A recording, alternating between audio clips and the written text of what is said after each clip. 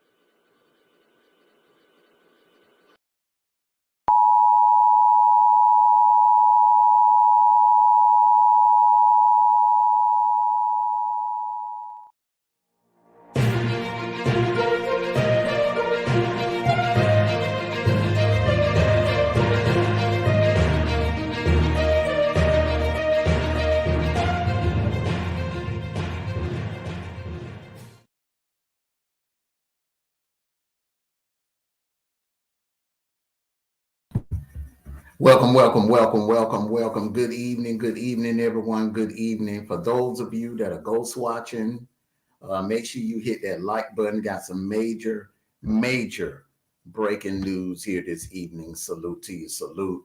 B. Rob, Dubs, the gods. Salute to you. Salute.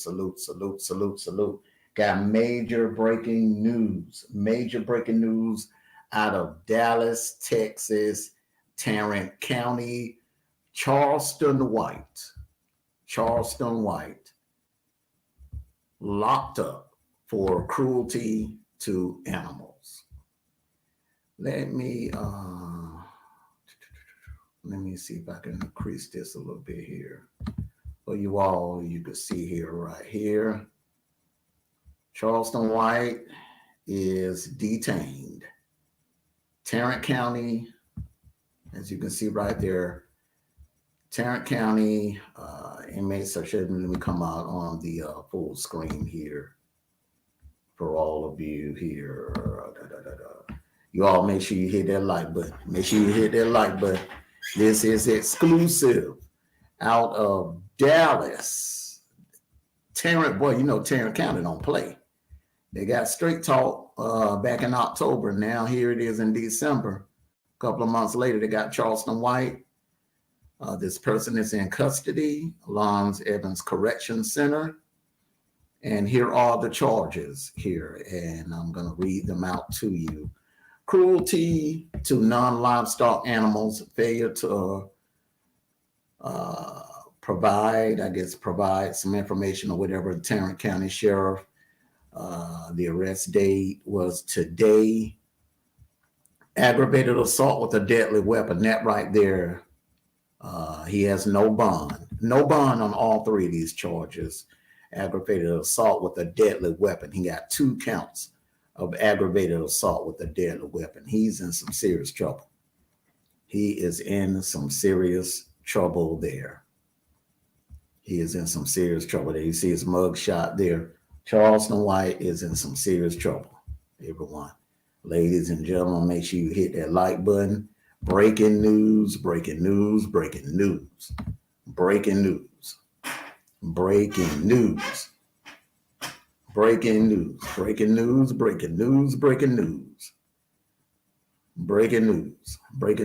out to the WOLFPACK Council.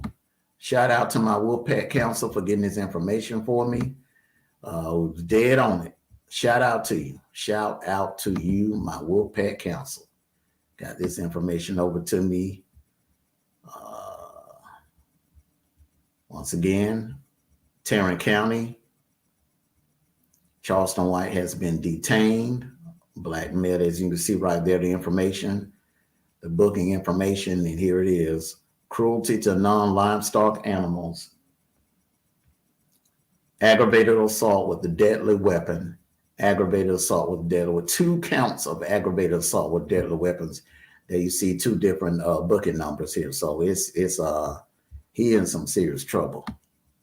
He is in some deep, and I mean some deep, hot water.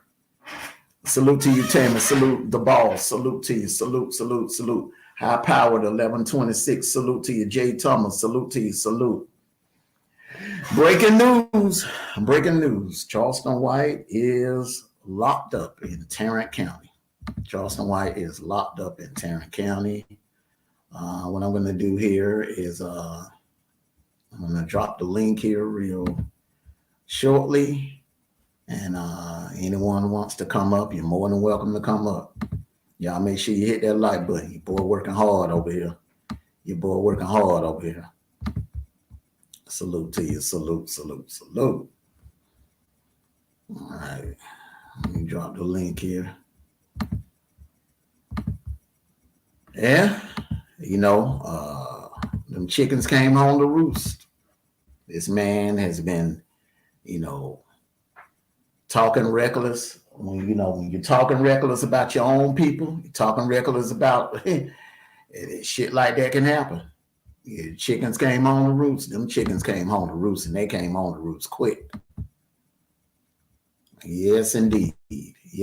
Breaking news, everyone. Breaking news. Once again, Charleston White is locked up in Tarrant County. Boy, they don't play in Tarrant County. They do not play in Tarrant County. And he does not have a bond. So it is a serious matter. He's going to be in there. He is definitely going to be in there. He's going to be in there for a minute. So the link is dropped. Anyone would like to hit the link, you're more than welcome to hit the link. What's going on, brother? What's going on with you, Black? Yeah, what's going on, brother? Hey, man. Hey. Yeah, man. Two aggravated assault charges and cruel to the animal. Texas is a wildlife state, just like Georgia. So they don't play that. They don't play that crap down there, man. There you see it right there. I've been hearing about this guy for a whole year. The first time I known this dude, man, him and Kwame had an interview together. Mm-hmm. Charleston White always run his mouth. He run his mouth and piss people off. He always claims he's in character. But when somebody want to come at him, he want to hide behind the police. 1 minute he's a gangster, and the other minute he's hollering behind the cops. Mm-hmm. Now hearing that he's helped some people, but at the same time, well, as you helping people, man, don't turn around and talk shit about it after you help somebody, bro. What kind of man are you, dude? If you want to be real, man, be real. And don't turn around and be a snitch at the same time. 1 minute, he want to get in the ring with somebody. And 1 minute, he gets scared and he's pepper sprayed the person he's supposed to fight. I gotta heard a lot of things about this nigga, man. To me, that nigga's a joke, bro. Oh, yeah. Yes. He's just like fake. He's like fake ass niggas that want to be famous so much. You do anything for attention, just like a bitch. Just want attention. Mm-hmm. Kwame called his ass out. Carcino called this nigga out. Mm-hmm. Even Skinny. Mm-hmm. This dude's a joke, man. Yeah, he's a coon. He is a coon. Man, I don't feel the least bit sorry for Al Negro that'll sit there and put down his own people. You know what I'm saying? You're the worst kind of individual when you're sitting over there putting down your own people. Yeah. I was telling my niggas at work about this dude. They be talking, man, Charleston White be talking some shit. I said, you believe this some bitch, bro? You believe everything this nigga say? That nigga want to be a hard ass and deep down he's not. Nigga got one eye, he have a glass eye.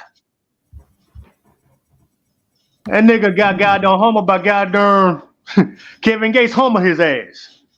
He was talking shit to Kevin Gates. Kevin Gates came over there, didn't do nothing. Just came and gave him a hold. Charleston White cried like a bitch. Don't talk shit. Then somebody come in your damn face, you want to get goddamn humble and want to be emotional and shit.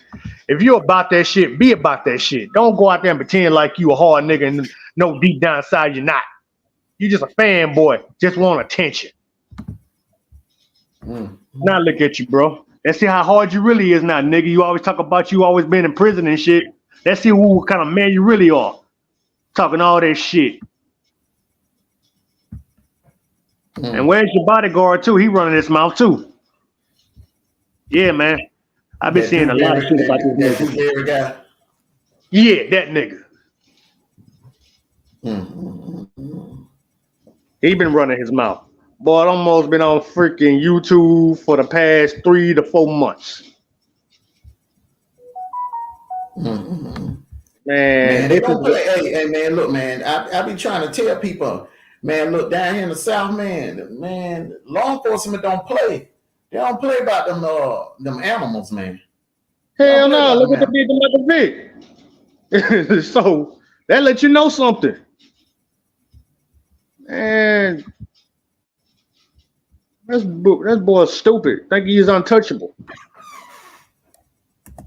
Yeah, Mike Green, that nigga's a snitch. Yeah, he's a snitch. I want to be thought a snitch. He turn on his own goddamn people just for some bread, man. That boy's a weak puppy, bro. They want to be tough. Yeah, that's why I said I don't feel the least bit. I don't feel the least bit sorry for him at all. Well, laughed my ass off when I heard about that. I'm like, oh hell yeah, man! Somebody could shut his ass up. Let's see how tough he really is when he locked the fuck up with some real niggas. Don't check his temperature. He gonna be in there for a minute, man. No bond. Oh, they finna check his temperature, man. No bond. Russell Red says, "Don't worry, Mondo. Them Texas pen boys gonna handle him." Them damn jails and them prisons down there, man, ain't no joke. Ain't no joke down there, bro. Yeah, heartbreak. I know. Oh, Deion Sanders probably somewhere laughing his ass off. He was talking shit to Deion, talking about Deion. Yeah, man, you can't go around. And he got a warrant for his barbershop incident. Damn, this motherfucker. Damn. But he gonna be sitting for a while. Man, like I said, bro, these fools talk too damn much black. That's why you gotta keep your mouth shut, man. Think you're untouchable because you got attention, my nigga, from some goddamn social media. Nigga, you are not untouchable. Anybody can get touched. Even celebrities can get touched, nigga. Now what your little skinny old pencil neck ass gonna be doing now when you behind bars, my nigga? I know you're a Charleston White. Don't drop the soap, motherfucker. Man, he gone for some years because you look, Michael Vick was the most popular NFL athlete back in 2007, and they sent his ass to prison for 3 years, bro. Then with 2.5, 3 years. Yeah. Shit. So what the hell do you think they're gonna do to his black ass? What you think they're gonna do? I don't give a damn how much snitching he doing there, bro. He gonna do some time. He gonna do some time for that.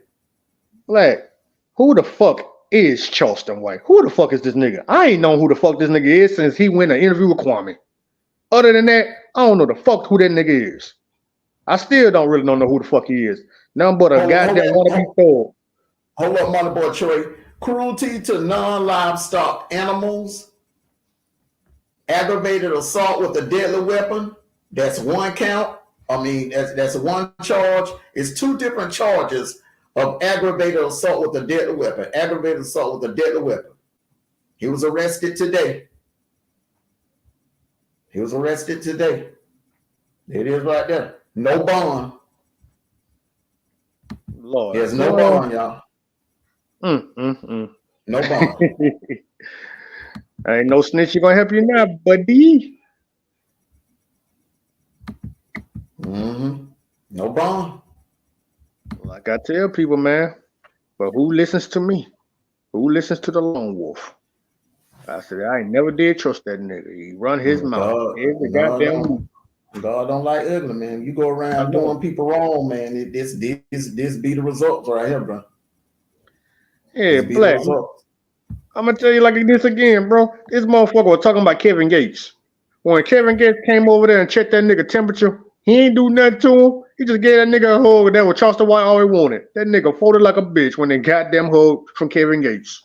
Kevin just gave him a hug and humbled that nigga. Oh, look at this fool. Nigga just want attention like a bitch, bro. Nothing but a fanboy. Mm-hmm. Boy, I'm dropping a link. Anybody else want to come up and voice your opinion on this? Cause I'll be on. I didn't even plan on going live. Shout out to my WOLFPACK council. For WOLFPACK council, boy, hey man. they be on it with the intel, bro. They be on it with the intel, bro.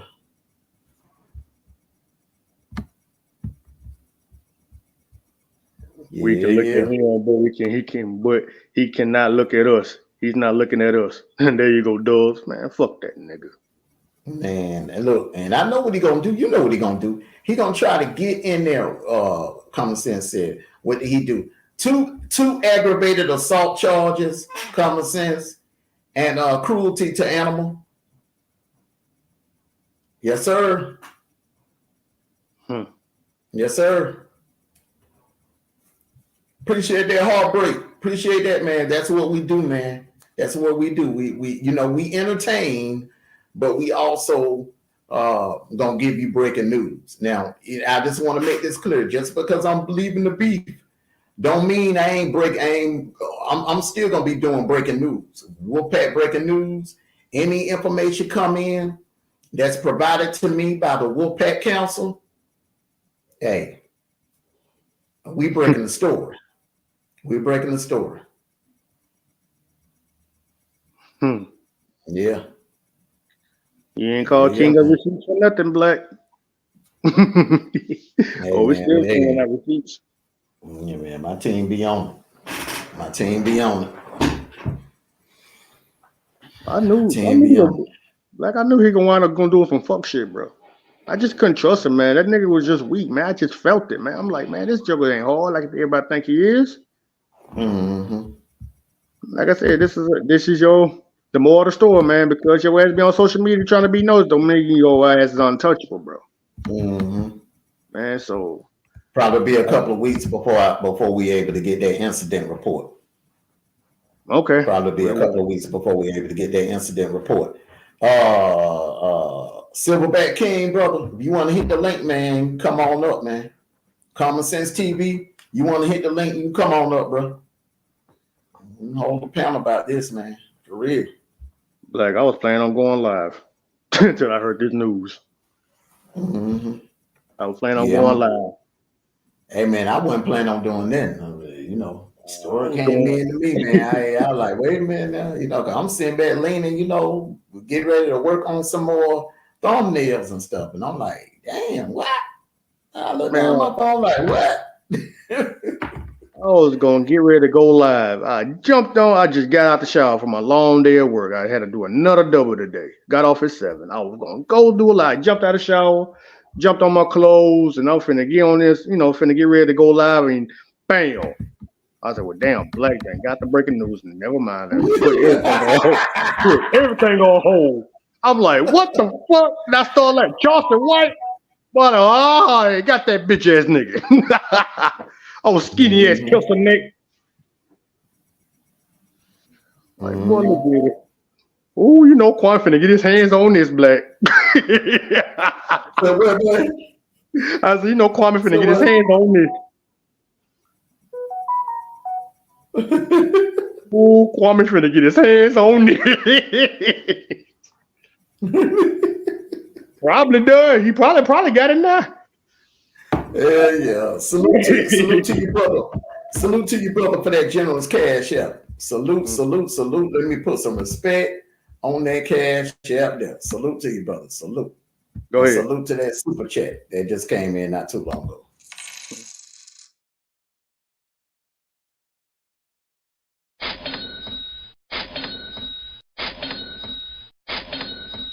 Thank you for your donation. Thank you for your donation.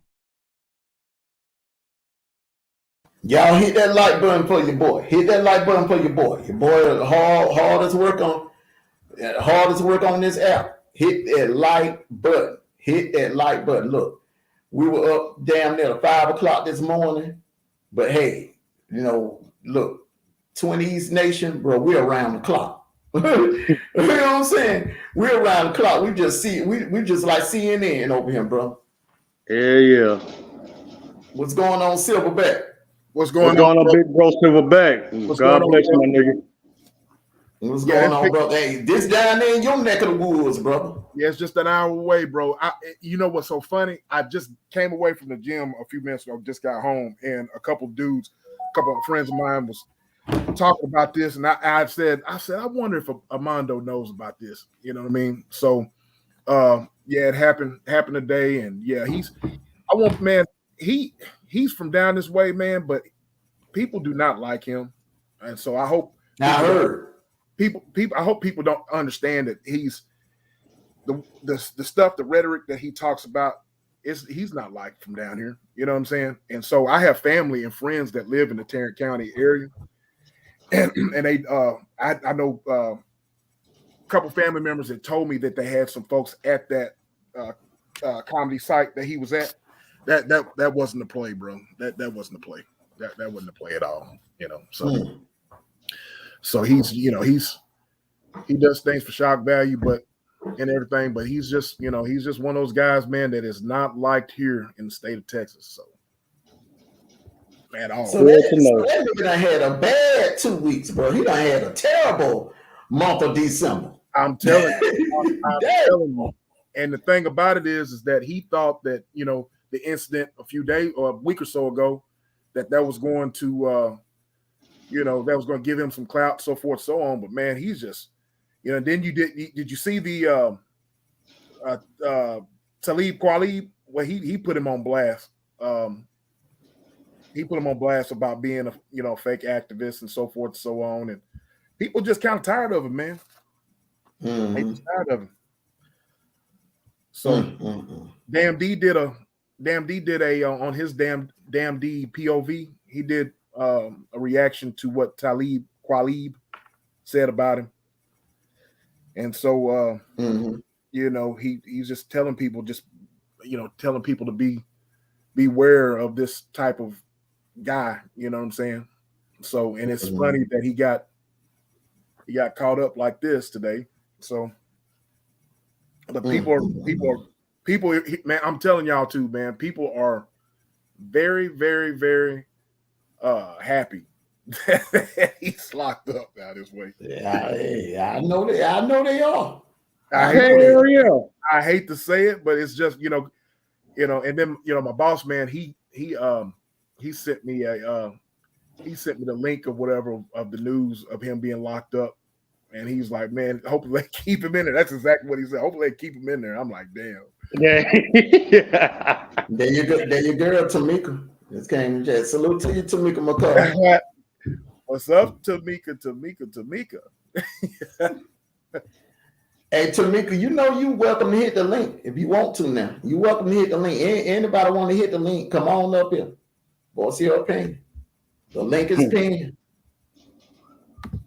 Yeah, man. So Tim, explain something to me now. I know how they are here in Georgia, but that cruelty to the animal, man, how is it down there in Texas? You see what I typed in the chat? They don't play about that. You get time down here. At my job or whatever, there was a guy that got arrested right on site. He had a warrant out for his arrest. He got turned in. This is just an example. He got turned in for killing, those big ass snapping turtles. I mean, those big ass snapping turtles. Oh wow! He had killed it, and of course they eat them down this way. And so he went to the pen for that, man. He went to the pen for that. Salute to you, E. James Podcast. Salute to you. Only it is not a play. It is not a play. No, that ain't no play. No, that ain't no play. It is very real. You call down there to Tarrant County, you got his name. You call down there to Tarrant County, he's incarcerated. Yes, ma'am. Yep. I'll take it as a ma'am. Yeah, he's incarcerated. Yeah, that's not a play at all. I'm down this way, man. That's what they're talking about. Yeah. No. Jim, word out of Texas. It is very real, bro. It is very real. Silverback lives down there in that area. It is very real. There's your evidence right there. I was just gonna say, Armando, just say cheese. He posted it on X, which was whatchamacallit, which was X is now called it's called X now, but I can't even think. Mm-hmm. He just posted the same information that you're posting. Mm-hmm. You know, him and Charleston White and Just Say Cheese TV, they're tight. You know what I mean? Mm-hmm. So he just posted that as well. The same information that you posted, he just posted it on X, Mm-hmm. which was formerly known as Twitter. Yeah. Mm-hmm. Yeah, X. Yeah, it's real. That's the case number right there, everyone. That's the case number. Let me read it out to you, Jim. The case number. I know Jim a chick, definitely. The booking number on the first charge is 422-5166. Tarrant County Sheriff's Department. Booking number 422-5169. Aggravated assault with a deadly weapon. And the second aggravated assault with a deadly weapon, 422-5170. No bond on either of the charges. No bond. Tarrant County, Fort Worth, Texas, basically. In Fort Worth. Mm-hmm. Yep. Boy, I'll tell you. Yeah, that's the same county where Straight Talk got hammed up at Correct. a couple of months ago. Correct. Exactly. Mm-hmm. Salute to you, Selena. Salute to you. Selena, salute to you. Mm-hmm. Salute to you, Selena. But yeah, as far as weapons is concerned, aggravated assault, Texas doesn't play with that as well. We talked about the cruelty to animals, but aggravated assault, they hand out time like candy down this way. If you caught with a weapon and you doing stuff you're not supposed to do with your weapon. Now, of course we're an open carry state, but when it comes to ag assault, they don't play around with that type of stuff down this way. Mm-hmm. Kind of similar to y'all in Georgia. Yeah, anyone else that want to hit the link, you're more than welcome to. Jim, I see Selena down there. Selena, this is in your neck of the woods. Russell Red, we like family over here, brother. My link is always open. I mean, hey, I ain't gonna bite. I know y'all, I guess y'all hit the true link. Y'all act like I'm gonna bite you. Y'all act like Armando don't bite. You crazy. Shit. Yeah, I'm done. Oh man. Oh boy. I'm sure you've already looked up the have you had a chance to look up the case numbers, Mondo? I got somebody checking into that. I got you. Mm-hmm.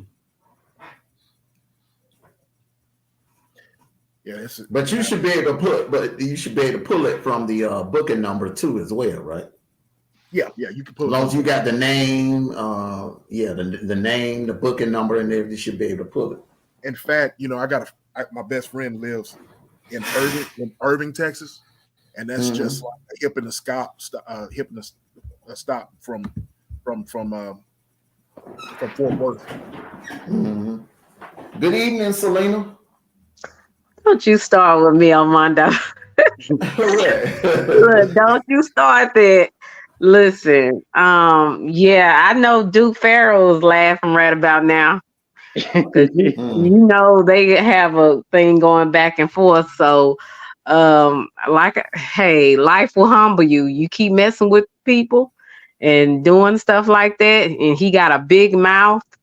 All he do is talk, talk about people, and like I said, now you see what happened. Life done caught up with him. He can't get out of this. He can't get out of it. He I ain't don't gonna be able care to get out what. of this. Yeah, I don't care what kind of good lawyer he has, how much money he has to pay for, a good lawyer. He is going to have problems getting out of this. And this is the prime example of writing a mouth with you. What is that saying?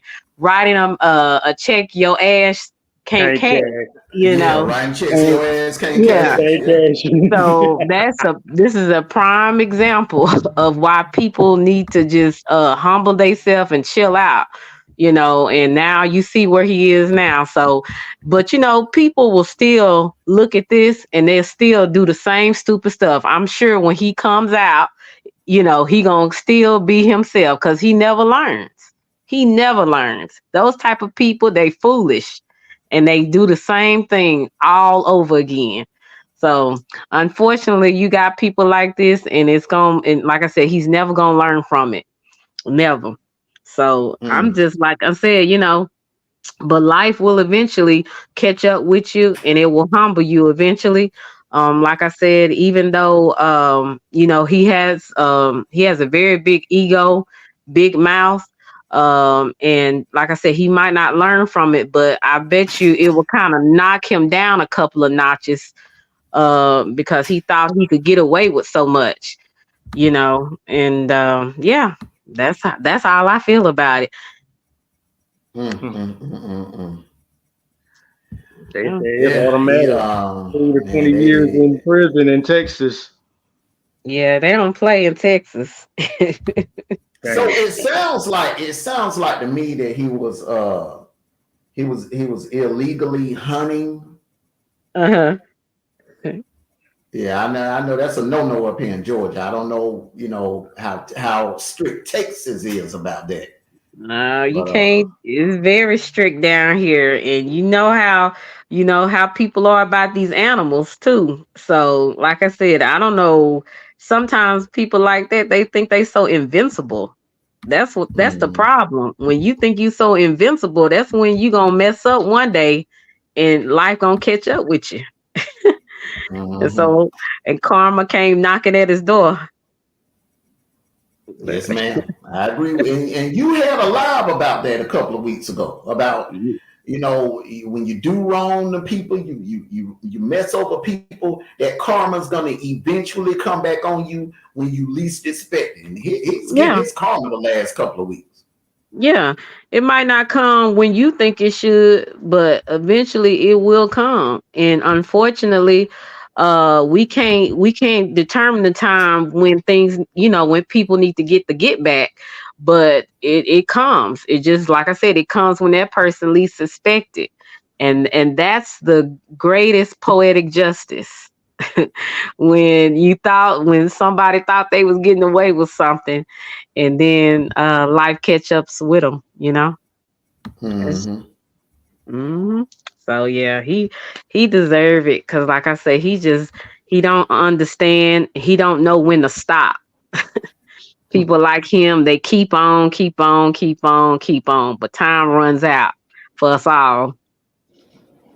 Salute to you, Russell Red. How you doing, my brother? Salute, Russell Red. What's going on, brother?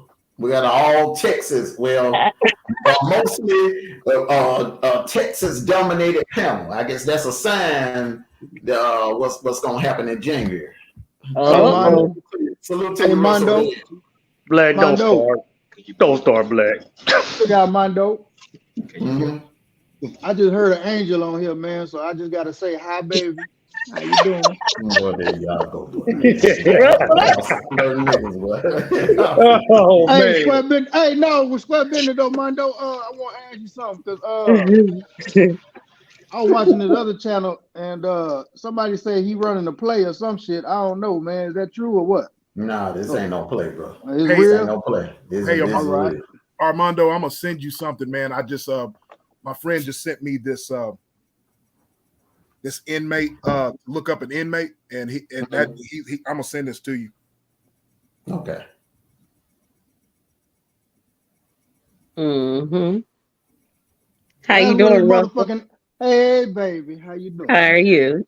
Oh, baby, how you Good to doing? hear. Good to hear your voice. Yeah, I know. I when I hit your link last time, you had me cussing out brown skin, going at her. So you know what I'm saying?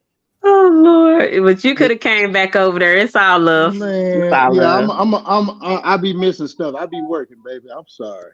Okay, I'm be Yeah, looking for you the next time, but I don't want to yeah. ruin the live.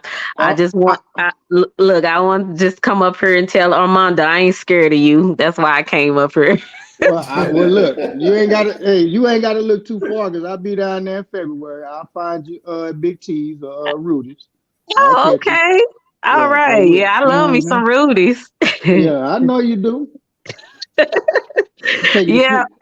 Armando, you got to come to Texas and get some Rudy's chicken. Man, he don't know nothing about that there player. I'm telling you, man. Hey, look, I Mondo. want to come down there and get some of that barbecue. Oh Exactly, yeah, Mondo. Look, check this out, yeah. I want to Mondo. get that too. Let's have a cook-off, man. Georgia against Texas, man. Yeah. What's the dish? Huh? What's the dish? What we Shit, barbecue. What's y'all best dish in Georgia? hey, you know what, man? We're gonna go toe to toe on that. For real. Okay. Okay, that's what I like to hear, player. Hey, Armando, Texas is ranked pretty high up the scale when it comes to barbecue. Whenever they have folks come to Texas and try out different barbecue joints, and it's Right. it's ranked up there in the world, actually. To be honest, Mm-hmm. Mondo, ain't nothing touching Texas, man. I went to Memphis. I've been to Carolinas. I promise you, bro. I promise you. Mm. Well, I'm finna But drop down, but I want Well, to tell you just thank so you. oh, Okay, no go ahead. problem. Just so everyone get it, make it damn clear. They talking Mhm. about plays and shit like that. This is Listen, real. I don't break no story. You know what I'm saying? I don't break no story unless I know it is what it is. You know, Yeah, and this it is is real. what it is. There you see his name right there.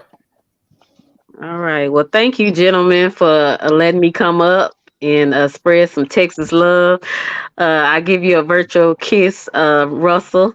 I'll talk to y'all later. don't Okay, I'm worry dropping about it. You down. ain't got it. You ain't got to be virtual. God bless you, Okay. sweetheart. You I'm be gonna safe out there. snatch you. I'm gonna snatch you. I'm gonna take you back to H Town with me, baby. Mhm. Okay. All right, y'all. I'll see y'all later. All Be right, safe out Celine, there, don't be no sweetheart. stranger now. All right. Well, Hey, they gonna hey have man. fun with him, Armando. But he going to PC though. I promise you that. He gonna go to PC. Oh yeah, He definitely going PC. he's straight Oh, going. Those boys down there in Tarrant County don't play. oh boy. Mhm. Dallas Fort Yeah, I Worth area. see. Look how they had straight talk hemmed up for almost 2 months. I'm telling you, man. Between Shit. H Town and Dallas Fort Worth, man, they don't play about that type of stuff, man. Man. Yeah, that nigga look crazy, mother. Boy, they gonna have that nigga eye in the morning. They gonna be Boy, playing you crazy. kickball with that nigga eye. You ain't right, man. You ain't right. You ain't a man. You ain't right, bro. You Well, is hey, not you reap right. Hey, what you. Hey, Mondo, you reap what. Hey, but you know what? They need to get a whole bunch of these niggas off YouTube and put their ass in behind the walls and see what I they agree got. with you. I agree I with you want, I want, 100% I on want that. to see what that leprechaun can do up in them goddamn walls. Man, they'll tear his ass up. They'll tear that nigga ass up, man. For real. boy, they can have fun with that little That nigga, bro. nigga, hey, that little nigga, hey, man, that little nigga won't last 5 minutes up in there, man. For real. What up, though? What up, though? Oh man. Don't drop the soap. That nigga won't last 5 minutes. Hey, Jaco, hit the link, man, if you're able to. Hit the link. Anyone else want to hit the link? 409 Don. What's going on, bro?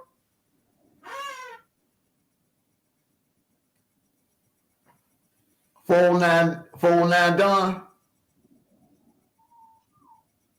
Yo. You got to unmute your mic, bro.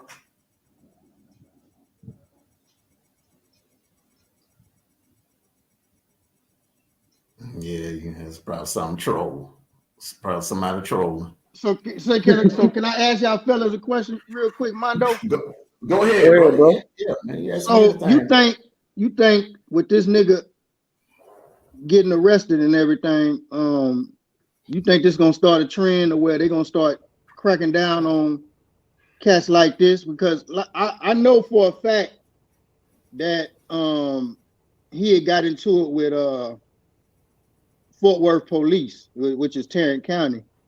He had got into it with them, and he was talking shit on the internet about them, talking about they wasn't shit, they was racist and all this other shit. So I don't know if this is probably gonna stem from that. I don't know if you can go find that video, but do y'all think this is gonna start a trend where they gonna start coming after these type of cats like this here?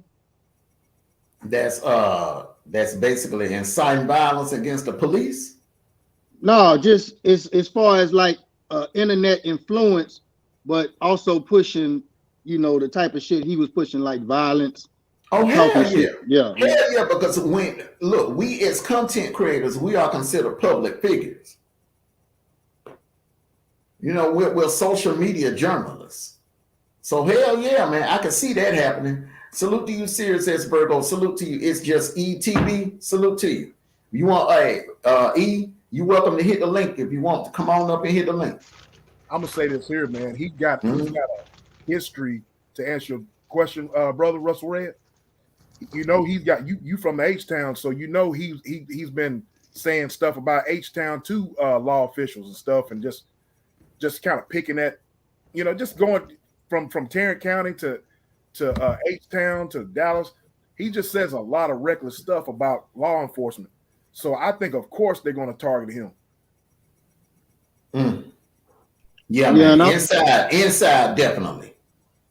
Oh yeah, that dude's PC'd up. Russell said it. We was laughing about it, but he's PC'd up. Yeah, he's gonna be PC for sure. You know what I'm saying? But still, here's the thing about it. Even if he PC and he pissed them laws off in there, them COs, nigga. Yeah, they'll get somebody. They'll get somebody in there. Oh yeah, they'll get somebody in there, or they'll bang his ass up in there. Oh yeah, they'll bang his ass up real good. Because one thing I've learned about Tarrant County and Dallas County is that some of it's a large portion of those correction officers down there that are black and are from the hood. You know what I'm saying? What happened with Charleston White? I'm just coming in. Man, that nigga down there illegally hunting down there, man. Cruelty to animal and he got 2 charges for hold on, let me scroll down. Give you the exact charge. There they are right there. Cruelty to non-livestock animals, aggravated assault with a deadly weapon. He got 2 counts of aggravated assault with a deadly weapon, bro. I'm 2 felonies. Yeah, them felonies. You see right there, cruelty to the non-livestock animals, failed to provide. He ain't got no hunting license, bro. They don't play about that shit, man. You got to go to academy. You got to go to academy and get the hunting and fishing license. Yeah, that's possession of a weapon by a convicted felon. Well, I'm gonna tell you something. He ain't considered a convicted felon because he did juvenile. If you got a juvenile record, that doesn't go on your adult record. Now, if they try you as an adult, then that's when it goes on your adult record. That's why he was able to get all those guns and all that other shit, go to the gun show, buy all them weapons and shit, because he got locked up as a juvenile. Facts. All right, yeah. But he's still fucked though. What is he doing? Then he been talking all that shit on the internet and all that shit there. Goddamn 5 months. He let that money get to his head, kinfolk. That's what it was. Yeah. He let that money get to his head, and he thought he was bigger than what he really is. Yep. Nigga thought he was untouchable. Is that what that was? Little pencil neck motherfucker. Does he have a bond? Hell no. No, not right now. No, man. Mm-mm. Wow. When they picked him up, Today. Yeah. make him sit in there until they got a hearing. Yeah, until the weekend, he definitely gonna sit in there. And you know, it's the holidays coming up, man. Them judges gone, man. You know, Nobody know. Man, he gonna be sitting in that PC cell, nigga, all day, nigga, eating trays all day. I don't know how it is in Georgia, Armando, and y'all on the panel. But if you have no bond, they can keep you in there for here in Texas. They keep you in here for until your whatever. until your court. Yeah, because them judges, man, they getting ready to break for the holidays, man. That's what I'm saying. Yeah, So yeah. it ain't no telling how long he gonna stay in there. Yeah, if you don't have a bond, you can't. There's nothing you can do. You can't bond out. I don't have a Basically, bond. this nigga finna spend the holidays behind bars, bro. You better be. Let's see what kind of man you really are, nigga. You wanted some deer meat that bad? Yeah, look. If that was the case, Damn deal meat, big dog. okay, all he had to do was hit the panel. I just called my uncle. Hey, look, shit, damn. You crazy. Shit. Hey, They got plenty of that. Kinfolk, a dude on the other panel say, yeah, he probably would call fucking his wife dog or something, man. Oh, Man, Oh hell, man, damn. Y'all not right. Y'all ain't right. Y'all Y'all ain't right. some motherfuckers, bro. Y'all ain't right. Y'all Yeah, not right. man. Hell nah, bro. Damn, Charleston. And the last 2 weeks ain't been good for you. Got your ass whooped, then you went to jail. That's Yeah. that's what Armando just said. Got thrown out the backstage, ain't it? Was it Silverback? Backstage? What you say now? What that backstage? They were talking about he was getting embarrassed on stage or something, got his ass whooped at backstage or something like that. No, he got his ass whooped on stage. He got his back Oh. on Hey, stage. yo. Yeah, What's got the his word, back man? on stage. It was up. Ooh. Man, hey, check this out, man. I can hear in y'all voice, y'all are over 40. Y'all happy that another black man. hell yeah. Hell yeah, man. Hey, Get the no, hell out of here, bro. hey, damn, Mondo. Hey, That no, motherfucker what fucking all it that is, damn shit. what it is when you listen, bro. See, niggas kill me with that. When like, okay, you like the person you like get locked up, and then you want to jump on a panel talking about y'all happy that the black man got man. The nigga did the crime. Exactly. Nigga, we didn't tell that nigga to go out there in the woods and illegally hunt without He no made that damn license. We didn't choice. tell that nigga to do that. He broke the same shit that he was talking. That nigga need to Exactly. abide by the law. Facts. No, that crazy movie is all about who we like. And the way I look at it, man, that's one less coon on the street, bro. Come on, Yeah. man. Hey, Fuck man, about that- that bullshit, bro. Bottom Yeah, line, it ain't even about no black man. All Hell skin no. folk ain't No, all he skin folk. said he hate black. He said he said he hate niggas. But Ain't all that what he said? exactly. All skin folk ain't kinfolk. And bottom line is, I don't go around here advocating for every black man. I'm gonna tell you the truth. I call law on somebody. That's what I do. Cause I'm gonna tell you the truth. I'll be damned if I'm gonna sit here and let one of you jigaboo thugs trick me off the street. I'm gonna call the law. Cause get what? Get what? I realized when I was out here putting my hands on people, get what they did for get what they did for me. Yeah, you came in disrespectful. Man, that's not Man, it don't matter. It Now, don't matter now how. you can't talk. Number one, your phone jacked up, nigga. Number I one, wouldn't your even phone came jacked in up. like that. You want to talk? What he say? I didn't know how to just join in. I just said, yo, I said, give me the phone.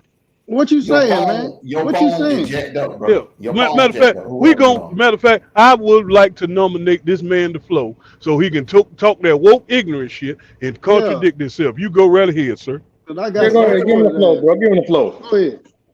Hey, now look, this is what I'm saying though. I'm not for nobody going to jail. What I'm saying is, whenever the news posted, everybody happy, but why? That's all I'm saying. What's so funny about a nigga going to jail? Cause Okay, his, can I answer that real quick? Go ahead. Can I have the flow real quick, boss? Go ahead. Go ahead. So I remember when a couple of cats went to jail, like Boosie, and he was celebrating as well, nigga. So don't. Can I He you right was quick? celebrating all the rappers that was going to jail Okay. or dying. He was celebrating that shit. Okay, That's Blue, another check it black out. man. Check it out. He clearly say it's a satire to get your attention. He ain't never snitch. You know what I'm saying? He ain't never put nobody in jail. But when the rappers snitch, y'all support the rappers and be like, oh, he ain't snitch or this and that. But I'm saying, like, when it comes to him, he has no paperwork and actually help people fight murder cases. But y'all happy he in jail? well, I listen Make to it make country music. sense. I was But- listening to but- country but music, so that's false. But I'm gonna Oh. also tell you. I'm Okay, gonna I also feel. tell you this. Hold up, black man. Let me tell you this. Okay. He also orchestrated his homeboy to shoot a white man after they done stole starter What, jackets 30 years ago? 30 It don't years ago? matter. It don't matter. It don't matter. He did It his don't time for matter. that shit. He did his I time. know he did, but it don't matter. He also was a part of a capital murder charge. 30 murder years ago, charge. he did his time. It don't, nigga. It don't matter, nigga. I did time damn near 20 years ago, nigga. I still did time. I What they still gotta remember do? that What shit. they gotta do with it being funny here in jail? I'm saying, why come it ain't funny when the other Because niggas go to jail when they really doing shit? When other niggas really do shit, they really propagating violence and actually acting out the violence they talk about. And but free him, free this nigga, free Thug. It ain't funny when Young Thug went to jail, but it's funny when this nigga go to jail. It was funny when he went to jail. You but got it- that right. I mean, he had a lot of support though. He had a lot of support. It was funny. No, But he ain't bottom had no line, support bottom over line, him. the reason why it's funny, and I ain't got no problem with Charles Wright. The reason do. why it's funny, the reason I why do. it's funny is because the same shit that he was advocating for other people not to do, which is break the law, He got the medicine of it. You right. which is break the law, he went and broke the law. It don't matter why you broke the law, you broke the law. Hold on. He shot an animal and did some. He wigged out and did some dumb shit, right? Well, you can't Okay, shoot hold on. an animal without a permit. You comparing the laws that he broke to actual niggas killing one another, robbing one another. That's My nigga, he got 2 ag assaults on his charges, man. That ain't from no animals, man. I mean, shit. We gotta. You don't get aggravated assault on no animal, man. Aggravated assault on a deadly weapon, you cannot get that on no animal. Okay, but so we don't know the full extent of what exactly happened. You know what I'm saying? But damn, until we know the shit, and if it is some fuck shit, then you'll hold him accountable. But I'm just saying, when it comes to other people, most people, they support the shit or say free him. And they ain't did shit. They ain't done nothing for the community. They not litigating in court to free niggas, none of that. Listen, brother, I'm gonna tell you just like this. I'm from Texas, man. Me too. And I'm gonna tell you something. Ain't a whole bunch of niggas can't stand this nigga, man, because Texas niggas don't act like that, man. Texas niggas don't act like this, man. Facts. We player, man. We don't do all this renegade bullshit that he got going on, my nigga. He doing this shit for fame. He ain't doing this shit for activists and all that other shit. Hold on. The fame shit, the entertainment shit just came recently. But before then, when he was putting in work with a suit and a bow tie, doing the right shit, nobody gave a fuck. So he said, hold on. So let me talk like these rappers and give them a dose of their own medicine. And niggas can't stand it, but they'll rather listen to a rapper propagate the same shit that he's saying. So that's hypocrisy, bro. And that's the whole message that go over niggas' head is to the hypocrisy, bro. So I'm gonna say this, and I'm gonna let Mondo them have the flow with you, because obviously you got a point to where it ain't even registering with me. But on this panel, I'm from Texas. A lot of these boys from Georgia and other places. What I see on this panel is all men, and all these men ain't gonna do none of this shit just to gain attention, just to get their point across. Do you understand what I'm saying? If you a man, all you got to do is be who you are, stand on your square, and that's it. You know him? I don't really know him like that, but I understand. I know who. What do you mean? So do you know Charles? I don't know Charles. No, I don't know Charleston, but I can't tell if you're a man or not though. I'm pretty sure like that. Okay, but listen what I'm Some gonna of the things that comes out his mouth, bro. That but do you have the same energy when these niggas is talking about all kind? They talking about killing niggas with the babies in the house. They talking about raping bitches. Niggas, the bitches talking about sliding on niggas now. I don't get down with that either. I don't get down with that either, sir. I don't get down with that either. Okay, I'm saying, do you have the same energy for that? Do you get happy when these niggas get caught up and go to jail? When they actually What are you talking about? Niggas rapping about killing babies and shit? Hell yeah, man. Who rapping about that? Yeah, Ted. What rapping? Okay. So I ain't never heard this. Hold on. How many rappers talk about? How many rappers talk about? Okay, go ahead. Number one, this generation of rappers, I don't even listen to that garbage. Okay, I don't even listen to that garbage. Anything in the teens, in the early 2000s, anything after that, like anybody after Kendrick Lamar, I don't really listen to that shit. Okay, but look, you got younger nephews, cousins, and children that's in that age group, though, right? Somebody in your family in that age group. So you probably in a different era to where it don't really affect you, but to these kids, they listening to these rappers, bro. And look, these niggas not killing behind money and profit. They killing for respect. See, Charleston understand that shit, so he's like, how can I grab their attention? If I talk and use these big words, they ain't gonna listen. And if you look at the stats on how we killing one another, it's a dire situation, bro. And these rappers are like idols to these kids. We understand it is all fake, but these kids, that shit real to them. And they really out here doing that shit. What's up? You know why? What's up? The reason why they idols to these kids, because guess what? These kids didn't grow up like us. Nigga, we had idols, we had uncles, we had big brothers, we had big cousins, we had family, nigga. You know we ain't got no family. We don't have they got the internet. They got the internet. No more. Okay, then so that's the problem right there, my nigga. We get structure. Let me say something, young brother. Y'all got it. Y'all just don't take the time to spend time. No, they don't listen. You don't go. Hold up. You don't. Number one, you don't listen to your elders. Number two, you don't see, like when I was coming up, man. I would go by and holler at my uncles, see how they doing. You know what I'm saying? If they need any help in the yard or whatever. If they need any help, you know what I'm saying, lifting anything, whatever, I didn't mind doing it for them. Okay. You know what I'm saying? Y'all don't do that. Y'all don't do that, bro. Y'all the selfish generation, man. Tell the truth. Nah, hold on. Wait. We can't just point at one dynamic. This is a contribution on different shit. So what I'm saying is the family is more broken than it was probably in your generation. I'm 32. What I'm saying is, if you look at the young mothers today, the young fathers today, and look at what they breeding.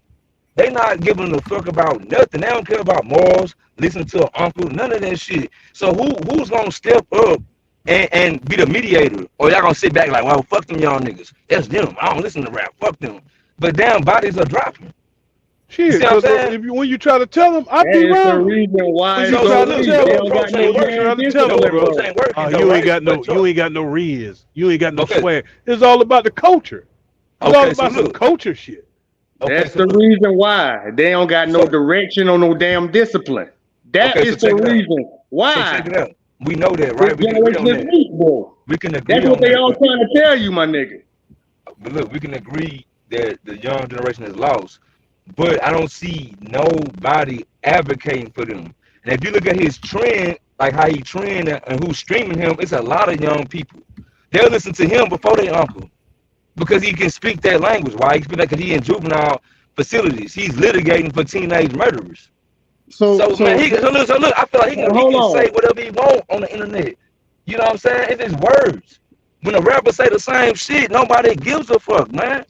That's hypocrisy. Y'all picking and choosing selective outrage. Young brother, let me tell you something, man. And I'm gonna show you why a lot of us older cats, because I'm pretty sure everybody on this panel is older than you.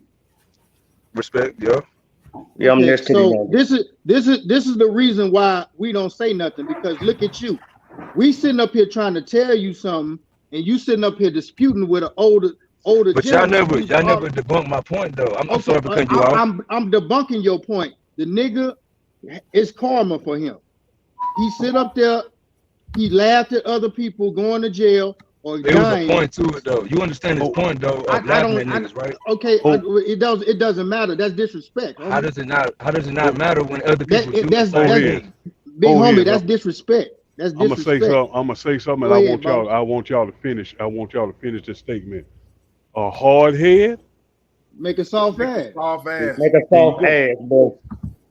Okay, hold up, man. Hold up. This I understand what y'all saying, but I think y'all missing a portion of what I'm saying. What I'm saying is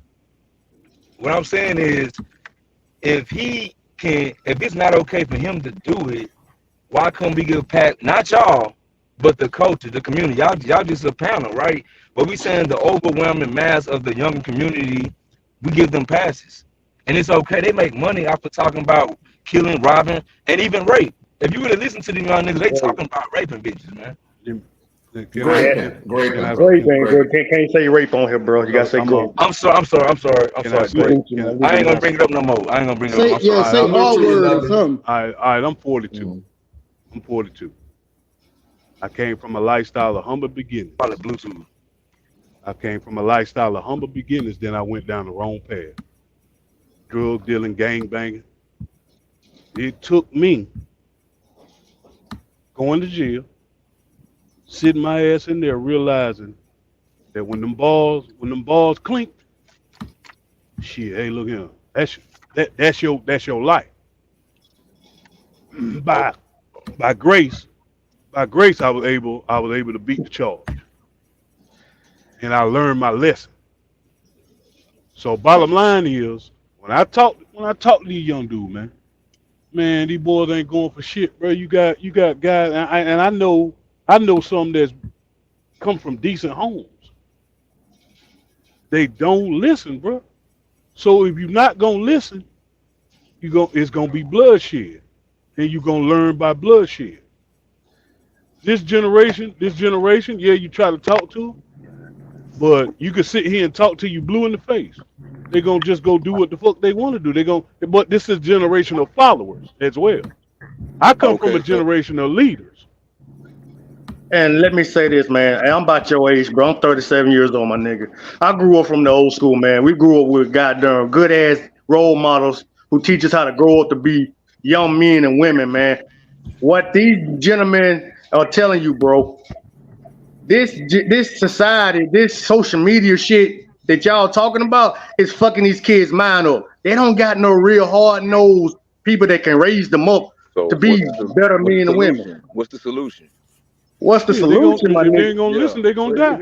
That's the problem. That's what I'm trying to tell you, bro. I'm about the same age as you, man. Hold on, excuse me. Just because y'all made it out that phase when niggas fuck up, right? So it's like, okay, I made it out. You know what I'm saying? I hope they ain't listening, so fuck it. Let them go down that road, right? And that's what most people do. Like, okay, that's them. I've been through that.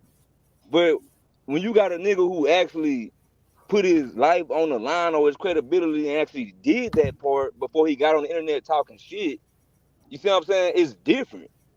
Because he already put the work in and try to, make a change, though. Pass laws and shit. When he passed that one law, that affected me. I live in Texas. That surcharge shit was fucking niggas up so they can't get shit done. If you look it up, he lobbied to get that law passed in Congress. But So he's advocating, then went and broke the law. So what type of role model is he now? Hey, look, he ain't killed nobody. Like, he ain't killed nobody. He ain't out here like He got aggravated assault, big homie. Man, we don't know. Listen, bro, we don't know if he had to protect himself or what. Man, stop it, man. Come on, man. You just making too many excuses for this man. Saying, look, is this the only man? Okay, but I just want to ask this question. Is this the only man that y'all look up to as far as youngsters? I don't look up to nobody. I'm for what makes sense. And I see a lot of niggas, no matter what. That nigga don't make sense at all to me. Cause look, check it out. One last thing.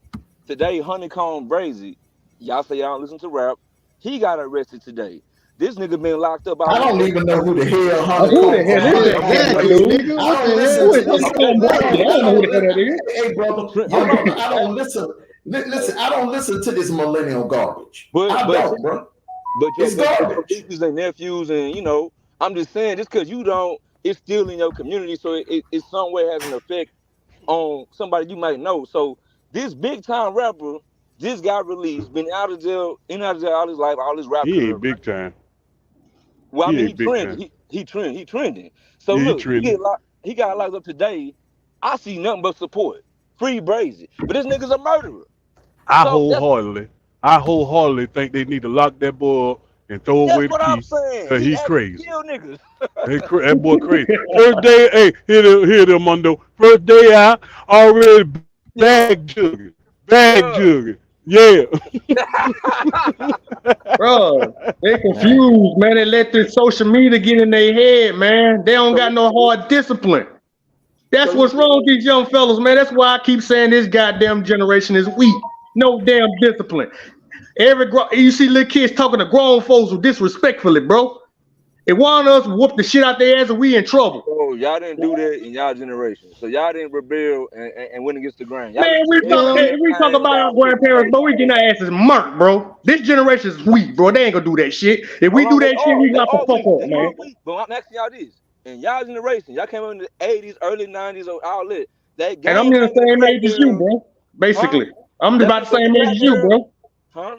I'm about your age, man. I'm 37. Okay, but okay, so everybody like 37 around there. I'm just saying though, yeah, these kids are different, but damn, like we went against the grain too. We went against the fucking Hey, grain. I know I Armando, did. I ain't let leaving me everything. say What's something. going on? What's going Hey, on, what's Roman? up, man? Let What's up, Roman guys? get in here for a quick second, man. Hey, what's up? Hey, to the young fella there. I feel you, man, and I also feel the other guy on the panel too. Neither one of you are wrong.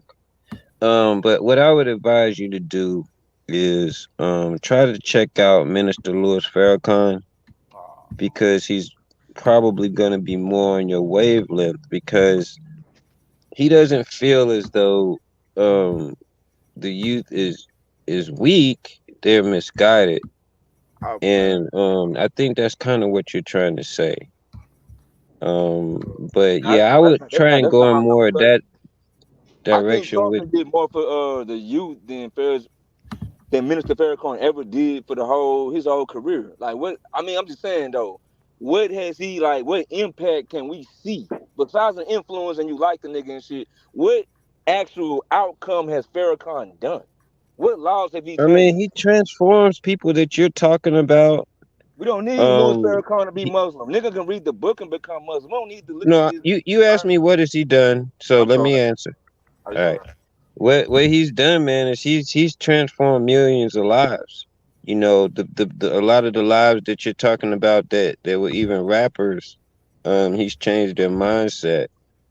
You know, I think But that's a lot. okay, look. I don't. If you look at the disparities and really look at the stats of what's going on in the black community, bro, I'm not. It's just hard to believe that he influenced because it's like we getting worse Well, and worse no, by no, it's generation not. though. It's not that it's hard to believe, because he's done it. So I'm Based on what? 52. So Okay. I mean, I'm saying what I know, and What that's why can? the How can guys. I prove? How can That's I why look it he's up? so important. What You evidence know. though? My What generation was outcome? about the latest. They played love music in my generation. As the night Yeah. approaches, I. That shit Mm-hmm. loud. Hey, let me, You know, fellas, we grew up with NWA. You know, we hold had on. violent rap too.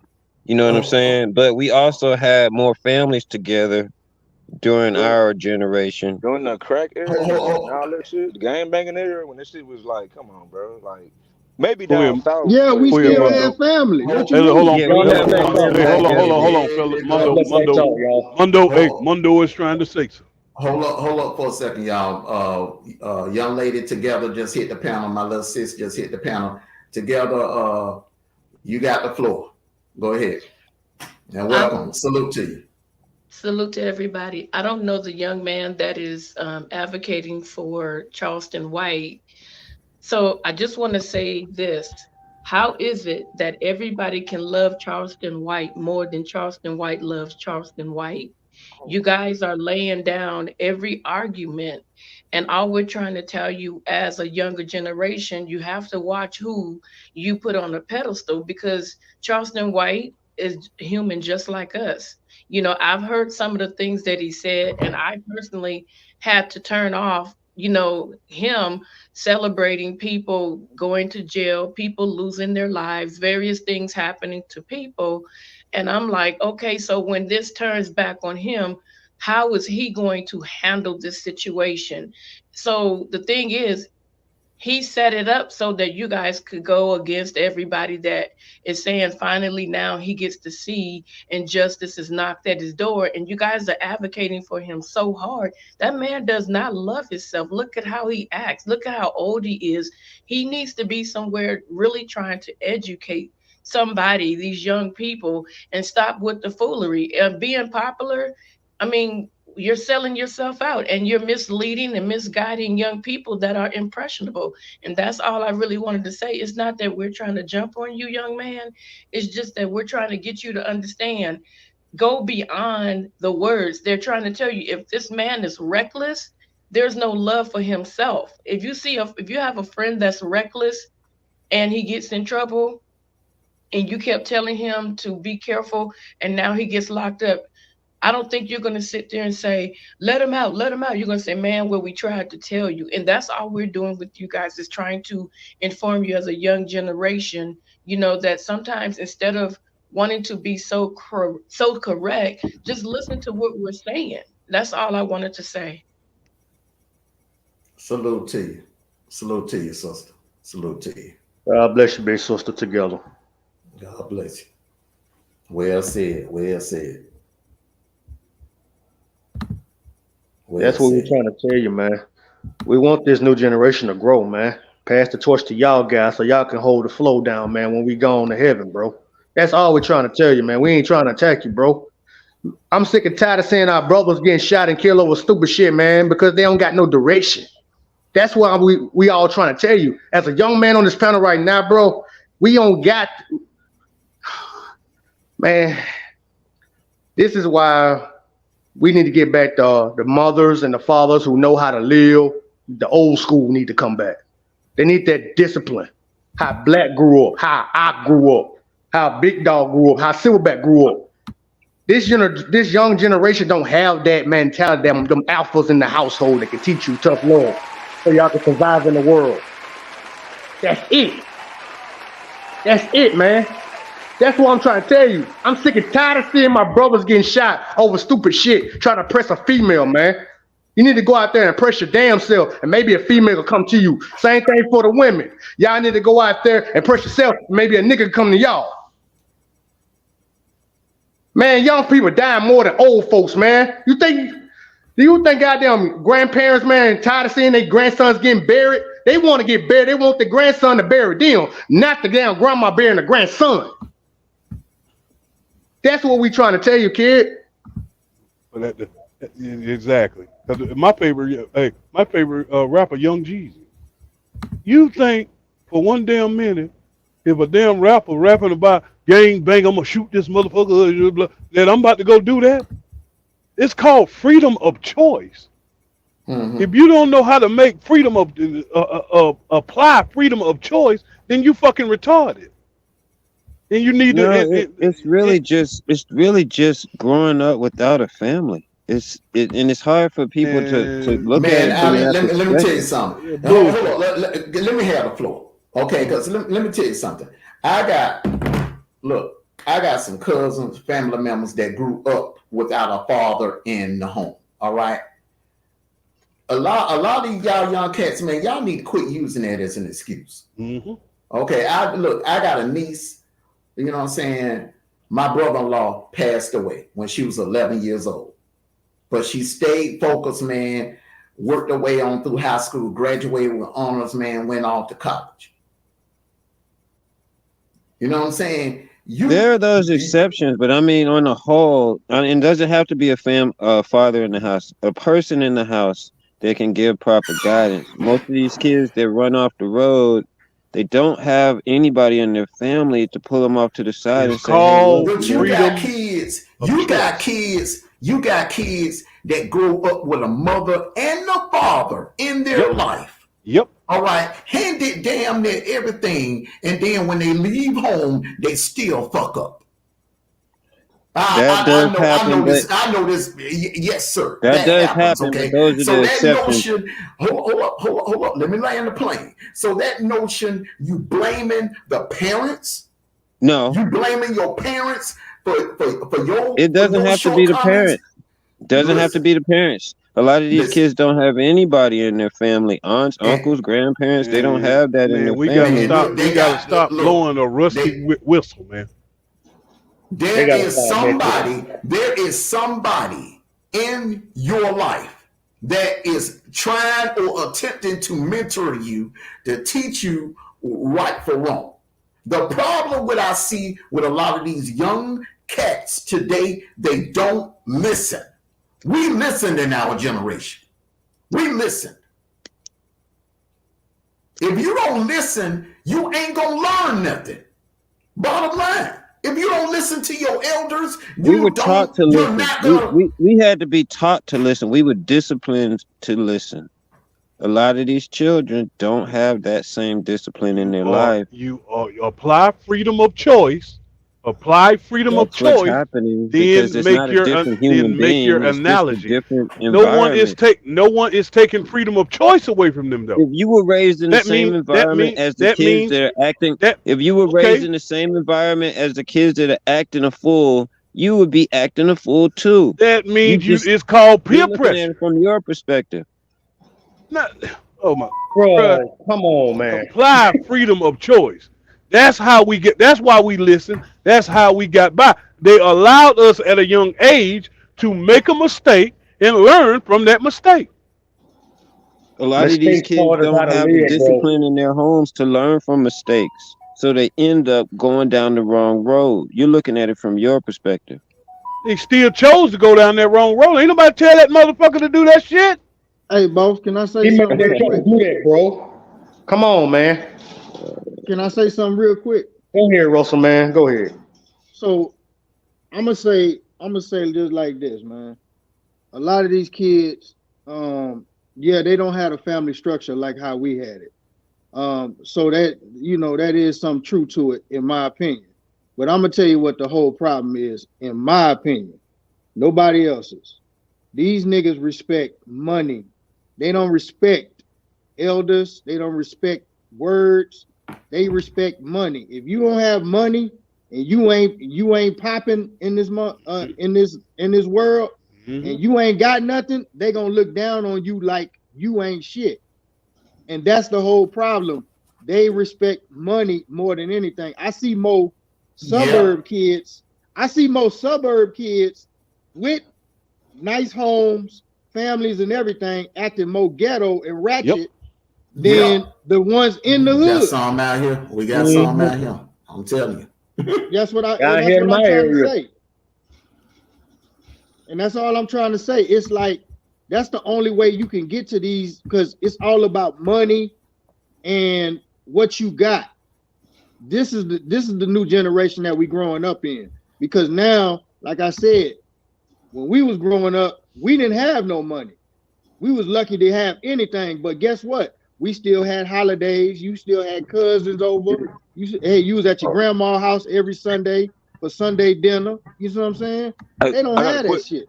I got a question. So what I'm hearing is I've been sitting back listening. Y'all, I could be wrong, but it sounds like y'all acting like the problem started with this generation. You see, I think this is isolated to where it happened in this generation. Y'all think that y'all generation and prior generation before y'all didn't have anything to do with the mindset of the black culture? You know what I'm saying? Like, how can y'all just be like, oh well, it's just this? Nah, it's been fucked up. The father been out the hold on. The father been out the home since the 70s. Look at the statistics. The father been out the home since the 70s. 78% birthed out of wedlock since the 70s. So this shit ain't nothing new. That's the thing that's getting me. I'm sitting back listening to y'all because I say I don't listen. I've been listening. So who want to go? Can I answer that? I'm not disagreeing with you, brother. I feel both sides. That's what I'm saying. I think that's what we need when we have these conversations, Good. Yeah. to Yeah. be able to say that both sides are really correct. It's not a Have a good disagreement. common ground. I'm not Well, disagreeing with I nothing. got a disagreement. I got a disagreement on that. Okay.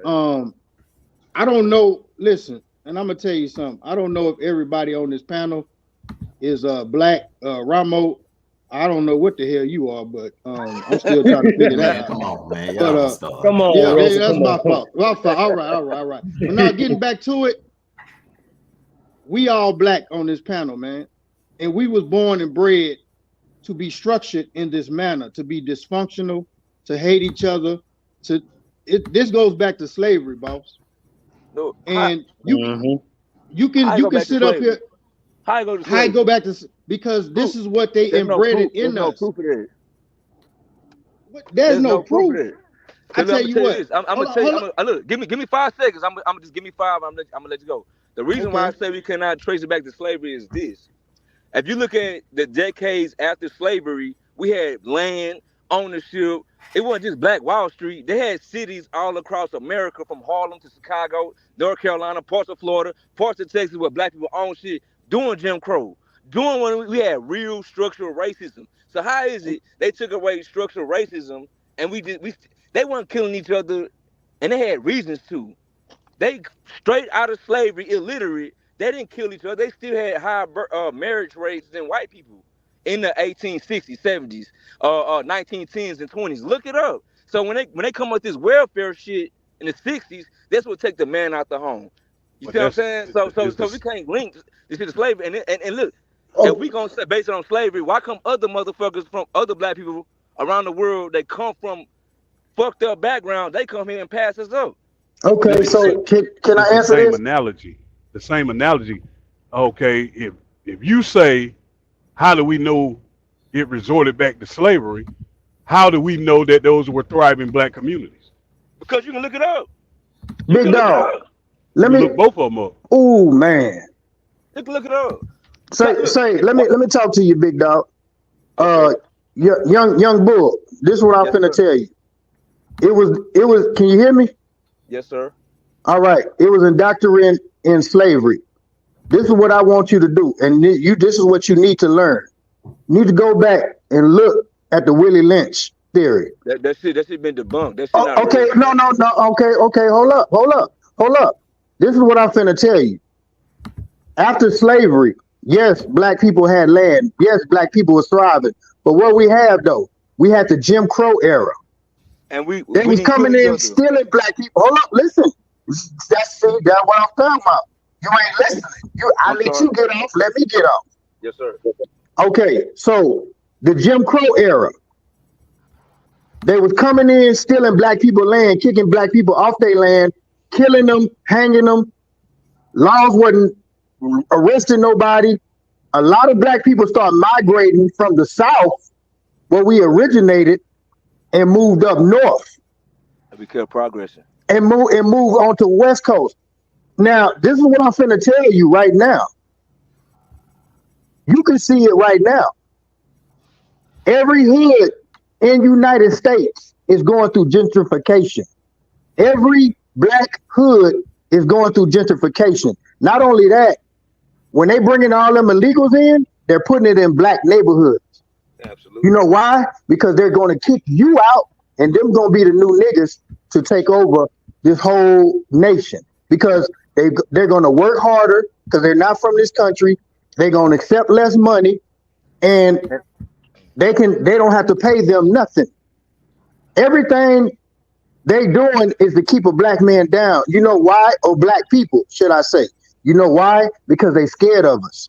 Because they know if we get power, if they know if we achieve something, they will not run this shit ever again, boss.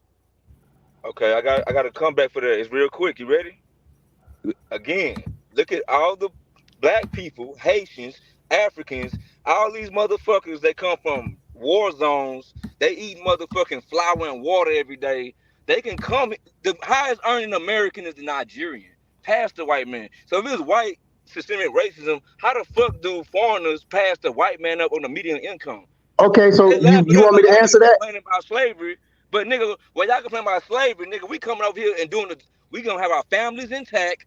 We not listening to no rap music. Y'all gonna value education. It's that simple. When we value education, was going to church, we had our family intact. It was good. And to go agree with what you said, when we moved to these bigger cities out the South and when welfare hit, that's what fucked everything up with the family. Going back to Okay, so this is what I'm finna tell you on that. As far as the foreign black folks that come over here, Haitians, Africans, Jamaicans, all them, I'm gonna tell you something. The government handpicks them type of people.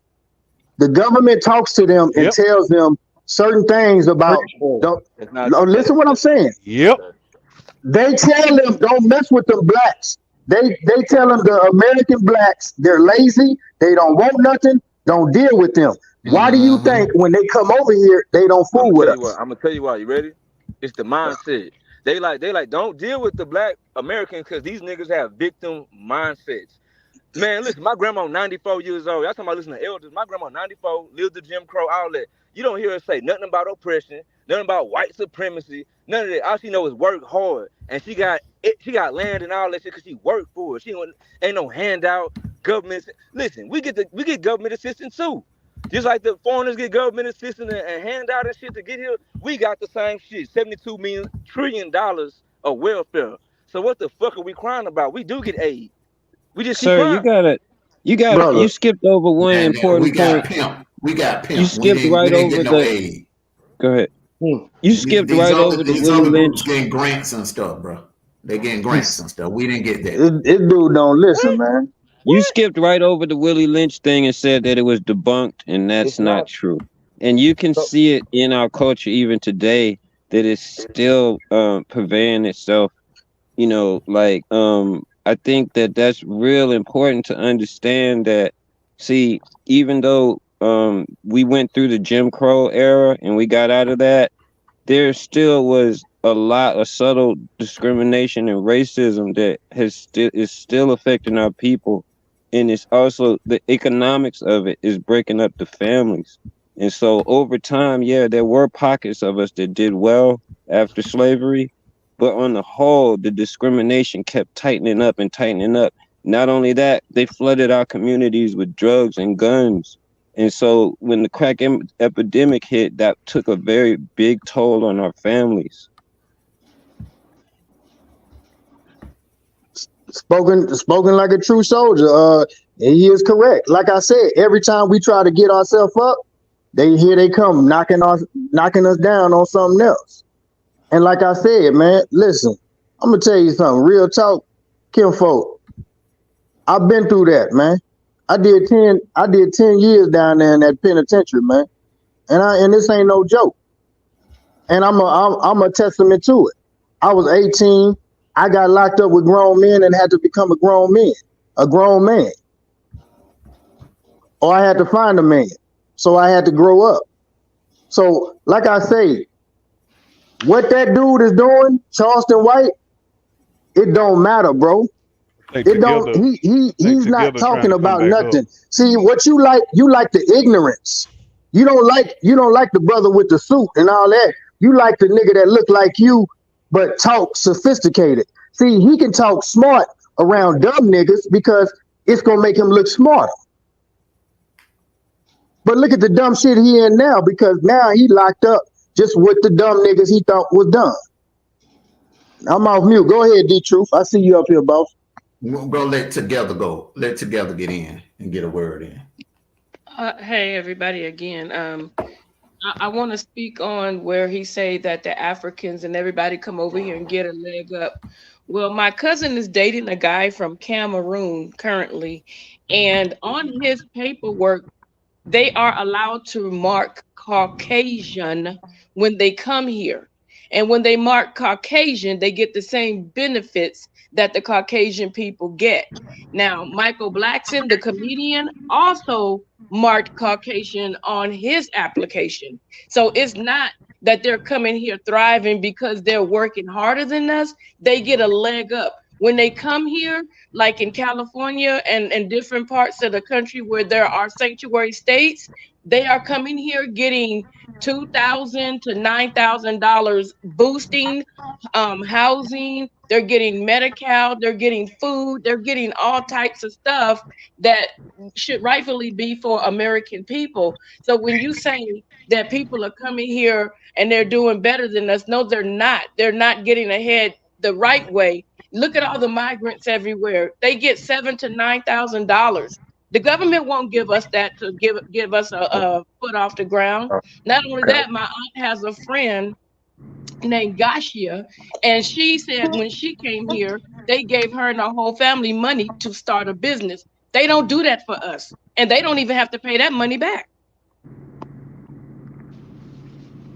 Okay, so can I respond to that? Go ahead. Okay, so the migrant situation is fairly new. First of all, like No, it's that's been not. going on. I No, it's mean, not. as far as them flooding these sanctuary cities and No, giving it's them not, sir. $1,000. It's only. Ma- I'm not trying to cut you off. I apologize. No, it's not. It's been here in these sanctuary cities, and now because it's becoming a major problem for multiple cities, they're speaking on it. When I drop, we used to drive around 5 years ago. You could see maybe 4 blacks to every Latino person. Now you'll see maybe 30 to 50 Latinos to one black person on the street. So No, I that's was not talking about true. Just I was look talking at about the the gas. sanctuary. Just look I'm at the talking about the gas station. sanctuary aid. I'm talking about the sanctuary aid, the $7,000. That right That's there, been going on. It's been going on. We have been paying for these folks okay, fair, forever. okay, fair They enough. can go to the welfare office, get Medi-Cal, get food. I'm Oh, not trying to cut you off. I okay, apologize. But I I'm live in sorry. a Go ahead. state where it's been going on forever. But because that it's now being highlighted, and I feel like it's being highlighted only because it's time to vote. If it wasn't time to vote, they would not be highlighting this. This stuff has been going on forever and ever here in California. And just Eakins, I'm sorry, baby girl. She could tell you it's been so many terminations of life here because the people across the border, they'll get behind the wheel of a car and they'll hit an American citizen and take their life, run right back across the border. Their R word, a young girl or a woman, and run back across the border. They'll rob you. They'll run back across the border. There's a Latino guy. This lady was walking with her dad. He had a gun. He was drunk. He shot and took her life. Do you know they let him go free? This is the stuff that we're dealing with that you guys are not hearing about. You wasn't hearing about it up until now. We have been dealing with this crisis for a very long I time. live in But Texas, so I agree. But okay, this but when you got look at your governor is on point. okay, Our governor is an idiot. right? We Okay, got an idiot for now a you governor. get to my point. That's the question I have to ask you. Who voted for this shit to happen? Look, let me tell you something. When it comes to voting, if you have people that have an agenda and you're one of the people to say, hey, I don't agree, they will smother your votes. They will smother your cause here. They will shut you down and try to take away that you disagree. That's why I say when we had Arnold Schwarzenegger, who was a when we had Arnold Schwarzenegger, who was a Republican, we didn't have these issues because he wasn't tolerating it. It wasn't happening. They couldn't just Because he's hop conservative. over and come. And I told Because he's everybody before, Republican. I have an aunt that works in Border Patrol, and the stuff that she tells me, it is unbelievable. It's unbelievable. It's unbelievable. But I'm So just gonna say this: this is something that's 96% being of blacks. highlighted because it's voting season. They're But not going look, to talk about any heavy issues unless it's voting season. And that's all I'm saying. but okay, I feel you and I agree with that. But to get to like further than that, 96% of blacks vote Democrat. Been doing it for 60 years. So when they presented the idea, like, hey, what's gonna help our oppressed brown skinned people over there and let them into these sanctuary cities? We was all on board. Gay people, hey, no disrespect, I'm sorry, but the community, we all aboard. It's like anybody that's oppressed, Palestine, let's join their oppression. We gotta stop joining everybody oppression because they trick us and get us to vote. So all I'm saying is a lot of our You speaking the so-called truth. leaders, They hustle us to get our votes, and then we pay the cost at the bottom by letting these motherfuckers come in. So I agree with you, but we got to stop. If we didn't have any immigrants in this country, we would still have a problem with the black family and the Yep, youth. And I yep, think we're getting off topic here. yeah, that's true. But the point I was making is, forget the migrants that do cause troubles. What about the hardworking migrants that like, hey, if I got an opportunity to come to America, I don't give a damn. I'm gonna work at Mac. You can't get a young person to work at McDonald's, bro. They gonna sell dope. It's a mindset. Instead of working your way up to the manager to owning the shit, nobody want to do it the long way no more. But the foreigners, they gonna do that, and guess what? They gonna send their money back to their family, cause they family first. It's So all going back about to what you saying, we not family no more, man. it's all about keeping your culture the minority. They'll sell this country to whoever before they allow black people to take it. Bingo. Nah, man. Cause let me ask you the question. Everybody on the panel. When was the last time you can say you truly been oppressed by a white person? America's for sale, bro. When I'm just saying, Um, what's the most racist, oppressive shit that have y'all experienced though? Really? I was a tennis coach for 20 years, and I got oppressed for 20 years Yeah, until I retired. oppression doesn't happen individually. It happens systematically. Mm-hmm. Let me get it here. J. Cole, Mondo, B-Rob. Y'all know this is my lane, right? See, I know it. one thing y'all fail to realize, the governor, the president, yeah, they do what they want to do, but guess who make all the rules? The House of Representatives Legislative. and the Senate. They make all the rules. No matter what the governor and president want, True. they had to sign hold on, they had to sign an executive order to get that stuff across. I'm about to kill you real quick. We got. True. I'm sorry. Mm-hmm. They true. Mm-hmm. But What you just said. on every level though. Hold on, young brother. Hold on, young brother. Let me get in for a quick second. Dietrich, what you just said, brother, it sounds good. It sounds good. But in real life, they got something. They got so let me finish. I didn't interrupt you. Let me finish. They got something. Every president has the same thing that Trump had when he was in there, called an executive order. Okay. Yeah. So unless they do it, you can go. Oh, that's what I'm saying. So what you saying is, so that about the president don't have the power to do this, and the president don't have that's BS. A president can sign an executive order to get things done if he want to. You can get come on. but he really want to get something done.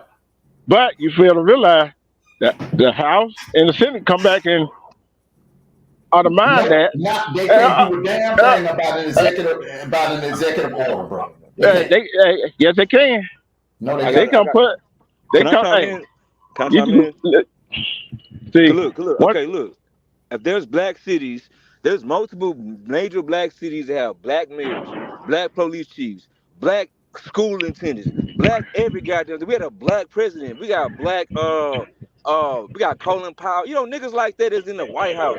So how can you say it's systematic and there's a white man holding us back when we got black people in power? Because they white. I'm telling you why. I'm telling you why. Exactly. Hold on. Let me get it here. And the black folks that get in the office, they sell out. And another thing, they're doing shit for the black community. And another thing, They puppet strings. And another thing is, you can have all the policy in the world. When a black man gets in there, guess what? It's all about the culture. Yeah, look at one another. no. Look at Central Park. Look at Lake Lanier. Look at all the look at Tulsa, Oklahoma. Yeah. What do you think happened? You think the white men did that by themselves? Hey, do you also realize they rebuilt Tulsa twice and it became Black Wall Street after they rebuilt it the second time when it was actually bigger? And they actually built that shit again with no government aid, but they don't talk about that part. If you throw, They if you didn't sit around throw, and complain like, oh, the white man got me. No, they rebuilt the shit twice. if you throw 1,000 rats in a barrel with a slice of government cheese, what they gonna do? Eat it. Try to eat it. Try to go get it. They're gonna kill each other trying to get to that slice of Yeah. cheese. Yeah. Facts. Eat it. So y'all, okay, let me ask y'all this. With me talking about black people in power in these different cities, y'all do realize they get government aid and they don't dispense it to where it gotta go. That's what creates the inner city. That's why our schools are failing, because the motherfuckers at the top, come on, I live in an all black city, right? Our Hmm. our school district is all black. These motherfuckers buying mansions and pools while we got the I think we was ranked the dumbest or the most uneducated in the United States. Right? When you So when you rather take from your motherfucking community and you and your family put up somewhere. they So I are mean, come placed, on. they are placed there for a reason. When blacks get in power, they move to white neighborhoods. Nah, any nigga with money do that. Any nigga with money do that with common sense. That goes back to the same theory, the rat and the cheese. But who want to live around killing and robbing? I think it don't matter about your skin color or race. Nobody want to live in a fucking war zone where your property value down and all that shit. So most black people, when they get money, they move out. They're not trying to stay and rebuild that shit because it's a lost cause. Until we actually sit down and come up with a solution. And And then when when you they throw, leave, you have what's going on down in Decatur. You have what's going on down on the west side of Atlanta. You have the gentrification. hmm And the white and the Caucasians and the Asians and the Arabs come in and buy that property up. And the and the property value go through the roof. And all of those new homeowners have hella equity in them homes. Man, it's look, man. I've said this before, and I say it again. Like the late great Biggie said, bro. Before we can change the world, we have to change ourselves. Yeah. We have to change and start building within our own community. And you know another thing too, Armando. One thing that we all I think have to realize, because I hear the younger man down there, and I feel him.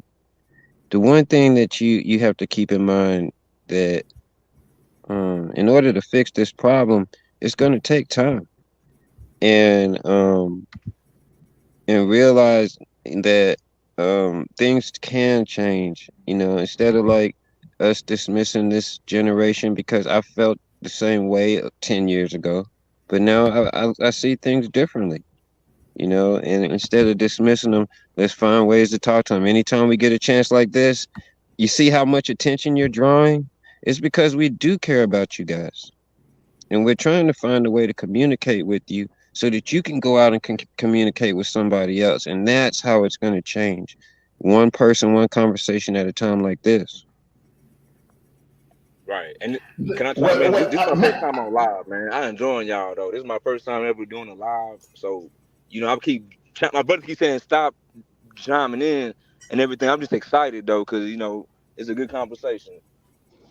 Well, I just want to say something, young brother. I mean, I don't want you to think that I'm poo-pooing on this young generation, because I'm not, man. You're around the same age as my son, okay?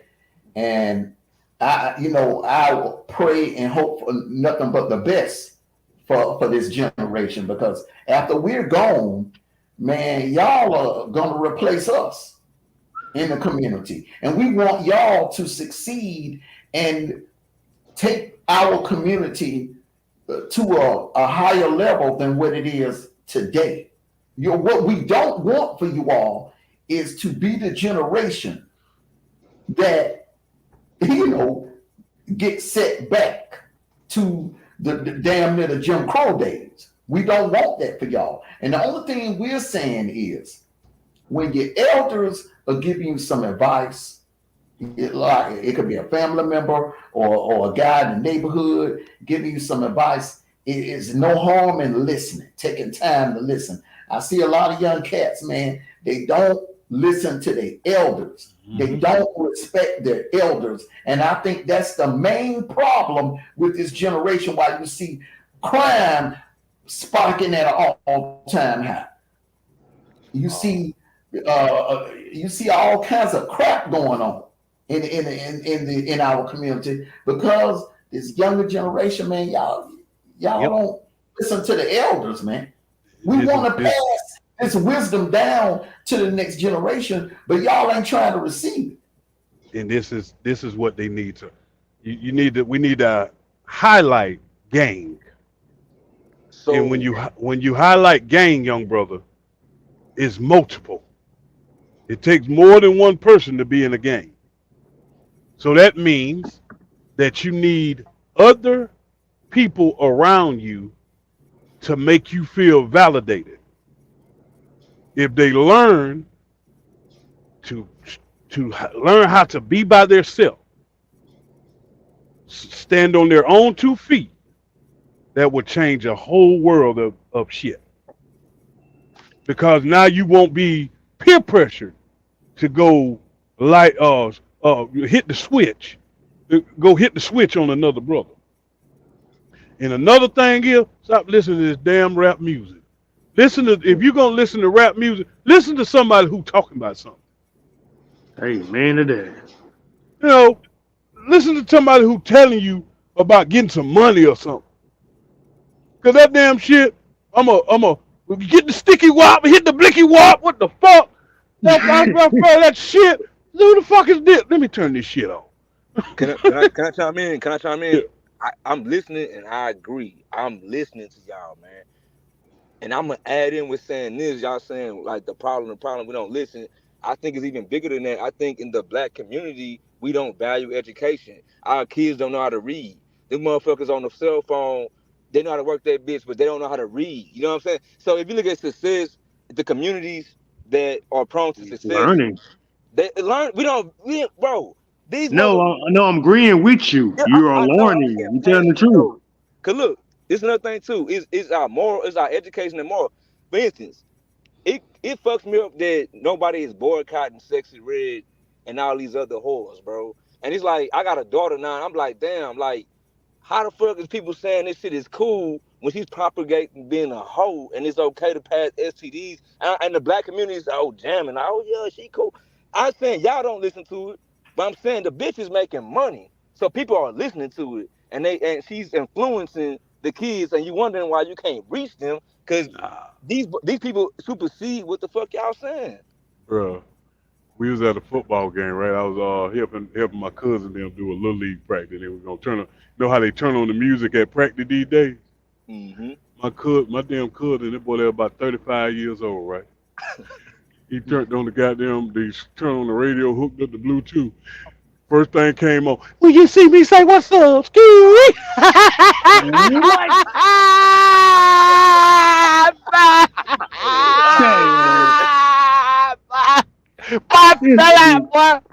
fell out like, oh my God. It's crazy though, man.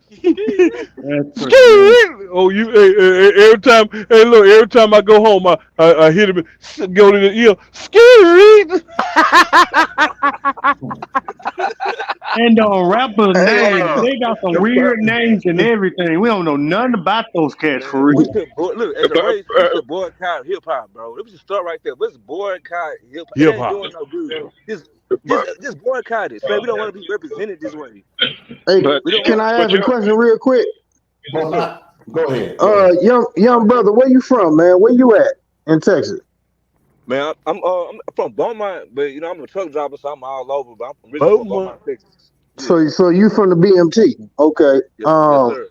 I feel you. And I'm down the street. I'm from Acres Home. So right. Like I say, I know what's up, you know what I'm saying, with East Texas, you know what I'm saying, and that Golden Triangle. So, we about the same. Yes, but sir. This is what I want to tell you though, young bro. Mm-hmm. You got 2 ears and 1 mouth, man. You gotta listen to these old cats, man. This is the game right here. what's in them books and all that other stuff, it don't matter. And as far as you saying you got kids and stuff, 90% of teaching comes in the home, man. It comes from your house. Don't depend on nobody to send your kids to school and think them people gonna teach you something. No, they're gonna teach your kids what they learned or what they feel like is best for your kids. 90% of teaching is in your home. I've learned everything in my home, how I became a man. Yep. So hopefully you can stay on here, listen to these brothers, man. These brothers are knowledgeable. They're giving you game, homie. And it's gonna take you a long way. Mondo, I appreciate you, man. That 5 o'clock call in the morning is calling me, so I got to get up out of here, man. D Truth, Jason, goddamn me, B Rob, young lady, I'm sorry, I don't know your name. Ramo, you know what it is. I catch you on KB channel, and I'm gonna holler at y'all boys. Hook them horns, baby. Hey, I want to. Hey, I want to send you out with a ski. God bless you, my brother, man. What the fuck, dog? Yeah. But just like you said, the teachers call starts in the home. Hey, we can't say the school's not teaching them how to read. The parents not teaching them how to read. Goddamn right. That's why they're not teaching the kids how to read. They don't know how to read. Yeah, and then on top of that, you got to teach your kids how to write in cursive. Instead of print. Can I chime in? But hold on, chime out. You see, he started off with Charleston White. I asked y'all, why y'all laughing at the nigga?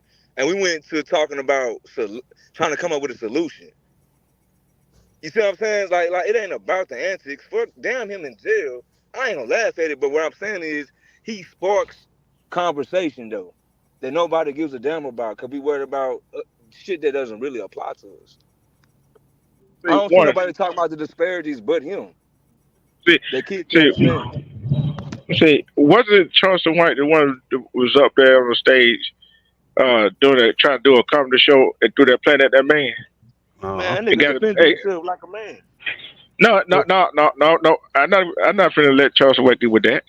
He shouldn't do that. Look, you gonna have comedian gonna have hecklers.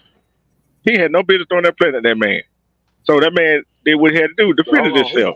Hold on, that man approached the stage. What you gonna do with somebody approach the stage with they pulling their pants up? He should have had security, but fuck, he ain't had none. If a nigga walk up on you and you got one eye and you're 120 pounds, what the fuck you gonna do? You grab a weapon. The $1 million question is, man, why he don't have security around him? The nigga ignorant. Mm-hmm. Because what was that goddamn security he had? What they call him? Dewberry? Dewberry.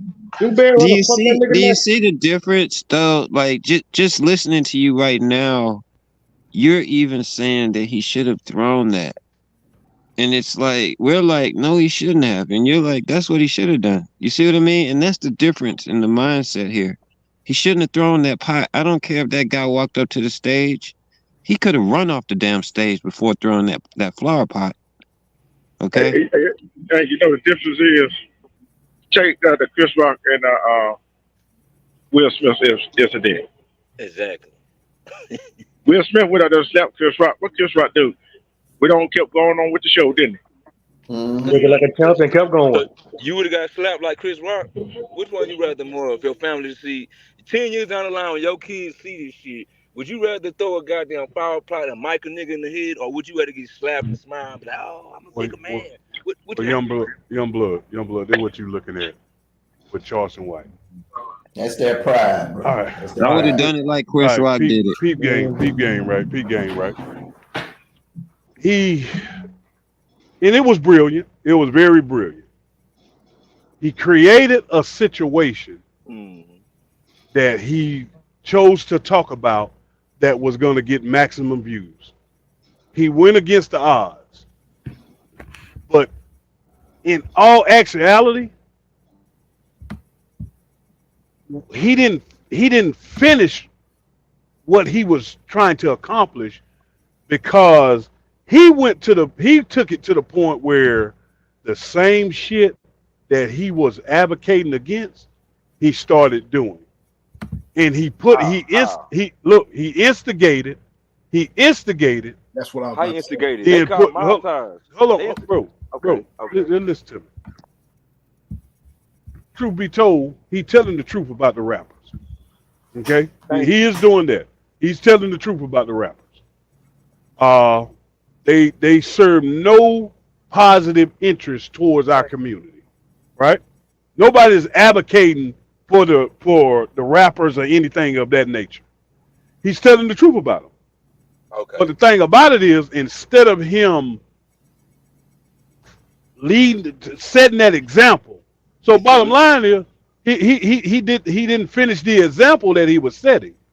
He got pulled into the same shit that he was advocating against, as far as reacting in violence. That's what his whole thing was about. That the rappers are promoting violence, right? Right. Now, about him doing on stage. No. They provoke more than violence. Hit yeah. a nigga with a flower pot, bro. That's not the No, same thing as it's killing, bro. okay. It's say, do you not believe a flower pot could kill somebody? Hell nah, man. You gotta be a weak ass bitch if a flower pot kills you Bruh. and let you out, man. Bruh, I can hit a man. I can hit a man in his temple with my fucking knuckle and kill him. That's your knuckles. Bro, it's a fucking flower pot. That shit harder than my hand. Yeah. You ain't. Boy, you hit a goddamn Man, pressure you point, got, boy. Hell yes, it'll kill you, bro. you got some He flower kept pots, walking man. like Michael That Myers after that shit. He didn't feel that you shit. got some heavy ass flower pots, man. That can lay your ass out. Charleston slang that shit. Hey, Charleston weakening the motherfucker. He Look, you can't. But Charleston is looking out for the point I was getting to. Charleston is looking out for Charleston's best interest, and he found a platform where he can make money and make it look positive to the youth, when really he don't give a shit about nobody but Charleston. Can I chime in? Look, the man, when he being serious and he not doing antics in his real interviews, he says, look, I've been an activist for 12 years, right? Y'all missed that part.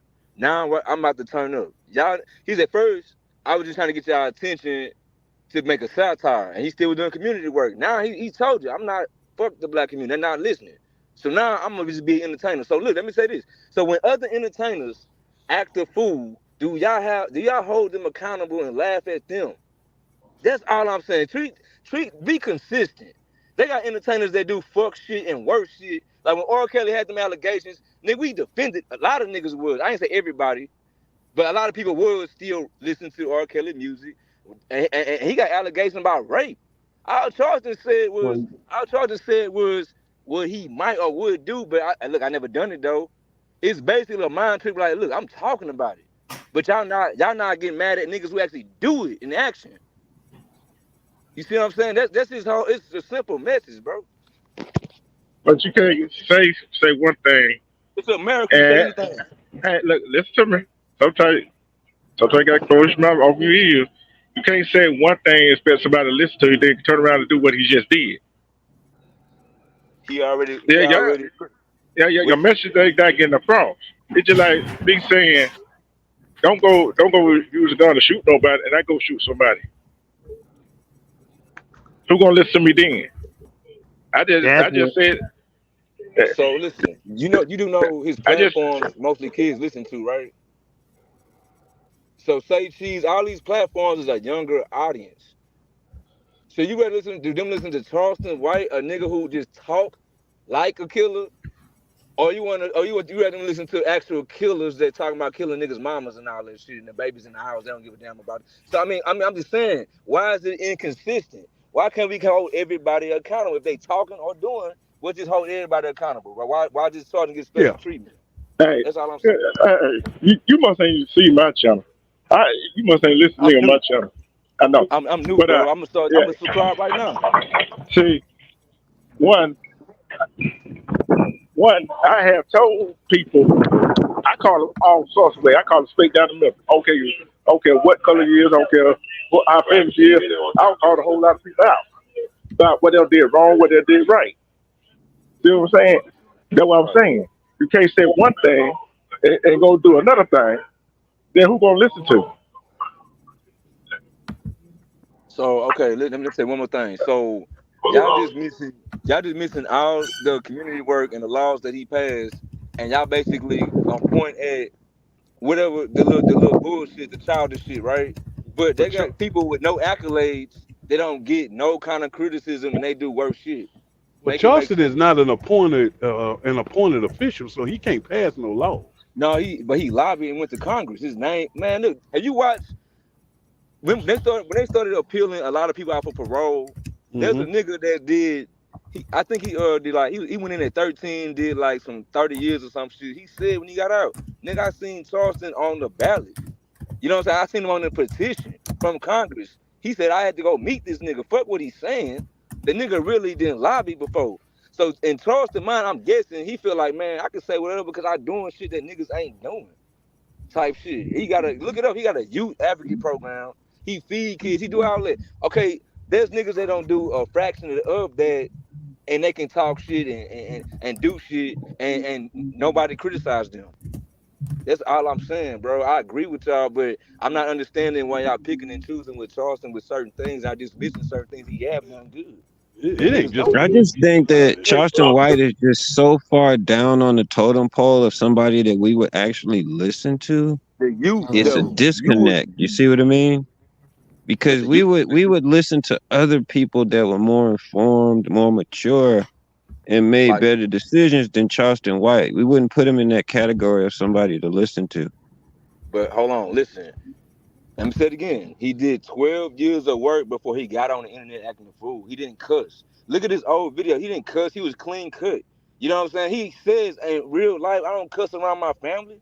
I do that for the ignorant fools on the internet because that's what the kids like. He's like, listen, if the nigga defend juveniles and the murder cases and shit, he say, bro, to understand the kids, I had to speak their language. They listen to young boy. They listen to this shit. So yeah, did he get lost in the message a year or so later when the money came in? Yeah. But you got to look at the 10, 12 years that's documented on YouTube. You go on Google. Why y'all just missing that shit though? He's in That's jail right now.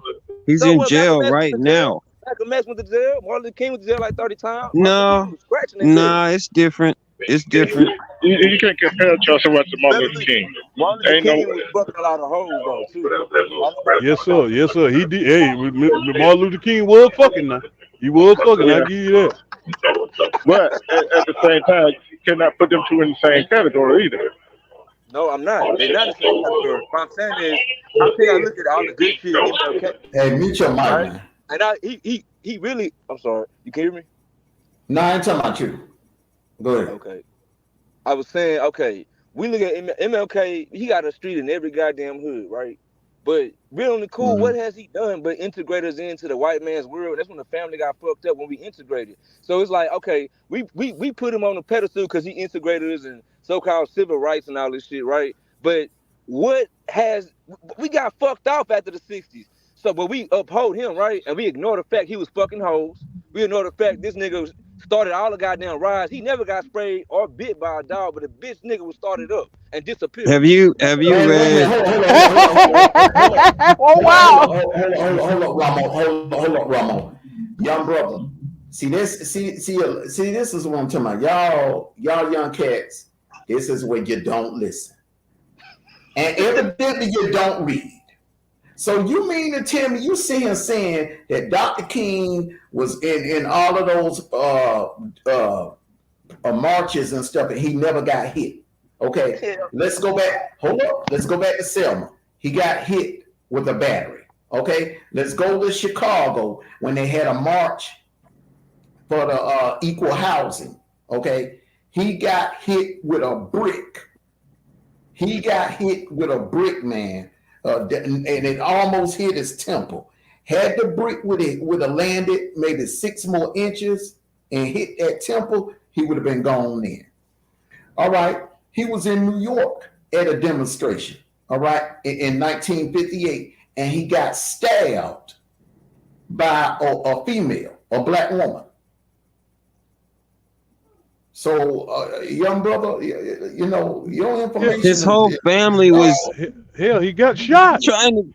Come on, man. You got to read, bro. You can't just say stuff like that. You say Man, he man, got his shot. whole family. Yeah, man, can you imagine? Yeah, he got killed. What? Oh yeah. During the Montgomery bus boycott, young brother, his home got bombed in Montgomery. Are you kidding me?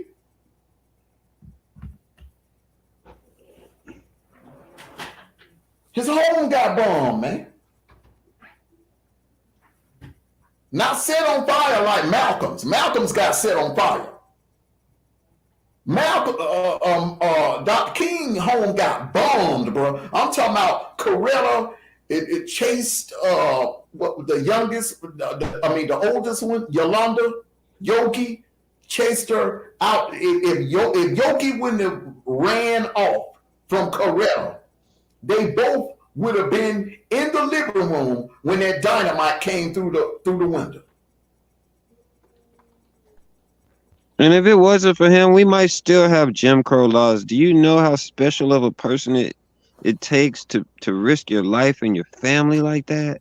Do you know how crazy it was back then? You gotta get into your history, man. And then and I don't want you to not come back here. I want you to come back here and say, hey, you know, I've been checking this out, I've been checking that out, and then let's keep this thing going. You know, it's important that we get on the same page. And the way you're gonna get it, man, is by getting that knowledge in your brain. And a lot of this stuff that I'm telling you, young brother, I didn't learn it in school. Cause see, they teach you what they want you to know. They ain't gonna teach you everything. I came home and read books that my dad and my stepmom had in the library. A lot of kids, man, they just walk by the bookshelf. They look at it as decoration. Don't never touch the book, but they'll get that device. Instagram, TikTok, FaceTime. That's what this generation do. They don't pick up no book. They don't pick up no book. Hell, shit! I met one that didn't know how to put gas in the car. I was just sitting there. I was baffled. I'm like, oh yeah, I'm about to go. Man, I done met some. What? Man, He don't know how to put no gas in no car? Yeah, straight up, bro. Man, bro, I done met some don't even know how to cut grass. Damn. Mm-hmm. Don't know how to operate a lawnmower. Oh hell no, Black. Damn, Black. Really, bro? Oh my Lord. I see a lot of them out here that don't know how to talk. You can barely understand them. Mm-hmm. Going off that serve. Now I'm not trying to say that our generation was perfect. I mean, hell, we had some flaws in our generation too. I mean, that was during the darn crack epidemic or whatever. You know what I'm saying? But the thing about it is we leaned on the older generation, the elders in the community, man. We took the time. I saw a lot of brothers in the neighborhood, man. You would see an elder out on their porch, man. We didn't just walk past them. You know what I'm saying? Just walk like they didn't exist, man. We would, hey, how you doing? Sit down and have a conversation with them, man. Because, man, a lot of that stuff that they told us, some told me, man, I took it, I carry it with me to this day, man. For real. Same thing goes for me. That's what we used to do, man. When you got an elderly person that teach you, they're trying to tell you something, please listen to that person, man. Because they know a lot of shit that us young cats don't know. That's how I got brought up, man. That's why I'm intelligent as I am today. It can't be your family. It can be anybody. Like anybody that's trying to help you succeed. Look, that's all what Black Big Dog is trying to tell you, bro. Yeah. Like we was taught to respect our elders. These jokers here, cuss. Man, look at man. I'm just a lost for words with this shit. And it's hard to reach it. You can try to talk to him, bro. You can sit there and try to talk to him. Like some of them, boy, they'll disrespect the hell out of you, man. Jumping on them. Physically, man, some of these kids, these young kids now, man, jumping on their grandparents. physically jumping on their grandparents and harming their grandparents, harming their mothers, harming the fathers. Hell, the teachers scared. Hold up, the teachers scared to say something to them. But y'all do realize these kids that y'all talking about gonna have more kids, and it's gonna only get worse. So that's why I keep asking solution though. I'm hearing it. I'm hearing what y'all saying. I'm receiving. Number one solution. This generation need to start taking accountability for their own fuck ups and quit blaming the previous generation. So y'all really did, yeah. Because to be honest with you, man, y'all got it way more easier than we did. With the internet and cell phones and all this shit, man, and now you have a way to make money online. Man, 30 years ago, we didn't have this online, all of these avenues to make money online. Yeah. You either went to college, had a degree, or you had a job, or you was kicking doors in. Yep. That's right. And I don't want you to miss the alternative. Yep. I don't want you to misunderstand me by saying that you need to read. I shouldn't have said that. That's just me being old. When I wanted information, man, I had to go sit in Borders bookstore and stuff because I couldn't afford to buy the information. Now you guys can go online. For us to be talking about topics simple like what we mentioned today, and you don't have a grasp on it, says a lot. And it's also forming your opinion. What am I not grasping though? Why come y'all? Like for instance, like it ain't you. It's not you. Online.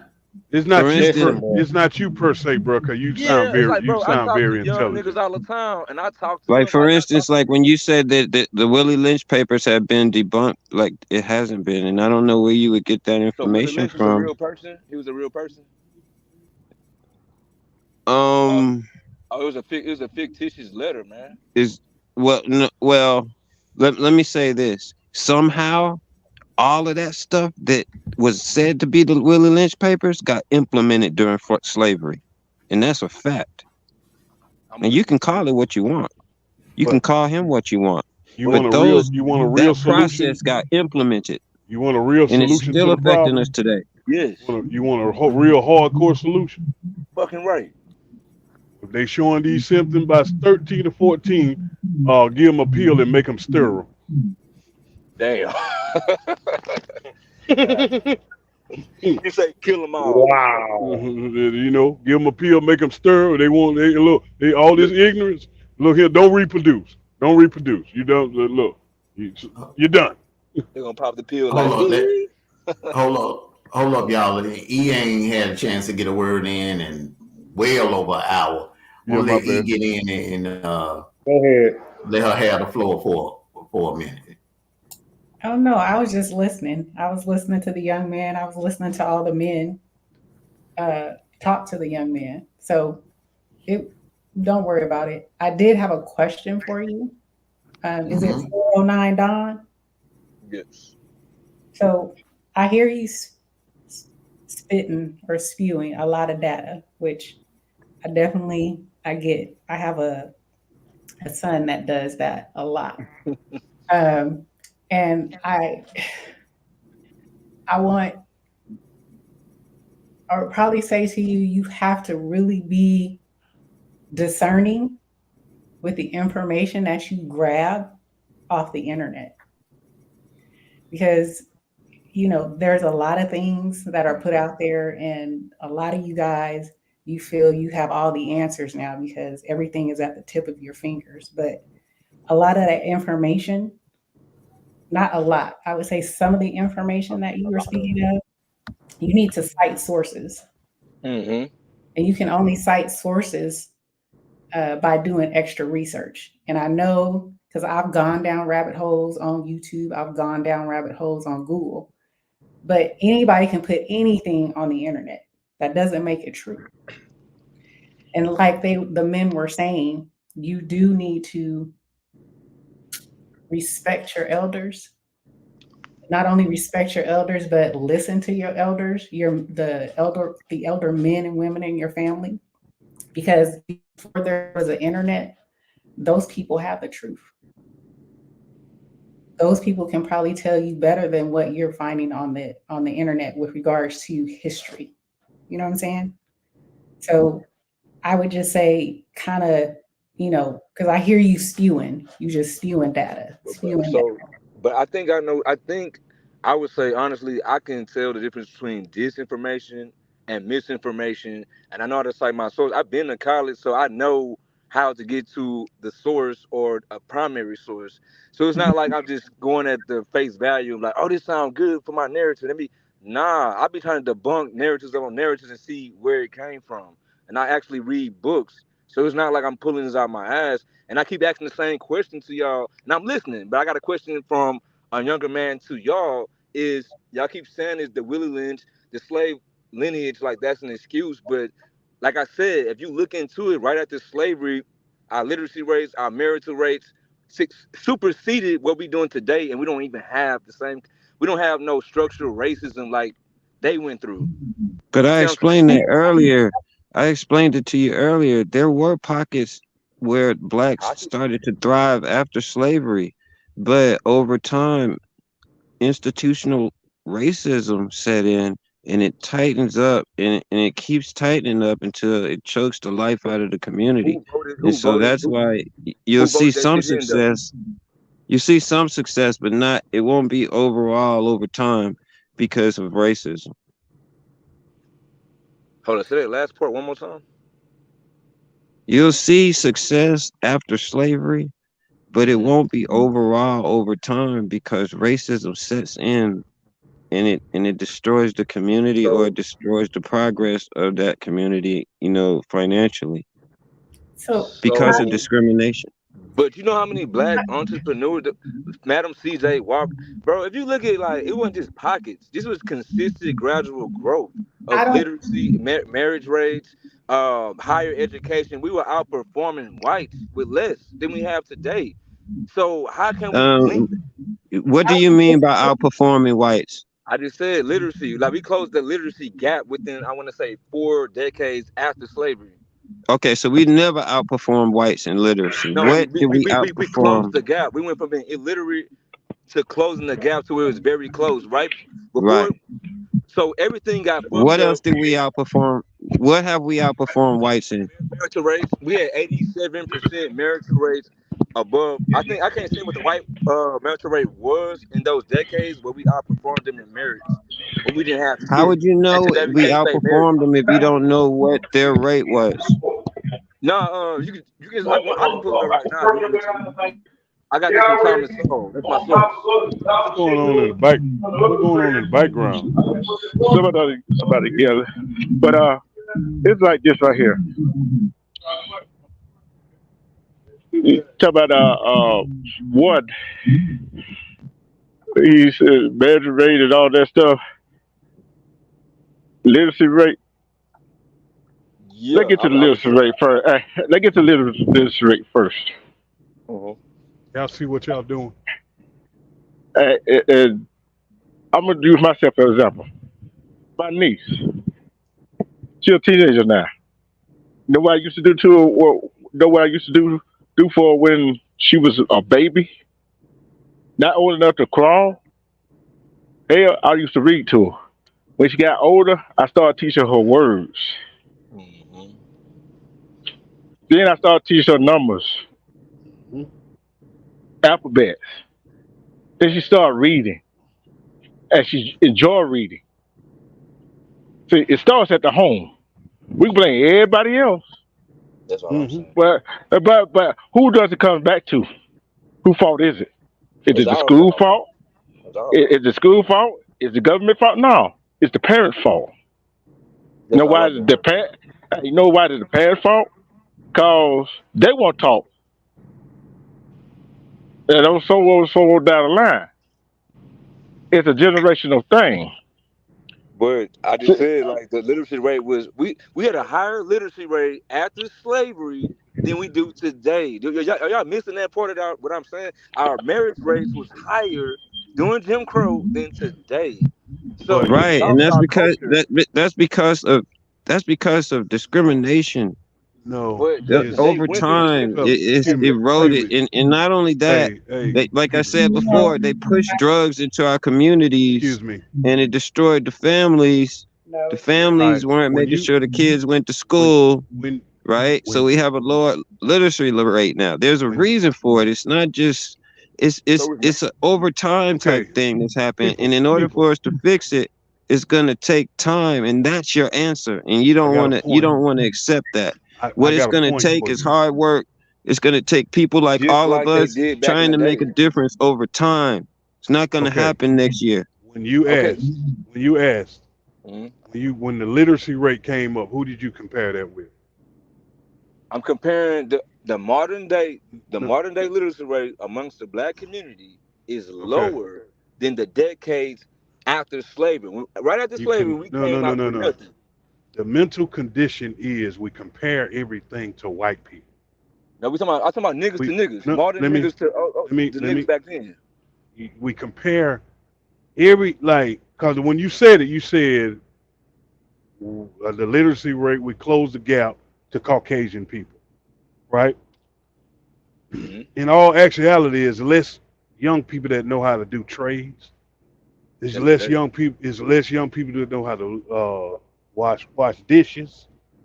Really and truly, we lost the value of what we can do with our hands. Yes.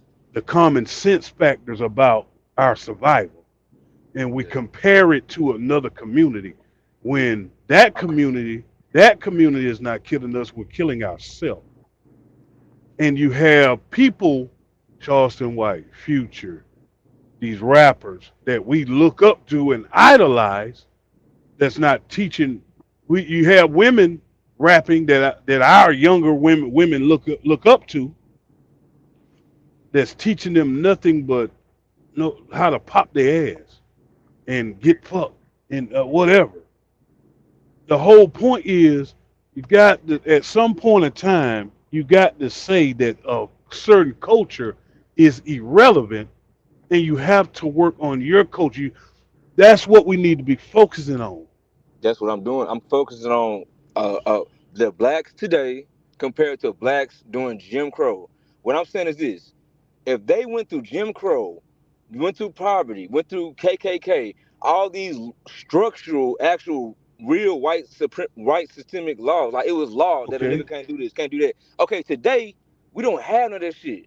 Our biggest barrier is the what social media. so I don't know. Like it's like we so got it easy what physical fact do you have?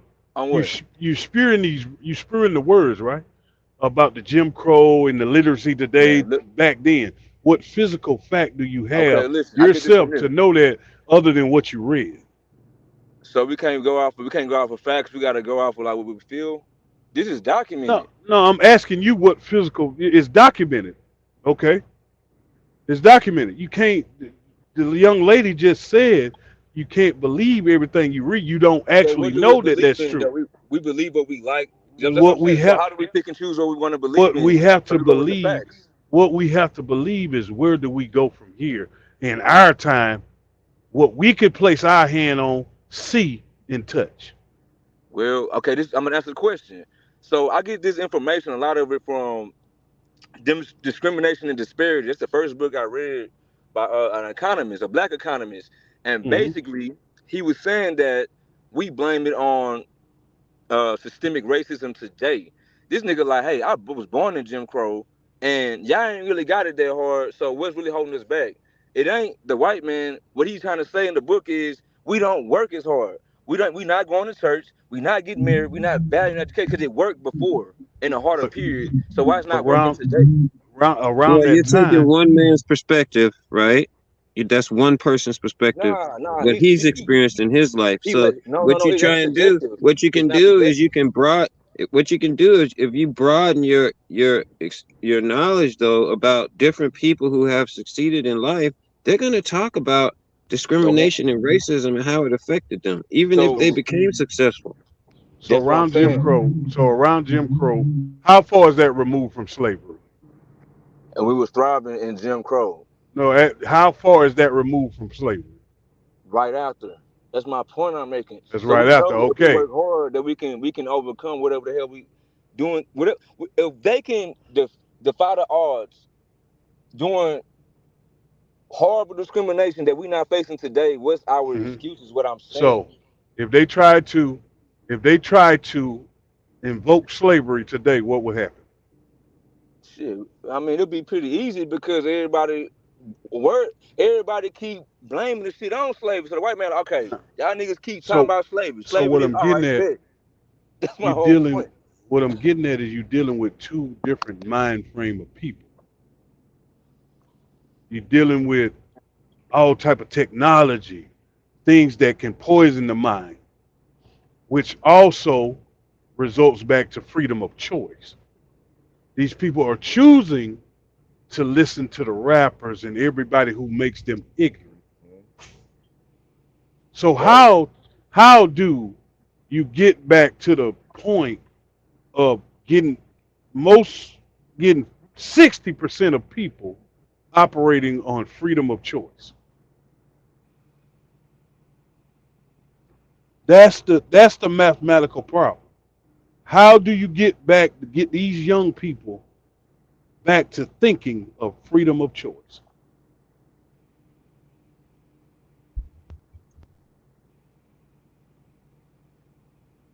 See, none of us have that answer.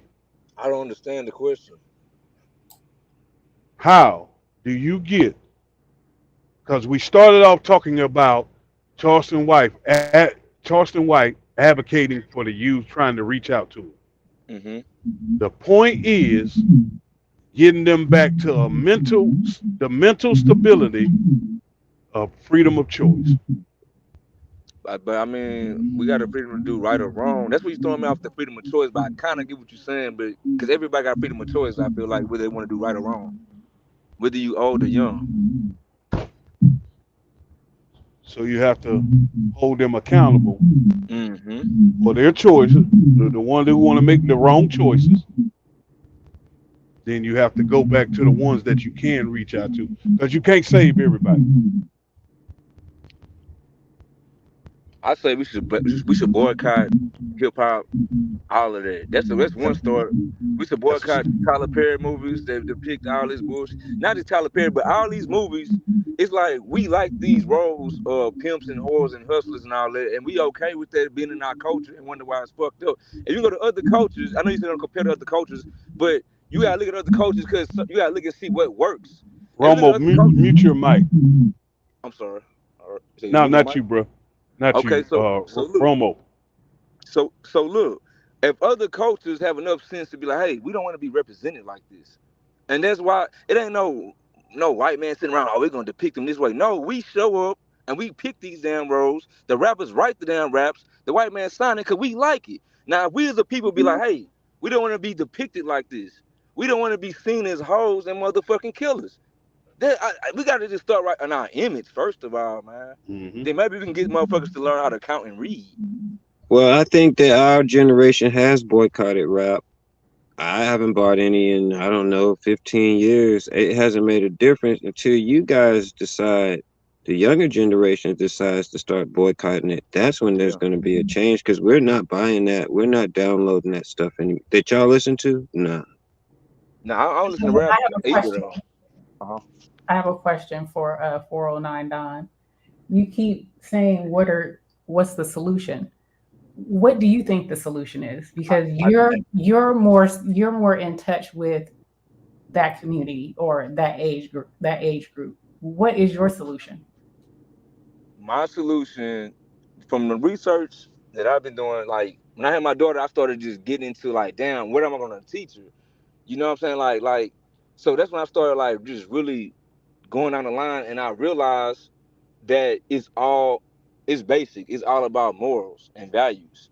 So I'm gonna start in my household. I'm gonna teach my daughter morals and values. I'm gonna teach her that, you know, twerking is wrong. I don't give a damn how many people do it on TV and your friends. It's wrong.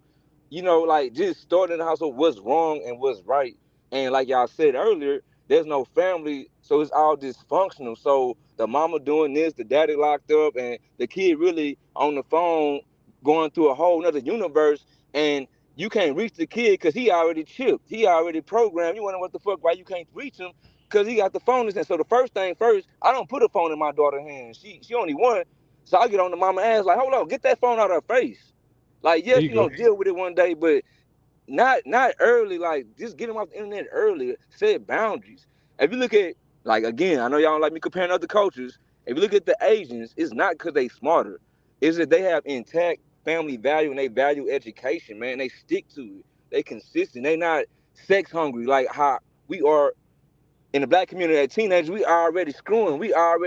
They not doing that in other cultures. We look at them like they lame because they want to learn and they virgins. We in school trying to get, taste the draws and all that there. So it start with just, first of all, morals. So that might mean we got to go back to the church. But it's too much spirituality going on. You know what I'm saying? It's like we need to go back to the basics because when we was going to the church, we had families.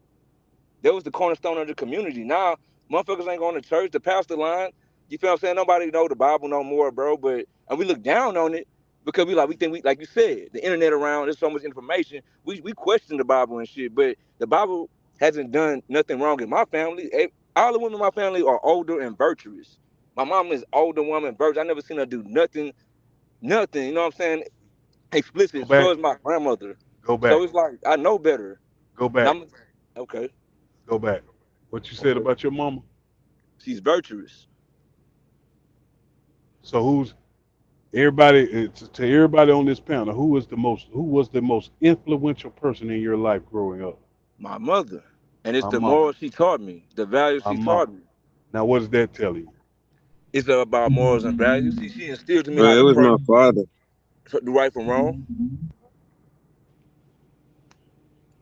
When I'm doing But wrong, she on her knees praying. yep, a high percentage of people, mother was the teacher in their household. Right.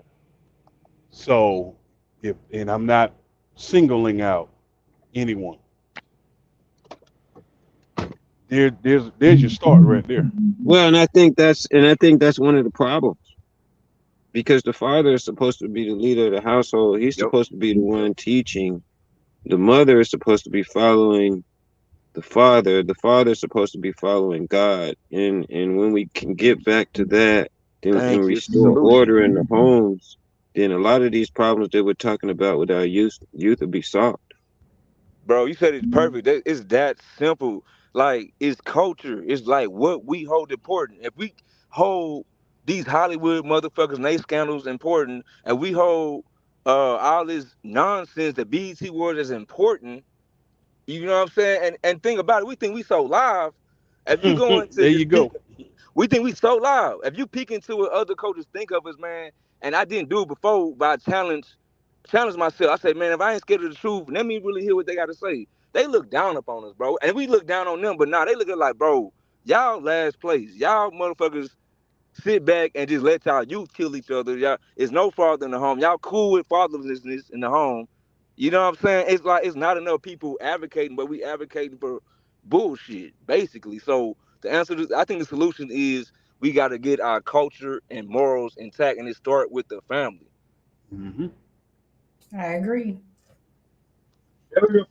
But at the same time, what do TV and social media always shows us? Us killing each other, right? But it's All Us not. that doing negativity.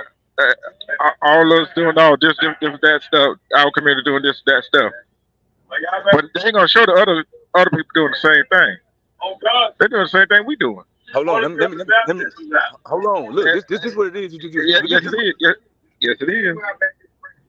I'm sorry. Listen. I'm gonna ask you the question. Who is on who get more food stamps? Black people, or white people? Who did more bullshit? Food stamps. Food Food stamps, my stamp. brother. Everybody talking at once. No, there's some in the background. Okay, what's the question? Who get more food stamps? Black people or white people? White people, because it's a white country, they 70% of the population, so they're gonna get more in numbers. But if you go by percentage, we are well overrepresented in welfare, murders, robbery, any kind of disparity you can think about. It's like We are well overrepresented, meaning that it shouldn't be as many motherfuckers that's black on welfare if you want to make it consistent across the board. Based on our population being 12%, we shouldn't be motherfucking 40% welfare recipients. You see what I'm saying? We 12% of Uh, the population, but 50% of the homicide victims and killers. That's uh, overrepresentation of murder. no. Look Well, it up. let's. White people is more. In I'm a It's numbers, more. in numbers, in I'm a numbers. crush the I'm a crush It's the more. white people. We can't keep going back to white folks because look at Hispanics. Yeah, Hispanics, yeah. look. Hispanics will live in a household where there'll be 10 of them in that household, Culture. and all of Bro. them come all of them come up. The biggest problem in the black community is we hate to see one another come up. We are Yeah. a lot of us are like crabs in the Amen. bucket. A lot of us are like crabs in the But we bucket. Look, wasn't always like that. yeah, Wasn't let's always just like tell the that. truth about it. Yeah, we wasn't always like this, but we like this now. So we got to go back to the old niggas. And see, look, I ain't gonna lie. You know who planted the seed? Charleston. And I stopped listening to him, and I started reading more books. I'm like, why the fuck this nigga voting for Trump? I like this nigga cooning. Then I got to seeing like, oh, damn, he really like he really speaking the shit that nobody want to see. If you look at the real raw numbers of the STDs, the illiteracy rate, all that shit, bro, it's shameful, Yeah. my nigga. It's Why shameful. would but see why wouldn't anyone vote for Trump? I mean, shit. I mean, I thought Trump was racist until I looked into it. I say, Yep. damn, like the nigga got good policies. hmm we were coming up under him. Look, you Yep. said it yourself. We've been voting for Democrat all these years. We've been And they ain't voting do shit. Democrat all these years and ain't shit happening. Man, they steal the money from the black community. Al Sharpton, all them bitch niggas. They steal the money from us, bro. Listen, the black community get government aid, and the niggas at the top steal the money and tell us it's the white man that's doing it. That's what they doing in Africa too. The same formula. The U.S. send them niggas aid, hundreds of millions of aid, and it be one or two dictators that get rich, live in a mansion, and rest the motherfuckers poor. That's what the niggas doing in America to each other, just like they doing in Africa, bro. So you can't, like you said, we can't put it on the white man, bro. We gotta like basically get along with each other. And all these niggas talking about we gotta go to Africa. No, nigga, we gotta start right here. Fuck that. We gotta start right here in the United States. Because the bottom line is those people that they put in power that's the same skin color as you, For they sure. are placed. They are Mm. placed there. Even Obama was placed. It was dying to happen, bro. Well, I mean, he was voted in by niggas though. You gotta He put was that in he, too. he He was was voted in placed. by niggas. Cause guess what? These I call them oppression and race hustlers. So what they do is they know most niggas are not really educated, so they get into that oppression shit and be like, hey, we gotta stand together. Da, da, da. He's speaking all this shit getting us riled up, but he's shaking hands with the white man getting the money while we still Mhm. still waiting on the aid. Where the fuck the aid at? They say out of the trillions of dollars of welfare that go out, only a fraction actually, you know what I'm saying, really get down to the bottom. Don't quote me. But what I'm saying is it's a lot of that going on. So we gotta stop looking up to leaders and be a leader in our own household. There's another thing I want to say too. If you look in the Jim Crow era when we was progressing, we didn't have no black representation like that.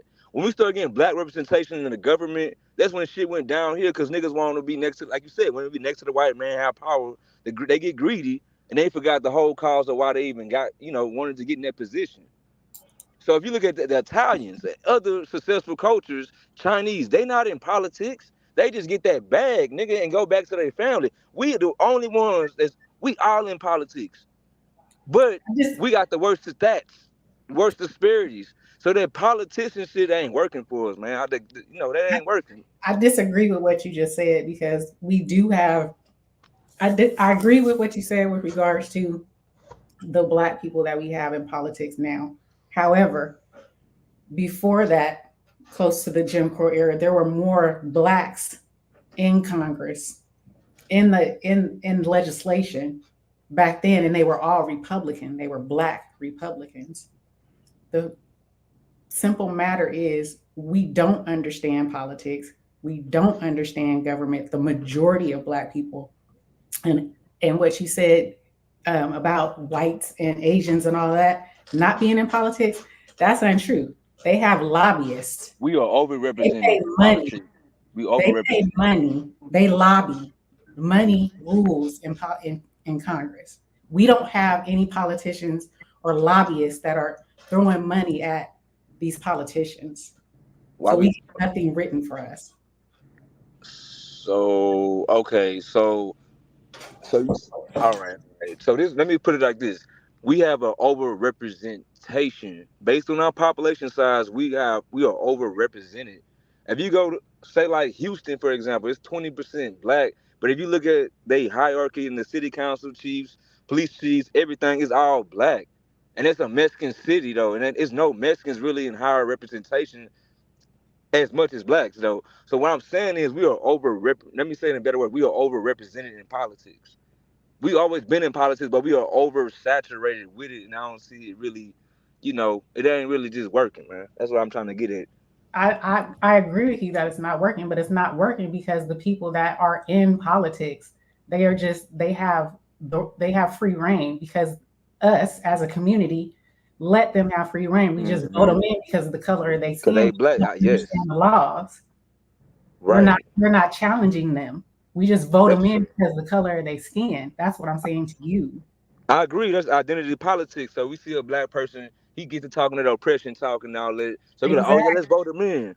That's because they race hustling us. That's called race hustling. Exactly. But most Caucasians, Asians, they understand politics. Most people who come from other countries, they understand the Policy. laws and the politics because they have to learn it in order to get citizenship.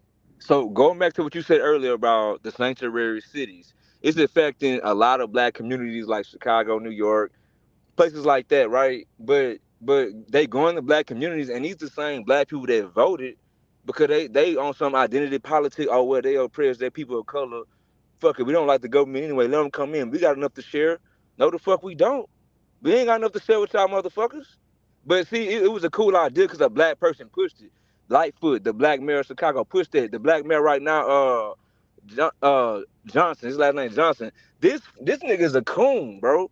But niggas love him for some reason because he's speaking that oppression talk while he Right. fucking And like over his Jacob own people. said, like Jacob had said earlier, all skin folk ain't our kinfolk. I agree. Cause everybody mindset ain't the same, man. I'm just saying I'm not with that victimhood mindset shit. You know what I'm No, saying? Like I I feel agree with you. I'm not disagreeing with some of your talking points, but I feel that you need a balance. Yep, That's all I'm saying.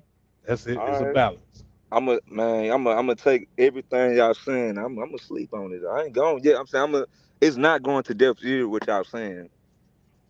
I don't think it is. I mean, the fact that you stayed up here this long, and I can tell you have strong points of view.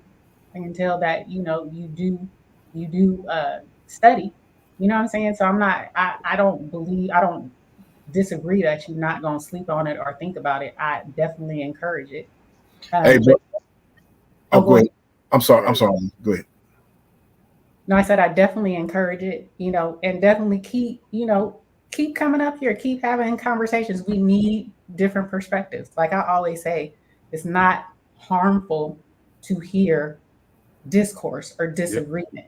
The only way you're gonna we'll solve problems is not everybody can agree. It's not gonna be all kumbaya all the time. It's good to Yeah. have discourse. I solved the Right. whole problem. Sterilization. Clip them. Clip them. Yeah, man. I was just gonna say, young brother, 409. I just appreciate your dialogue, man.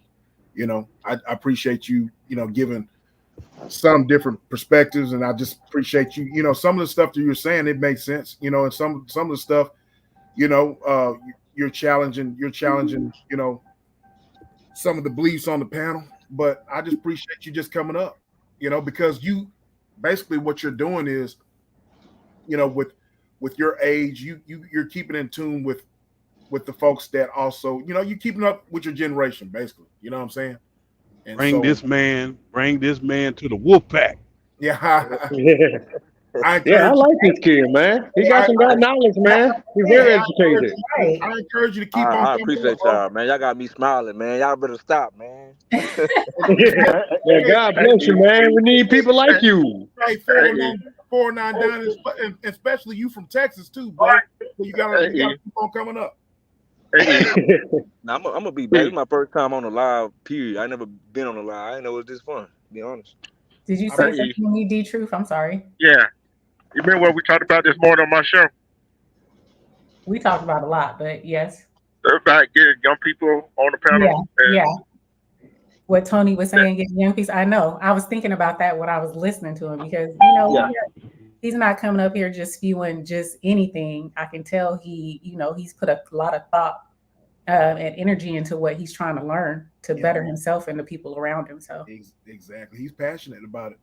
Absolutely, I respect that. On the same token, right? Like how y'all talking to me? I'm 32, right? About to be 33 in a couple weeks. I talk to my younger cousins, they friends, the crowd that's 17, 18, between 21, and it's the same shit, the same dynamic, bro. They just think it's unfair. They don't want to work. They just like, oh man, this is so. I like y'all just started working. Y'all just graduated. Y'all can't complain in the first goddamn year of work. I say, man, I was working since 16. So it's like, as young, y'all might think I'm really young, but I'm not that young because I can mentor people under me too, and I get the same pushback, but I be patient with them. You know what I'm saying? So, like it kind of reciprocate in different ways though. So I'm gonna take this energy and reciprocate it in a different way to even more younger people. Right. Sometimes you have to take evasive action. Clip them. and let's work on the next generation. Chase, you saying spade and neuter them, are you? Yes, spade and neuter them. All right, spade and neuter. Bob Barker. Yes, sir. Have your yes, pants sir. sprayed and neutered. Goodbye, everybody. Look, you gotta cut it. Look, you gotta cut it off somewhere, man, because ignorance gonna teach ignorance. We got to clip them. Yeah, kids having kids. Basically, that's what he's saying.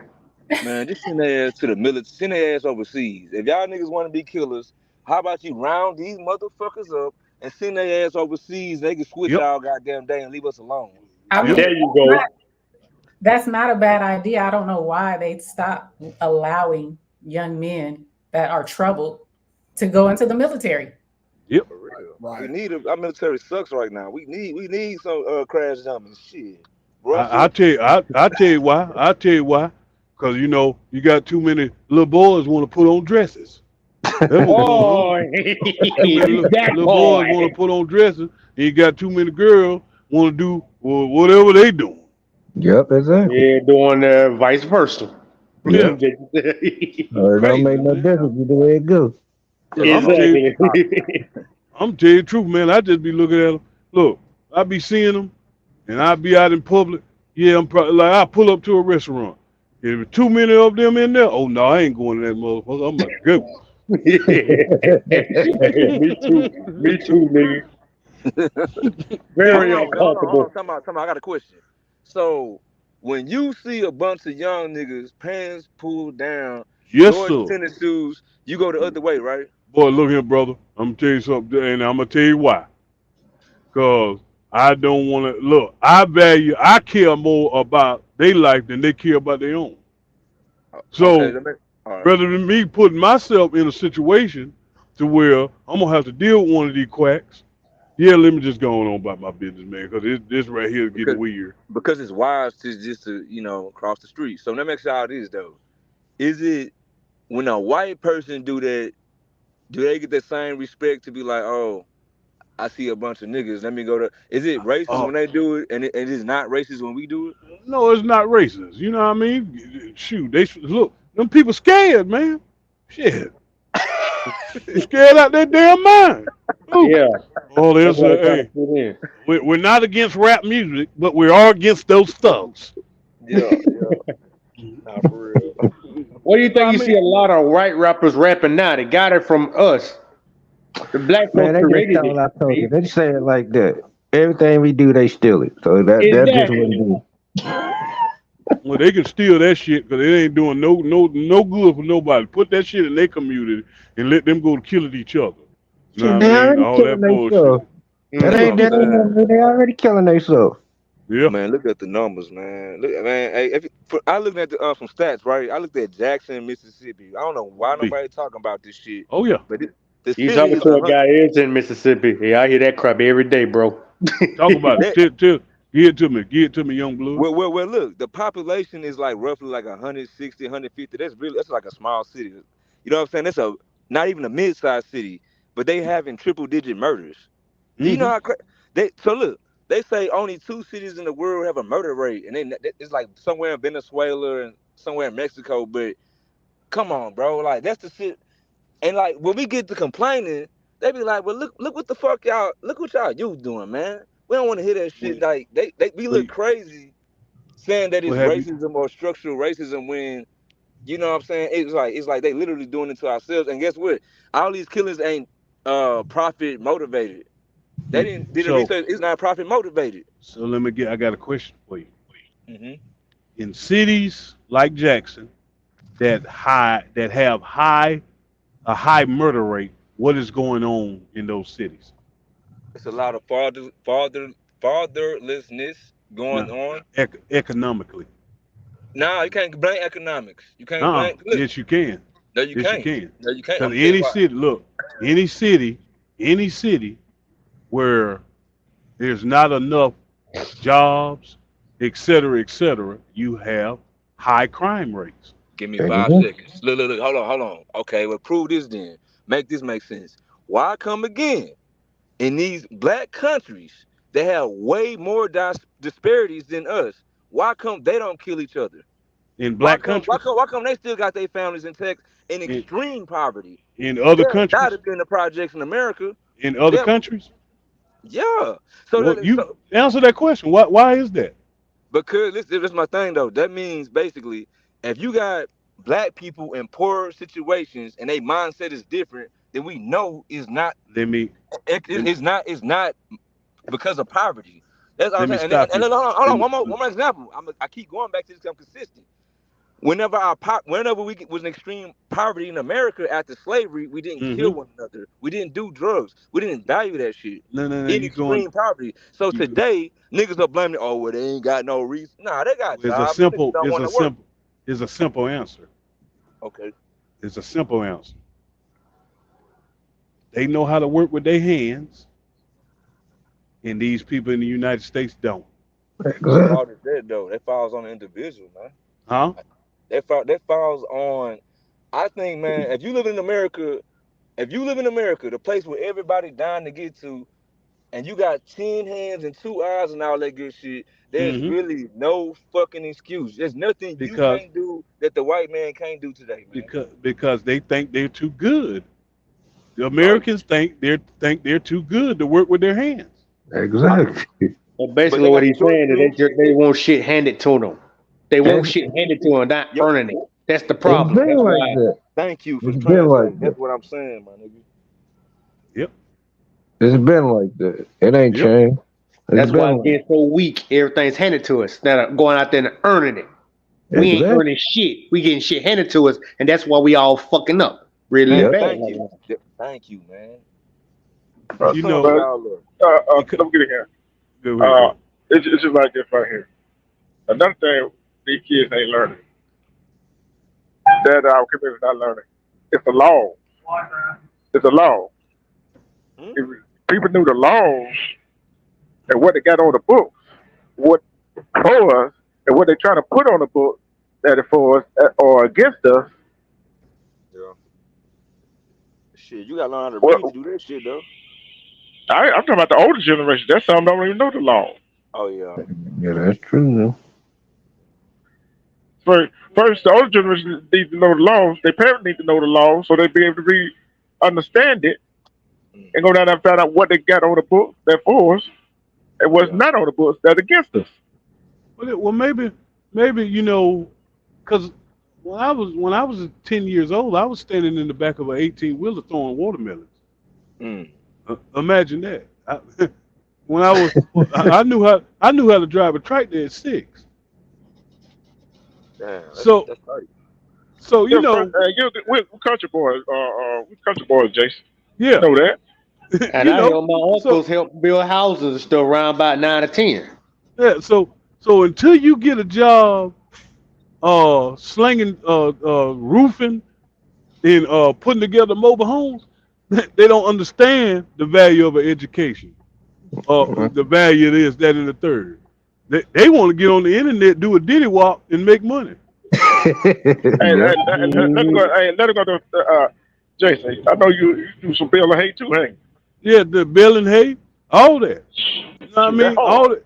Hey, look here. So I decided when I get older now, I ain't gonna be working like this. This is crazy. So, hey, Yeah. you know what? Get up here and sit behind the steering wheel and make $3,000 a week. Hmm. Dang. Big truck driver. That's right. That's what's up. Yeah, Yeah, my uncle used to do that. All that money. Yeah, yeah, yeah. that's right. You mean to tell me you gonna pay me to travel the United States and sightsee? Hell no. That's what they Hell do. yeah. They pay me to travel. Pay me to travel and look at stadiums. Yep. Hey, Oh, you gotta do. look at that. That's the Indianapolis Colts Stadium. Oh man. Hell no. Commercial break. Shit. Commercial break. D True.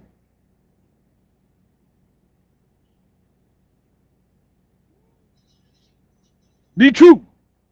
Welcome to the Commercial break. Commission Art Team, where Man, I hope creativity he ain't meets sleep, innovation. yo. Our AI-powered designs redefine storytelling with charisma and wow factor. No more waiting endlessly for designs. Our AI at the Commission Art Team crafts tailor-made artwork in moments. Join trendsetters leveraging AI-driven design to elevate visuals, captivate audiences, and stand out digitally. From striking logos to captivating intros, unleash unparalleled creativity with the Commission Art Team. Experience the future of creativity. Elevate your brand with AI-powered artwork by the Commission Art Team, where your vision becomes our mission.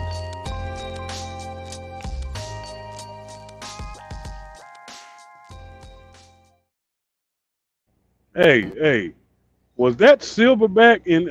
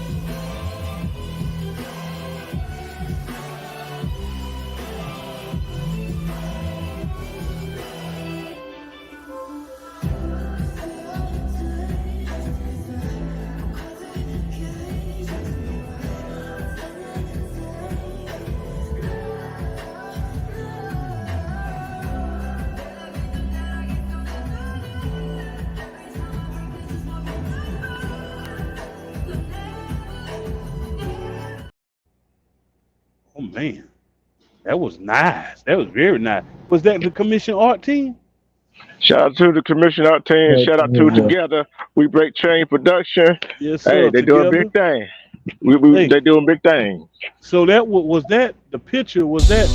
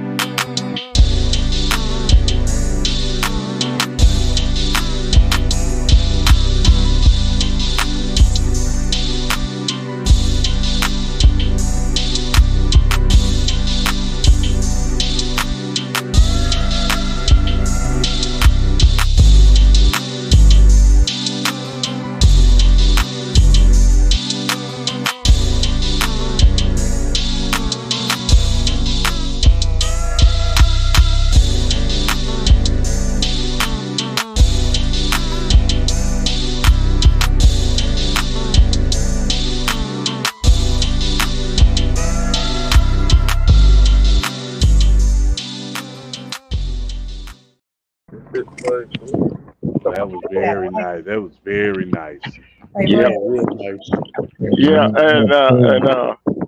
yeah, we do have two mama wolves together in E. So them the two mama wolves right there. So Mhm. See, he done came up in the world now. I, is that my friend? I tell together she ain't gonna be punking me when I'm 30. Look, you might have 409 Don. He sound like the cub wolf, little baby wolf. Hey, I got a question. Well, how often do y'all do this? Is it like a designated time y'all do this? The truth. no, it's not a designated time. Sometimes, if he wasn't live, I'd be getting ready to go live myself. Okay. You gotta Yeah. So subscribe to the channels. So, okay, I'm gonna make sure I subscribe, and then once I subscribe, I can just can pop up when y'all go live. Yeah, yeah, put on the notification, it'll pop up. yeah, yeah. I'm gonna like, subscribe, and do the notifications, and I'm gonna donate next time I come through. Yeah, then we'll subscribe to you as I ain't well. got a YouTube account. Y'all gonna make me get one? You might need to get one. Oh, yeah. E. Me I too, like man. the live you did today. I like the live you did today too. I went back to look at it. I shared it on my page. My car Yeah, chronicle. yeah. Oh, Yeah, I done picked a few of them out too. appreciate y'all. I appreciate y'all. Yeah. And Silverback gonna come out. Hey, Silverback gonna come out with his go live February 20th. Mr. So he Yeah, I seen already you put that up though. he Yeah, already, room for hey, you, big brother. hey, it's already documented and it's on it's on tape. It's on film. Yeah, I seen you hit it up there. Silverback, what you got to say? It's on video. Yeah, it is. There's your answer. There's your answer. Hey, D Truth. Yeah. Can I ask Silverback a question? Oh hell, here we go. No, I know a question about the hair. I know he's gonna answer. I know he's gonna answer. Kevin, what you gonna do? I know what he's gonna answer. Go ahead and answer that question. Go ahead and ask it. I've been waiting to ask this question too. I watched the After the playback big when brother. you and he did the live, right? I seen you like somebody's avatar. Oh yeah. Man, I like. Yeah. Yeah, I know you. I like Silverback that made it big. Now he gonna be the ladies man after a while. Hell no. Y'all crazy. Yeah, I just can't wait till y'all start getting all the people in y'all back chat and all that stuff right there. I just want to see how y'all react to that. Silverback and E is y'all turn to get some the hating going on. Mm-hmm. I hope not. No, hey, we spewing positivity. I don't hate on positivity. You gotta have They ain't got no dog in the fight. Right? It's time for y'all to pop out. Armando, Hey, what did you think of 409 the Don? Who? The young gentleman. Oh yeah. Welcome to WOLFPACK Nation, brother. Damn, in the WOLFPACK Welcome to now. WOLFPACK Nation. Oh shit. Yeah. All right. Bet. WOLFPACK now, brother. Oh man. Yeah. Hey, family now, man. Hey, man. Anytime any of us got a live going and we drop a link, man, come on up, bro. We're gonna have many discussions like this, many more discussions like this. I mean, shoot, I be sitting in one spot a lot of times. I'm a driver too, so shoot, this fun Shit. for me. Hey, I kind of wish we had him on a panel earlier today too. You know what I'm saying? To get his He would perspective love on that it. topic. He would love that topic.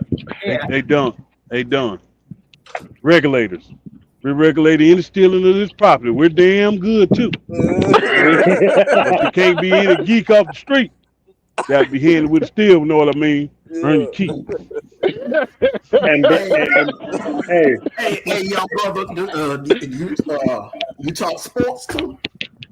Nah, not really, man. I'm not into sports.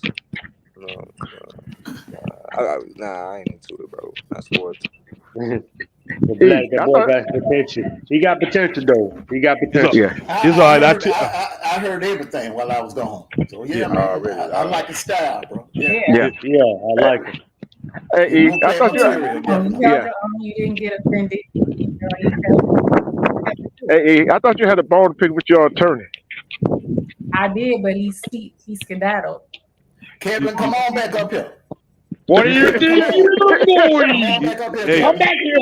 You stood your ground. You stood your ground.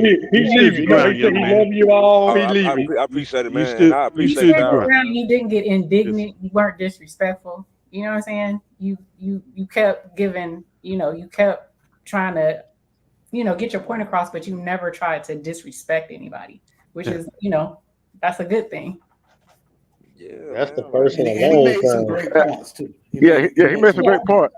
And he listened and he gonna take it on everything on consideration what everybody said. Absolutely, man. From Trust me, all y'all, buddy. man. Like I Trust don't me, know buddy. y'all Everybody names, can't make it up here. but all y'all, I hear the voices, but I don't know y'all names. But y'all all said some shit to me. I made me like, damn, maybe I need to go back and go to the drawing board. When y'all said Martin Luther King actually got his ass whooped, I looked it up. I'm like, damn, he was getting his ass whooped. God, Yeah. That's that dialogue right there, man.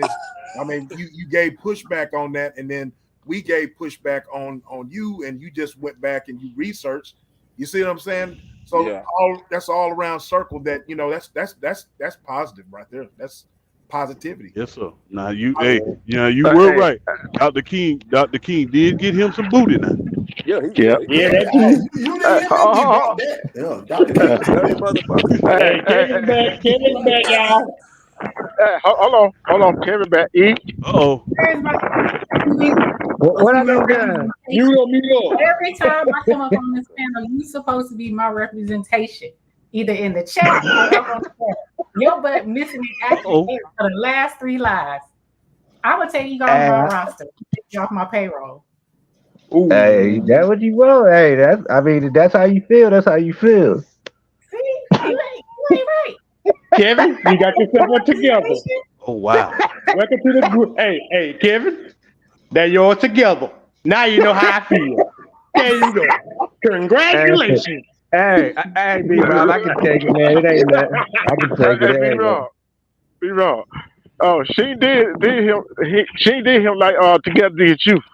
Oh, it's coming. Hey, give it a little while longer. Let it come on. I'm gonna do the D truth. I'm gonna put some stuff in it. I been telling D-Truth this. I told D-Truth this a long time ago. I said whenever she see me, she gonna let me have it anyway. So I was prepared for it. Oh, she ain't there yet. She ain't there yet, though. Hey, be wrong. Hey, you better want use that Miranda rights. I can't hear you. What you say now? You might want to use that Miranda right, where you have the right to remain silent. Oh man, I ain't seen nothing.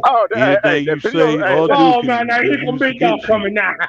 Anything you say or do could be used against you in the court of law. You have the right to an attorney. If you cannot afford it, y'all finna jump me again, man. Come on, man. Hey, that video still floating around. Oh man, we really doing this, man. There you go. Throw some shit. Man, God, you can throw some stuff in this shit. You always think I always got the answer. You always change the questions. Why you keep doing that, bro? That don't change the fact that your avatar look like Bobby Valentino. Oh man.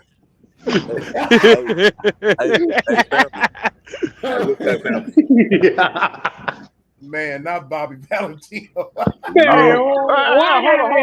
got you be myself? Be wrong. I don't know why Dr. Silverback Martin Luther King laughing. Mr. Therapy Man.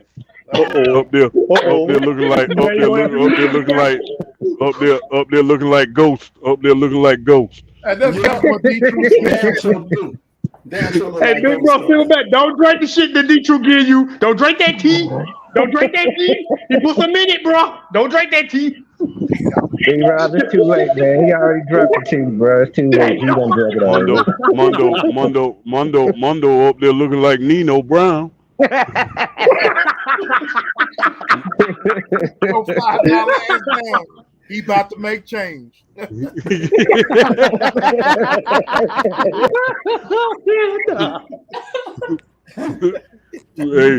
he over there looking like Melanie Fiona.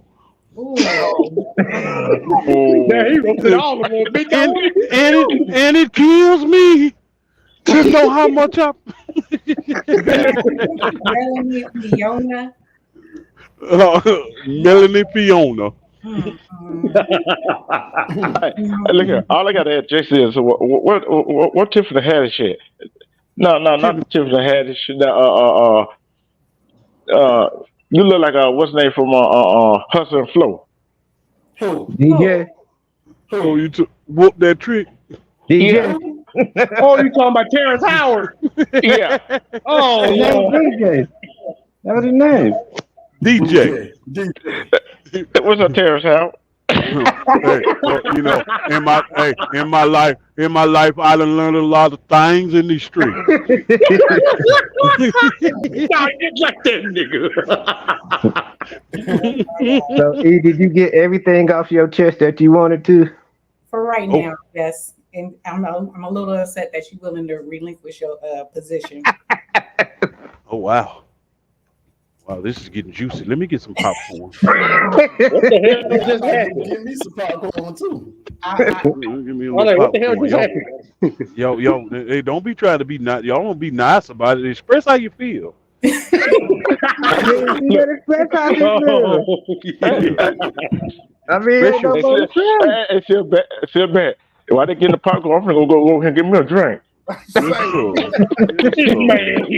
thinking about it. Now, you was upset. You was a little upset because Keith is slipping on his job and not up here, you know. Look at the instigating there. That's how he be doing for the last 5 minutes. Armando beat me to the punch, and I was gonna say that too. well, everybody, hey, this is nothing new. Everybody know I like to put a little marshmallow on the fire. Okay. You know this. Yeah. Look. All right, look here. Forget the marshmallow. He like throwing gasoline on the fire. Yes, sir. Yes, sir. Hey, no. I got a question. Who is worse, Big Dog or D-True when it comes to putting shit in the goddamn teeth? D-True got me beat.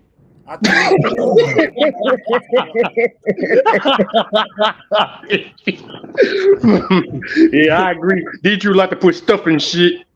I told y'all that John Cornelius, man. That's what he do. I'm trying to beg Silverback not to drink that tea from D-True. I'm trying to Big beg Rob, I done told you, man. It's too late. He done drunk it already.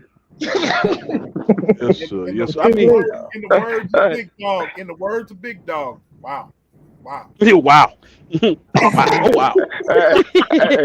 B-Rob. Hey, B-Rob. Hey, you know why Silverback don't get that big slack, right? You get it like you get it. He knows his Miranda rights. No, he knows how to remain silent. You know me. I gotta hand it to him. Yeah, he is quiet he's quiet for a big man. He always keep his mouth shut. Shit. And Mondo, I know you ain't just called me no damn instigator. I know you did. I know you did. You gonna get us in trouble. I gotta stay here too.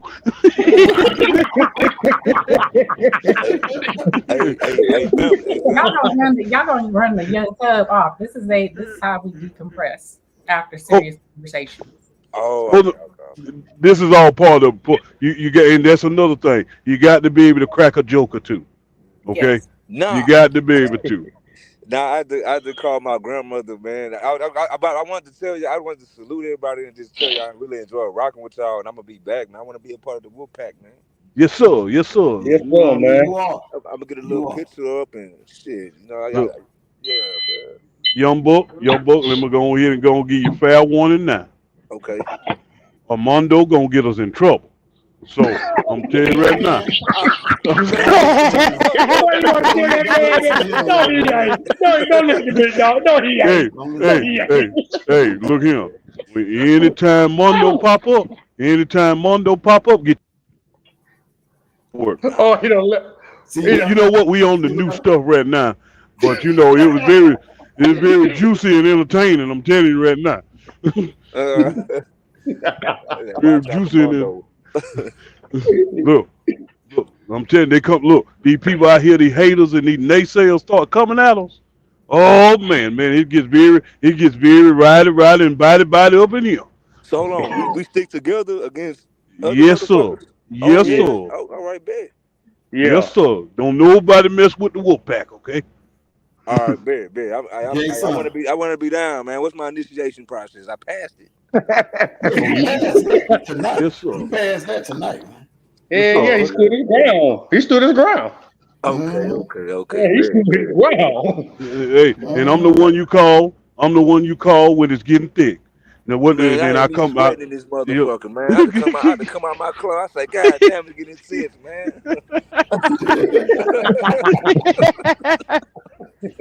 Fuck. Look here.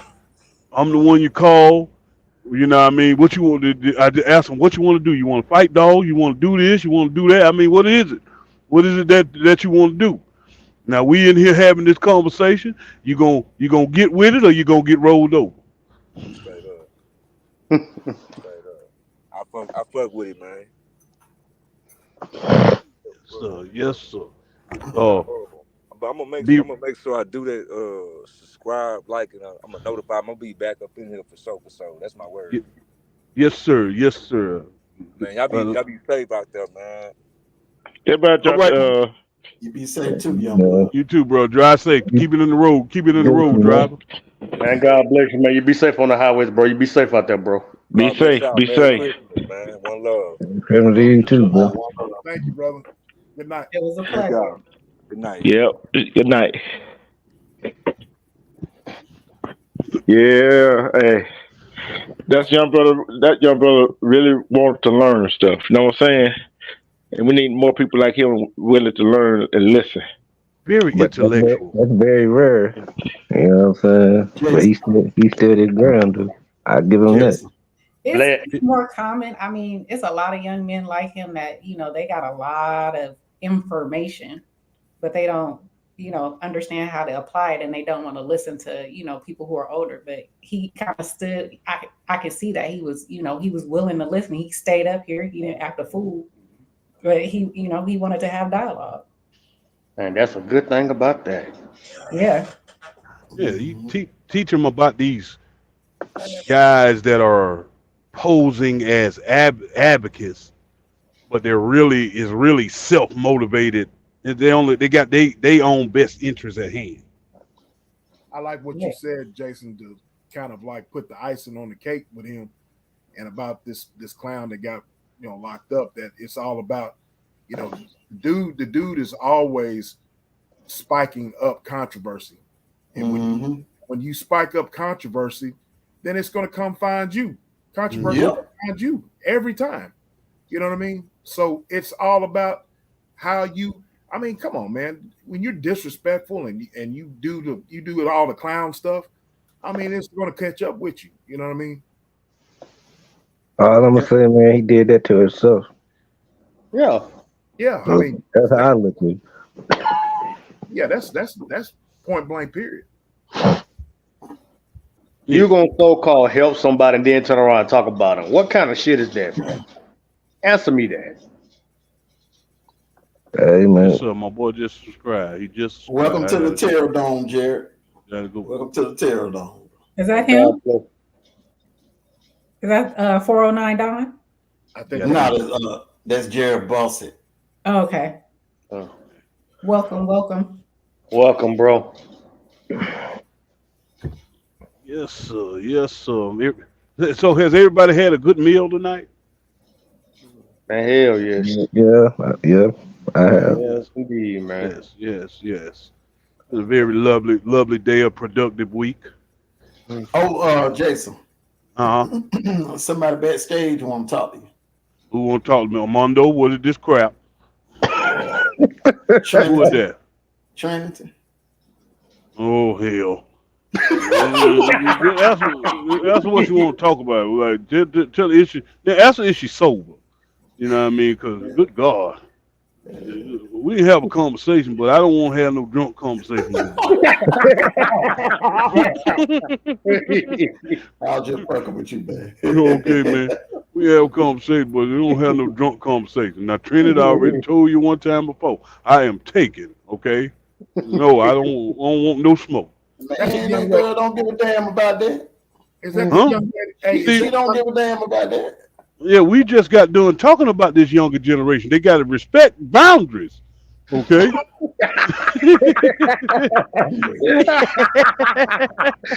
That boy trying to squeeze out this shit, bro.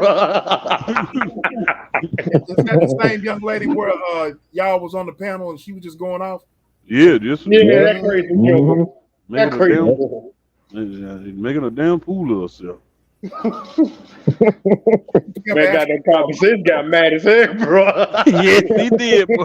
Oh, common sense one. Hey, look, common sense ain't really participated since that night.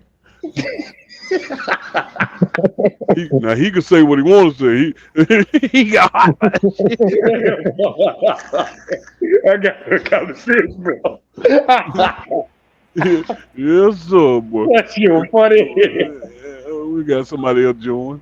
She, I think, somebody told me a couple of nights after that, man, she tried to jump on Sid's panel. Oh, wow. Wow. They tried to infiltrate a panel, man. Oh, wow. Oh, what she man. She, Don't be talking about nothing. What's going on, Papa Will? What's going on, Papa Will? Hey, Papa Will. Papa Hey, Will, how sir. y'all doing? Feeling blessed, sir. I got the archive files with me. Anybody want to jump in on these boxes? Okay, How repeat y'all that doing again. tonight? We're good. You sound like you're in a tunnel, man. No, I just ain't went mute yet over there in the where I've been all day since I got over here in the chat. I've been over in the chat. I've been reading the chat. Hey, you guys are incredible though, man. And Silverback, it's nice to meet you. And Twister, I already know you. And Jason, I know your voice real good. It's like you live right down the street from D-Truth or something, don't you? Ah, you know what I mean? Right, just a neighboring states. Go dog. Yeah, like that, you know. You can tell by my voice, I'm way out here on the West Coast somewhere, man, trying to be a Nevadian, knowing damn well I was born and raised in St. Louis. Yes, sir. No, seriously though. Hey, y'all are getting this nice young crop of people in their 30s. That dude, he was ready to go to the college he went to pull out some of them old books, but then he talked about Jim Crow like Jim Crow was a real person, and that's where we all get screwed up at. Is when you talk about God, like as if God is one of your ancestors, that you can go and speak to in real life, when in reality it's a creation of the Hebrew that the Native Americans taught to the Far East, Asia Minor, Asia proper, South America, and we don't know that. But what I want to help you guys to get, I always wait till y'all get done. Y'all was having fun time, passed around the cookies and the milk and the crackers and the cheese. Now I want y'all to understand something real close. Y'all know what I do on podcasting. Y'all know a little bit about what I do for pay that I mix in here, because I had no concept that I would come to an area where people actually understand that. Do you know what your ancestry is? Because black people, you know, when you say nigger and then you say black, but then you're talking like you know what you're talking about, you haven't read enough to drop both of them words out your vocabulary. Because one, black is a crayon color. There's no such thing as a black.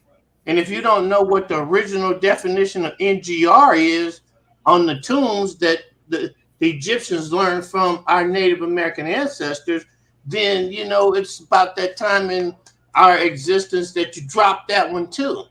You know, I mean, it's cool that we call each other nigga, nigga, nigga. And it's okay with me when white people say it too, because their ancestors are the same as ours. They just done became unmelanated. I done learned that there were Native Americans that were non-melanated and as black as some of us are. But in that cross, y'all were talking about how black people done lost America. You got to blame that on the black people that took it from us, to be honest with you. Now, it might not be somebody's ancestors that I'm going to speak on this about, but I know it was my ancestors on my mama's side. Because when I met my grandfather, dude was already over 105 years old telling me shit that happened before there was any such thing as a civil war. And we're so brainwashed to believe that the Civil War was all about slavery. No, it wasn't. It was about money. No, it wasn't. There were black people, Sephardic Jews, Morisco Moors, Native Americans that owned black people. There was fathers listed in the 1860 census as the father, and all his children were listed as slaves. That's the way the census went. So there's so much confusion in what is the real truth that when we speak, we have to slow down. We have to slow down because the new truth is something that's brand new to us. You know, of course, we know they say per capita that black people, you know, kill more each other than per capita than white people. There's no such thing as white people. Those people are as black as you and me. They just ain't got no melanation left in their skin tone no more. But what you got to understand is that when the holy Christian Roman Catholic regime said, "Hey, I want all the people's money. I want all the people's money. I want all them Jews' money. I want all those Moors' money," and he was black. See, so when anybody's telling you about some King James and the Holy Roman Crusade, they're talking about black people killing black people in Europe, and the ones that escaped came over and started killing Native Americans. So what we're dealing with right here is, I know a Sephardic Jew and a Morisco Moor does not check Negro, black, African American on the goddamn census. I know they don't, because they ain't none of that. They ain't none of that. I know that the indigenous people to this continent do not check Negro, black, none of that crap on the damn census. So with all of that diversity going on, we do not know that we still are the winning numbers of an ethnic group. If you was to put all us together and call us an ethnic group rather than a race, our numbers still outnumber our non-melanated cousins over here that we think that took over. No, the Sephardic Jews and the Morisco Moors came over here as crypto-Christians, pretending to be Christians to get over here, black people, and continue their way of doing business. Like I was telling you, the largest plantation owner in South Carolina was a Sephardic Jew that escaped from Spain during the crusade. But he was a Swarty. And yeah, some of his slaves were black, some of his slaves were white. You know? So when we start putting ourselves down and saying somebody else is greater than us, like, you know, like a homeboy, when he mentioned Jim Crow, I almost believed that Jim Crow was a person. And I'm from before the motherfucking Jim Crow. Excuse my language. And I almost, the way he was saying it, I thought he was talking about some person and me over here punching in tight, talking about Jim Crow. And then it came to me. I remember this. Jim Crow was not no real human. And Abraham Lincoln was for slavery. He wanted to get the Emancipation Proclamation passed through the Senate because there was no such thing as a presidential order, and it failed. So all the white people in America didn't become slaves. And he didn't give a shit about slavery. He says it in his autobiography. I don't give a shit about slavery. I just know that if the South succeeds from the Union, the North is going to go broke. Because all the money we're making is off of them people in the South, them business owners in the South, sending all their goods here to the North because we got the shipping. We got the warehouses.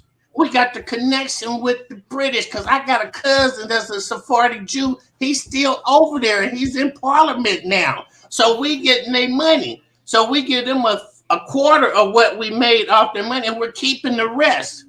And we're building factories and tall buildings and railroads, and we ain't giving them shit.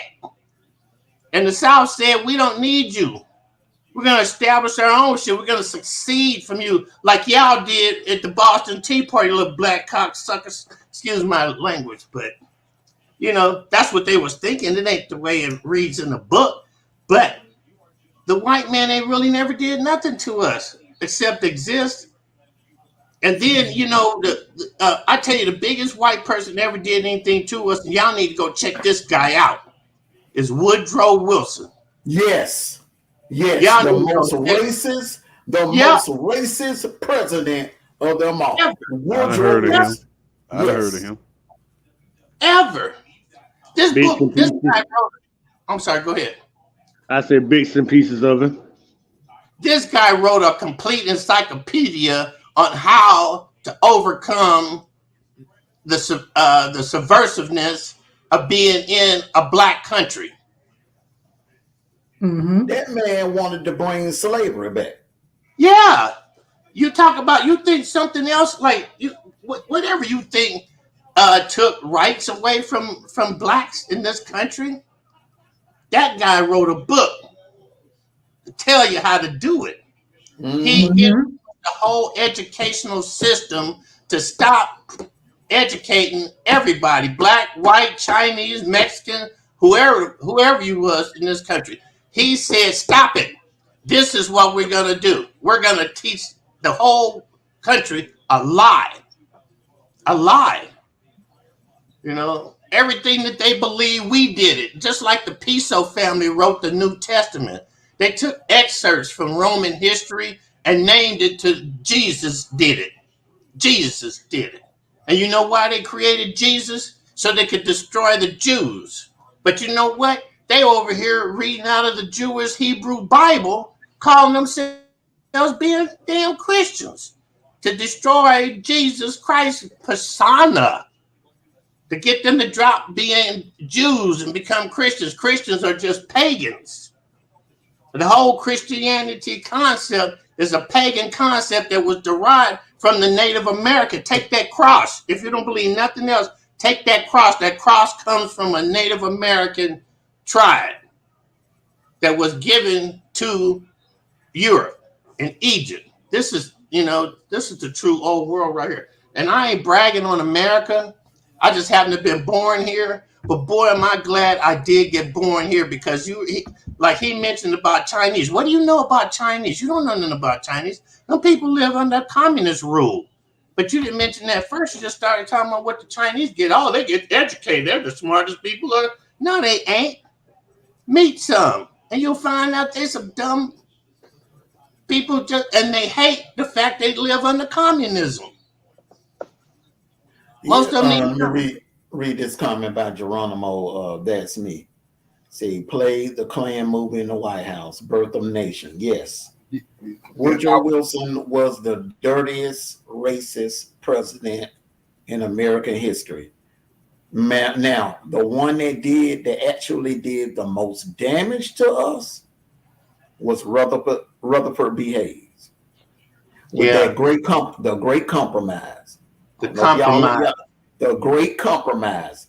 That right there gave the South a green light to implement all of those Jim Crow laws. Yeah, That is what that under Rutherford B. Hayes, because he needed that one electoral vote to win the election.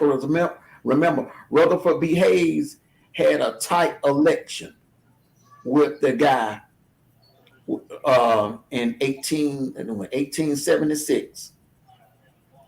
And he made a compromise with this guy from the South. And the deal was that he looked the other way and allowed the South to implement all those Jim Crow laws. Yep, Rutherford B. Hayes.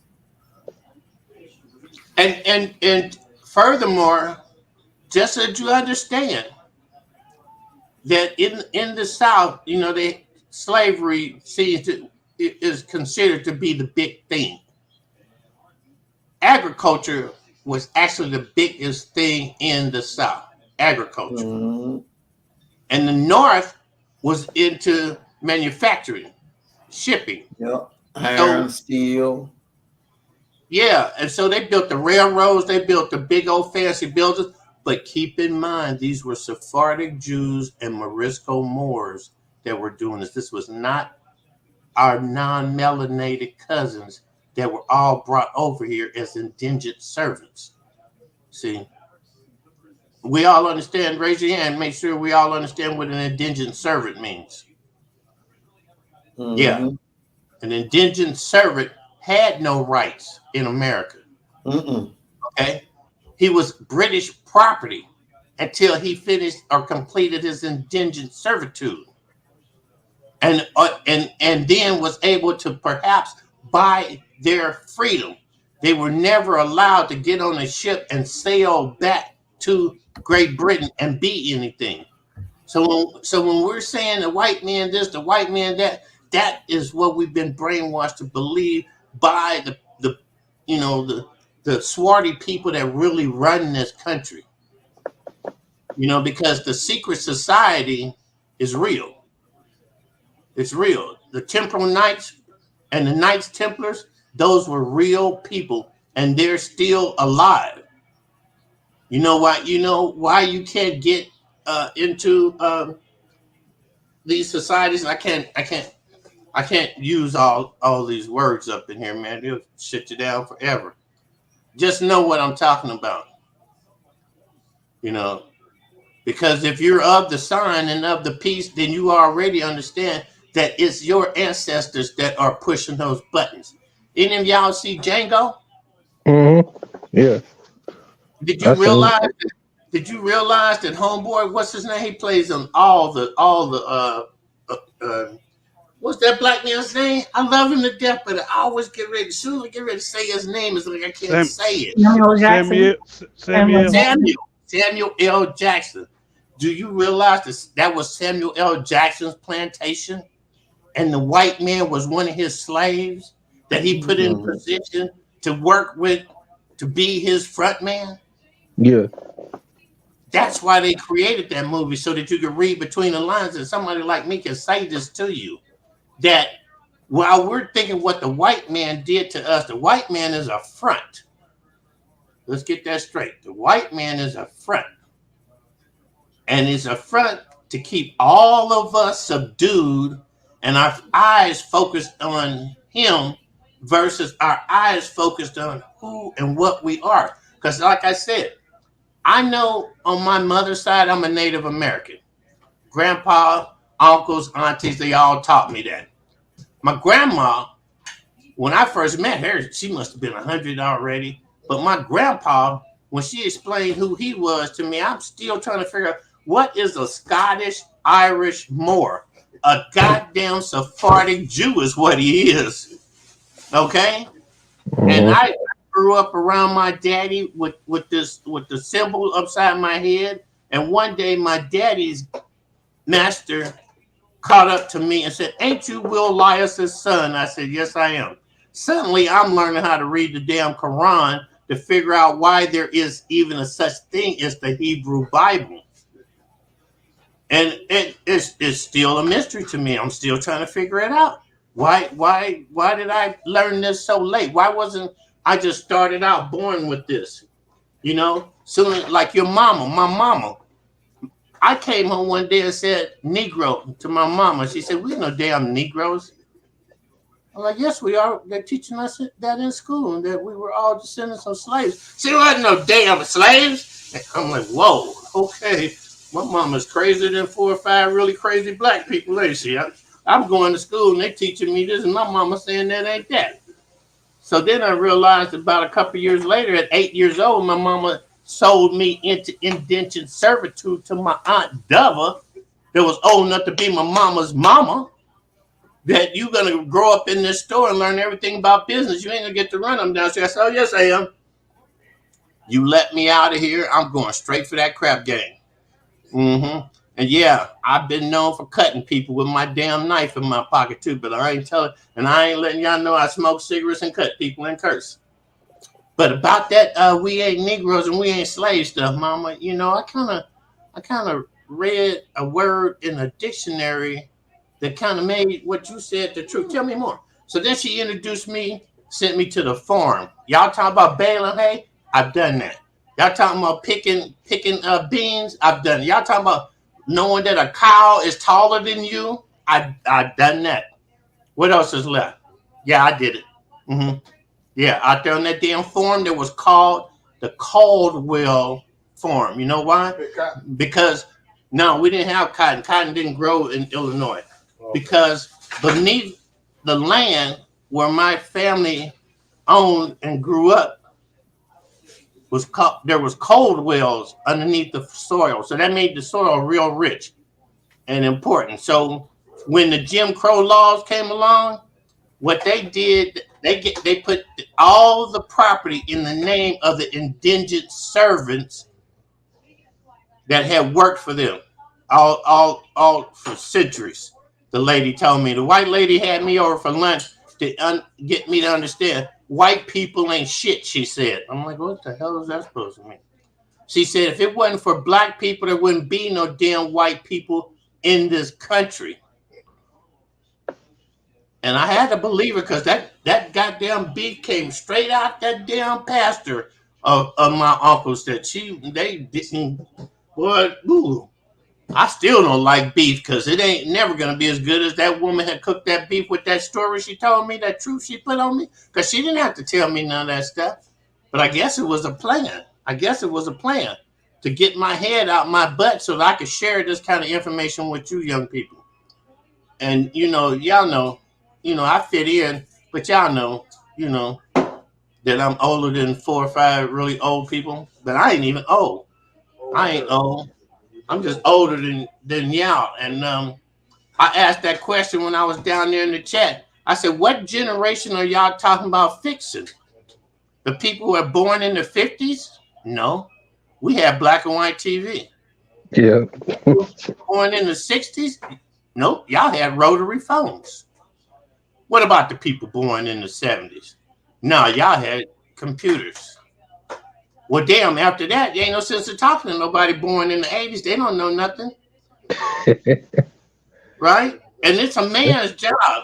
Like I had a woman, I don't know what her game was, but I know she was trying to lead up to asking me for $20 on the internet. I get a lot of that nowadays. But she told me that a man's position was to satisfy and take care and protect the woman. She told me to look up Psalms 31. And you know me, I had Psalms 31 up so fast while her mouth was running, I had to stop her at the end and says, this says that a woman's place is to protect the home, raise the children, grow crops out in the field out front of the house, and sell those over the counter at the curb. So what are you talking about? She stopped talking to me. I said, yeah, because, you find out you're talking to the wrong kind of a person, that's what's going to happen. So with where you guys are at, Learn this one thing. Armando, man, I've known Armando only 2 years now, man. And you know why I love this guy? Because he's a young man that knows what the is coming out his mouth. And D-Truth is just as bad. These two cats right here, Armando invented receipts. And y'all all know what receipts mean, because I've heard that expression on TV since then. Receipts. Y'all all know, and share and do it like that. When somebody new come around, you don't just engage them in conversation. Bring them to the table. Sit them down. Take that word. Look it up. Print the whole paragraph over here in the chat. You know, and say, "Is this what you refer to, sir?" Oh yeah, okay, I get it. You know, but 2 words out your mouth indicates you haven't gone far enough. Go further. What else you got?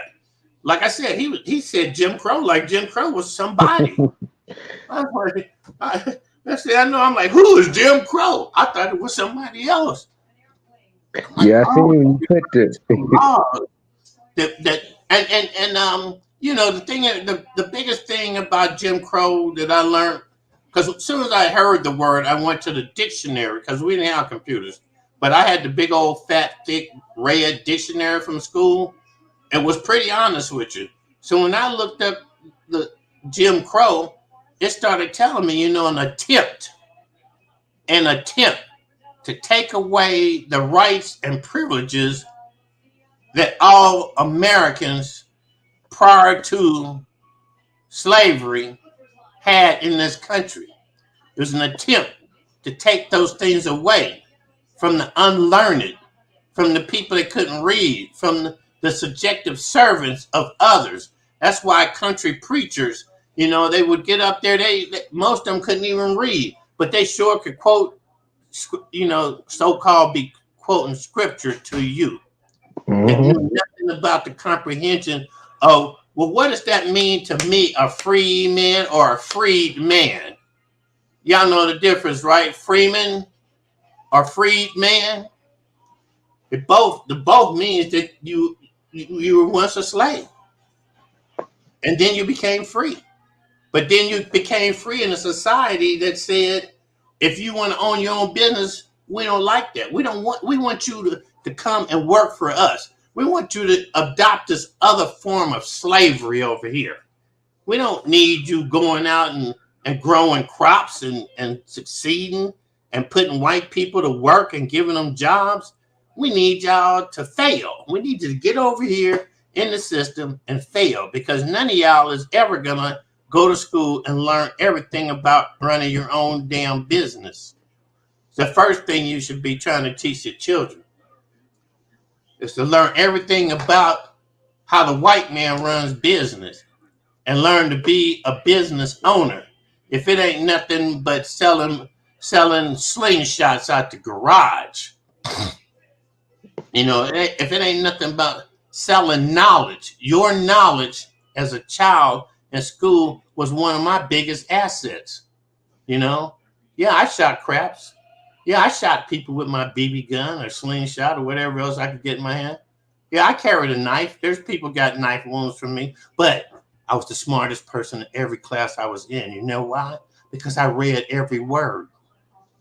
And every word in anything I read that I didn't understand, I pulled out my dictionary and looked it up.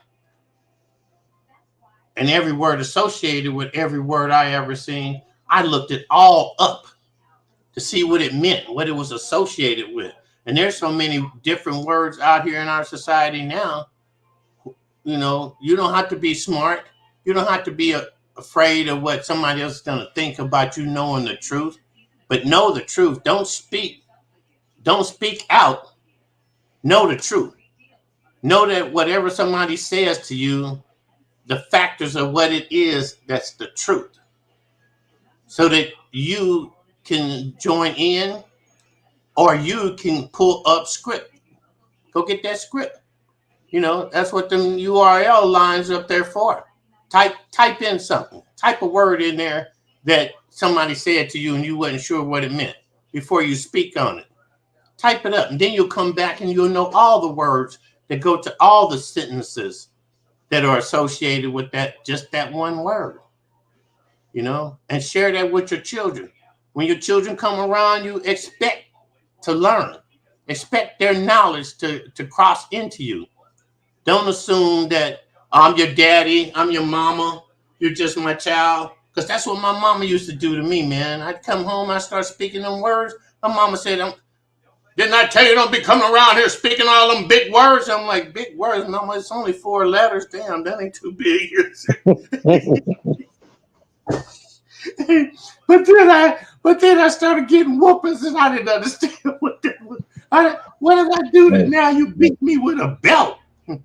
What did I do? And what I did, I made her feel like she was kind of inferior or something to me, by telling her stuff that she didn't know. And she was supposed to be the person in charge. And here my little second grade ass come in here talking shit. Instead of getting my ass whooped. She tried to beat me to submission, y'all. She really did, So at 20, I ran away from home. She said, where you going? I said, I'm running away and I ain't never coming back. Y'all ever see that Leave It to Beaver episode? Yeah. That's like little Beaver.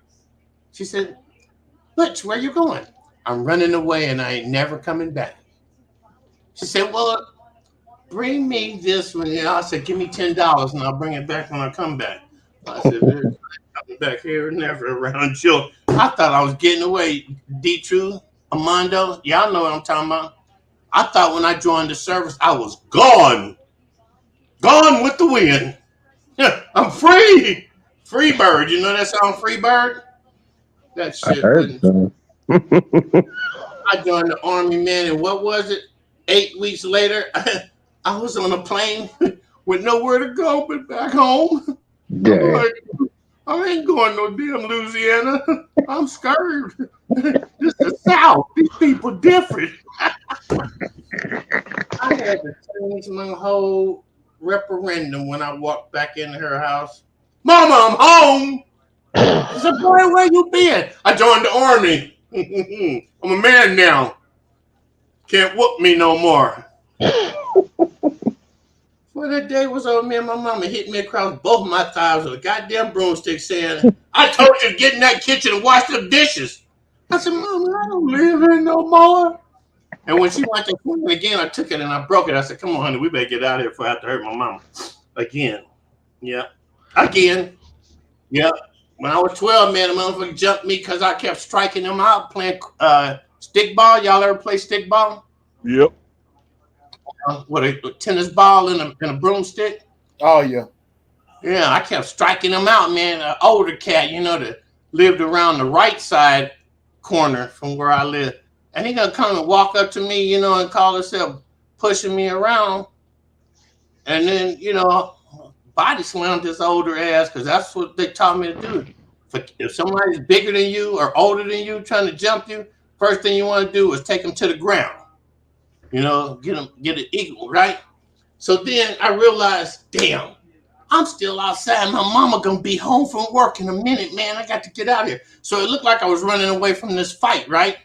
So I get home, sitting there, my mama come walking in. I got my homework all done and everything. As soon as she got done, Mama, can I go outside? She said, no.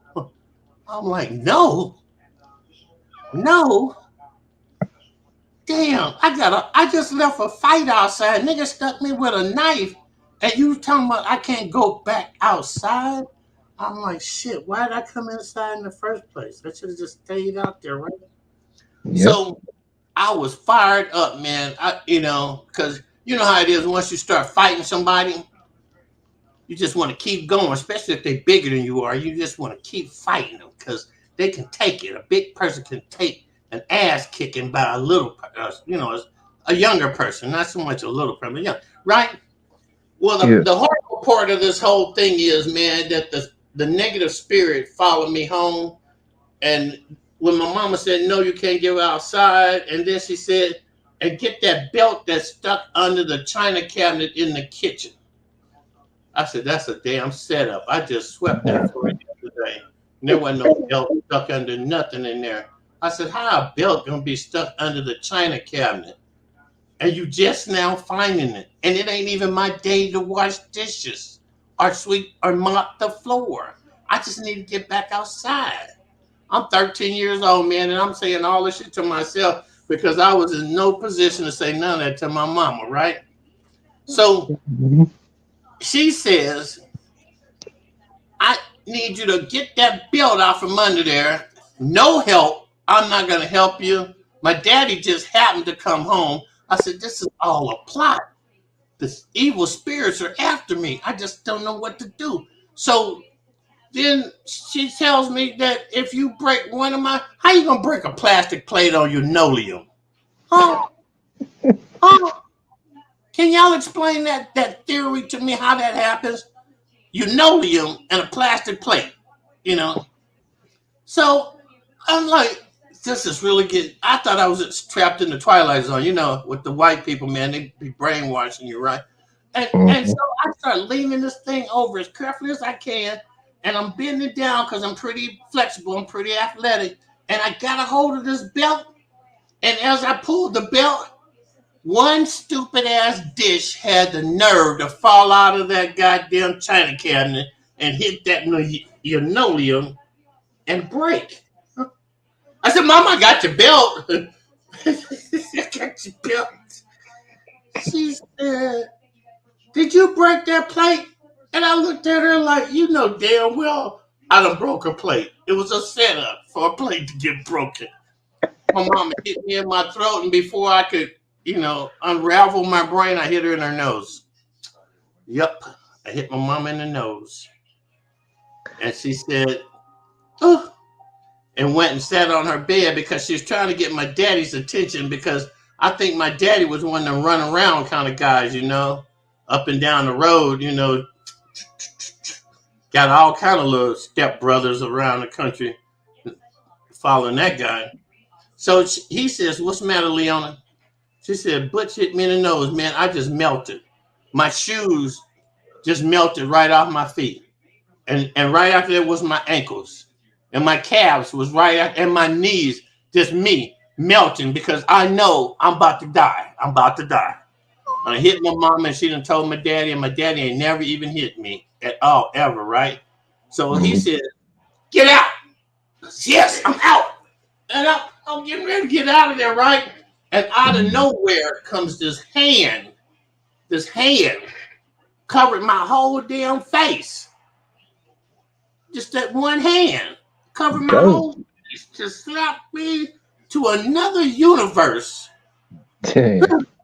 One hand. And then when I wore it out, when I shook it off, I ran down the steps, and needless to say, I went right back around that corner while dude was talking shit about how I ran off and how I wasn't nothing but a little chump, and proceeded to beat the shit out of him for making me hit my mom in the nose. Damn.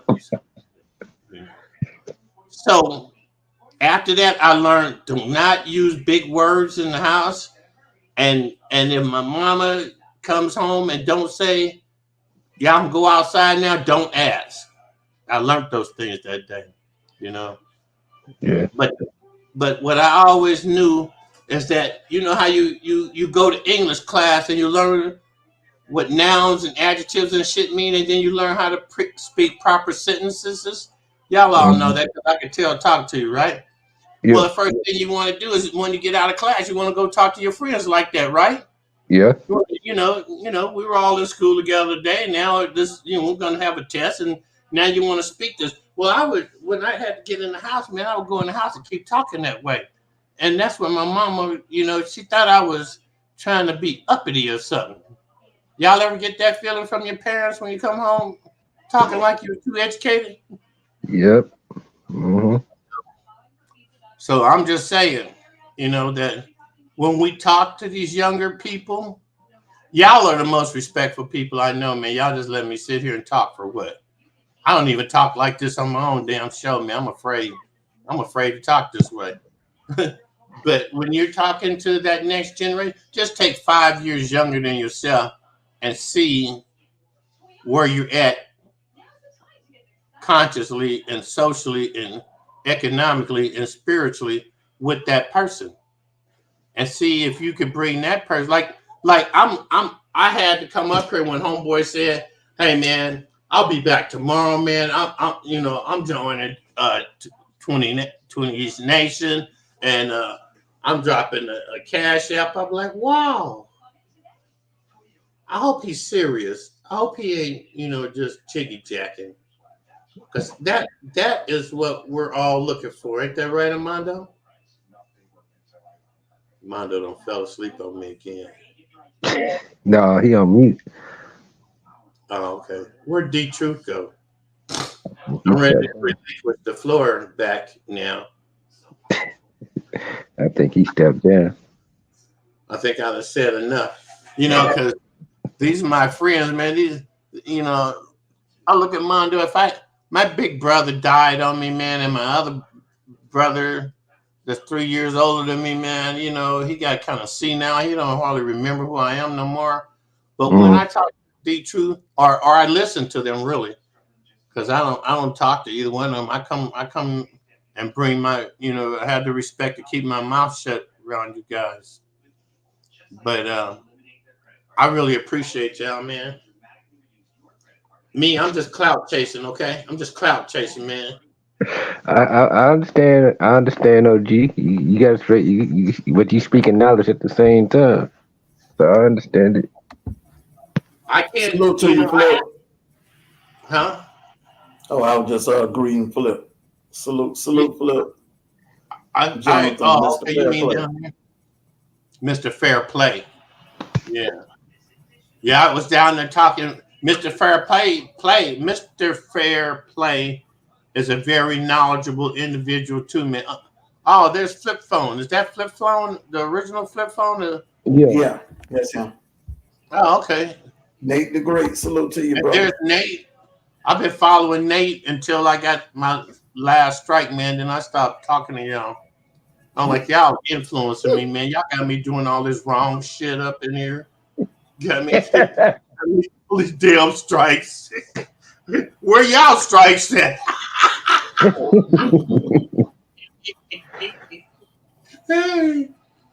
Because I'm a vigilante, man.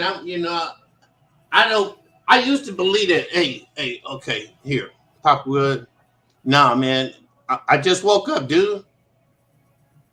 Hey, I'll tell you, man, I was raised in the Black Liberation Army. The forebearers to what became known as the Black Panthers on the West Coast. And I was trained for the race war. But you know what we learned?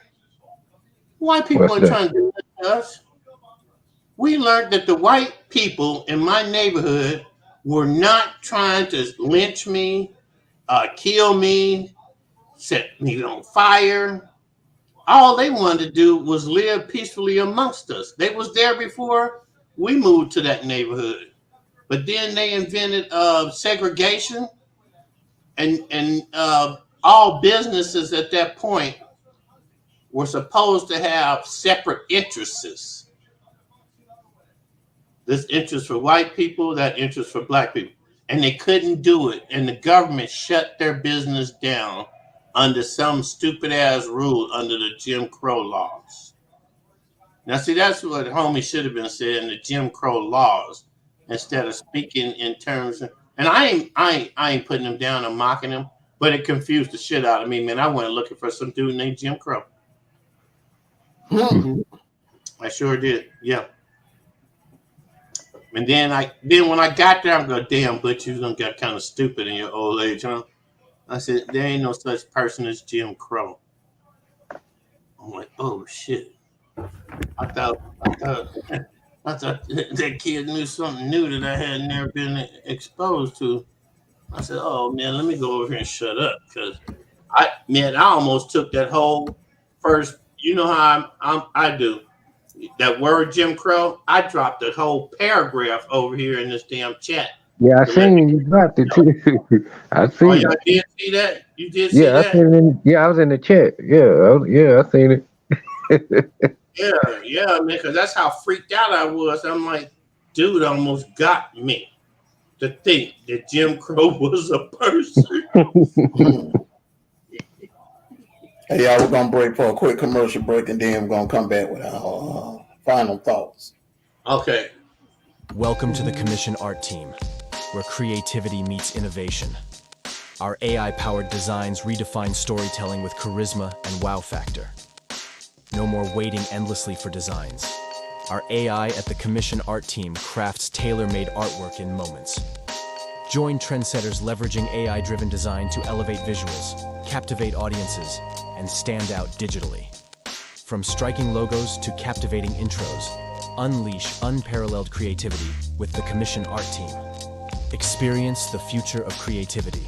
Elevate your brand with AI-powered artwork by the Commission Art team, where your vision becomes our mission.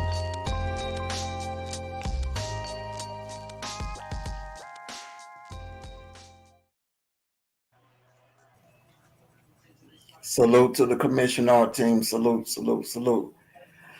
All right. Everybody get your last words in. I'm gonna get ready to shut it on down. I mean, Wanda, you had a great show, man. Like always. Like you never fail.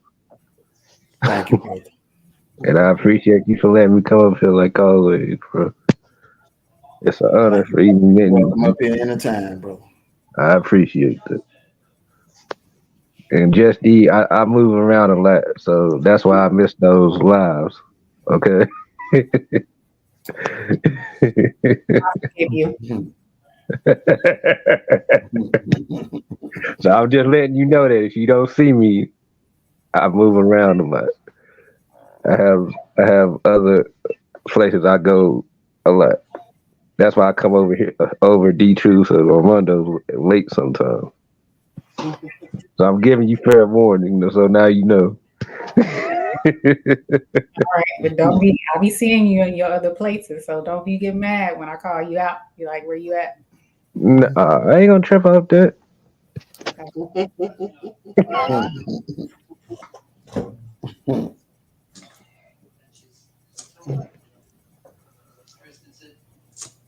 Am I next? Yeah, you can go next if you want to. Thank you for having me. It was like Kevin said, it was a great live. I really enjoyed the conversation. I definitely enjoyed the young man who came up. So hopefully we'll see more of him. Hopefully we can get more the young adults like him to come to the and have those debates. So salute to the chat. Salute to everybody in the chat. Nate, how you doing? Nate the Great. Papa Will, it was a pleasure listening to you, your knowledge. I appreciate that. Some of that stuff I did not know. Some of the stuff I did know. So I definitely appreciate you bringing your wisdom up here. And salute to B Rob. And that's all I got to say. All right, B Rob.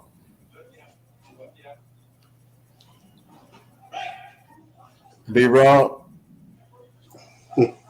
He's Might be asleep. He done fell asleep. B Rob. He probably don't recognize you calling him B Rob up on the reading that 28. All right, Papa, we'll go ahead and go, man. Then we'll come back. All right, man. Kevin, it's a pleasure meeting you. I wish you'd have had a lot more to say while I was doing all that talking, because Armando and D Truth already know me, and E, she knows me to death too. I love all them cats. Yeah, I see you around though. I see you around. Oh, okay. Yeah. Well, then go ahead and sub up to me. I'm clout chasing. Yeah. I'm still trying to get 500 subscribers, man. No, I'm a criminal, man, and YouTube, Facebook told YouTube who I was, and now YouTube's over there. Act like they got a problem with me. So watch out for that guy, man. He knows more than all of us put together. He went to school with these people that own these things, that smoked weed with them. So don't listen to him, man. Don't listen to him. But man, it's always a pleasure to get up here. But I've learned wait till all the heavyweights have had their say up here. Armando, you and D Mhm. Truth.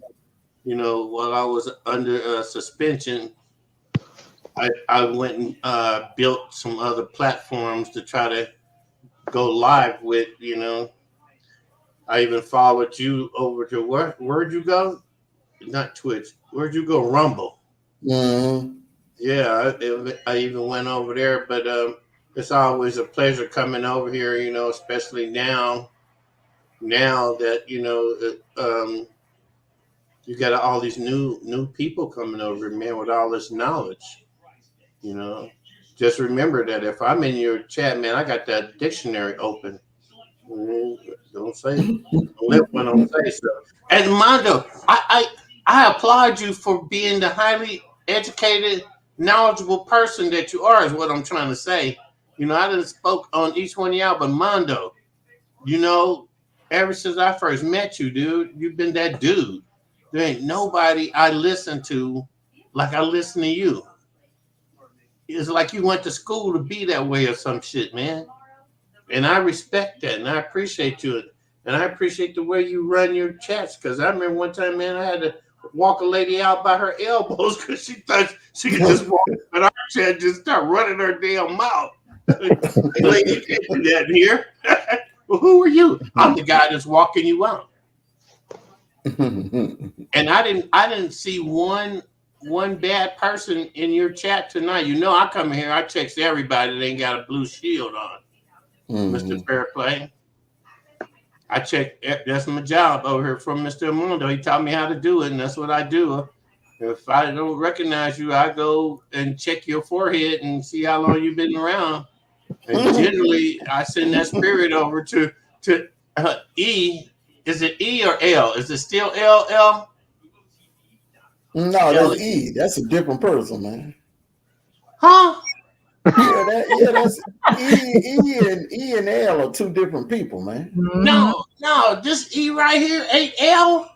No, man, no. No, sir. Oh my goodness, I'm glad I just started talking all personal, like I knowed you or something, E. But it's a pleasure knowing you now. That's for damn sure. I seen your face on your channel. Damn, EL over here got a channel of her own now.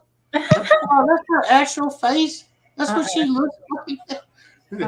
That's why I had to ask. Well, it's a pleasure meeting you. I hope to see you more often. You know, I love it when a woman will come up on the panel and have words, have something to say. So Armando, that's all I got to say. All right, brother. I want to thank everyone for coming out tonight. For those of you that are coming in late, we broke the story 4 hours ago. Breaking news: Charleston White locked up in Tarrant County, Texas. No bond and could be facing up to 21 years. I want to thank everyone up on the panel. Oh man, it has been so many of y'all, man. I want to thank everybody up on the. I want to thank everybody that hit the panel tonight. Papa Will, B Rob, D Truth, J Cole, Silverback King, the Young Brother, 409, Ramo, Together, Kevin, Papa Will, B Rob, and my little sister. It's just ETV. ETV. ETV. I want to thank all of you for coming out. I want to thank all of you. Y'all showed some love on the like button. That's the way I like it. Thank you all. Hey, we're gonna have many more discussions. After the announcement, we had a great discussion on we had a little bit of history, race, and the younger generation and what it means to be, in the younger generation today. But we're gonna have many more discussions like this. Many more need. It was a much needed discussion. But the discussion that I enjoyed was earlier today over on D Truth. So those of you that missed that live earlier today, go watch the playback from earlier. That live was epic. That panel was epic, and that was a great discussion. And I may have to do a part 2 over here. I may have to do a part 2 over here on that. So we have everybody that hit the panel today hit the panel again, and let's tackle that discussion there. Part 2. Part 2. Is it appropriate to communicate and to hang out with your ex while you're in a new relationship? That is the question. All right. So I want to thank everybody, 20s Nation, WOLFPACK Nation. Thank everybody. You all enjoy the rest of your Monday night. Sleep tight. Well, Monday, it's actually Tuesday. Well, yeah, Tuesday morning. Hey, enjoy the rest of your morning. Sleep well. Peace and blessings. I'm Armando Black. And as I always say, take care of yourselves and each other. Good night from the ATL. Good night. Good night.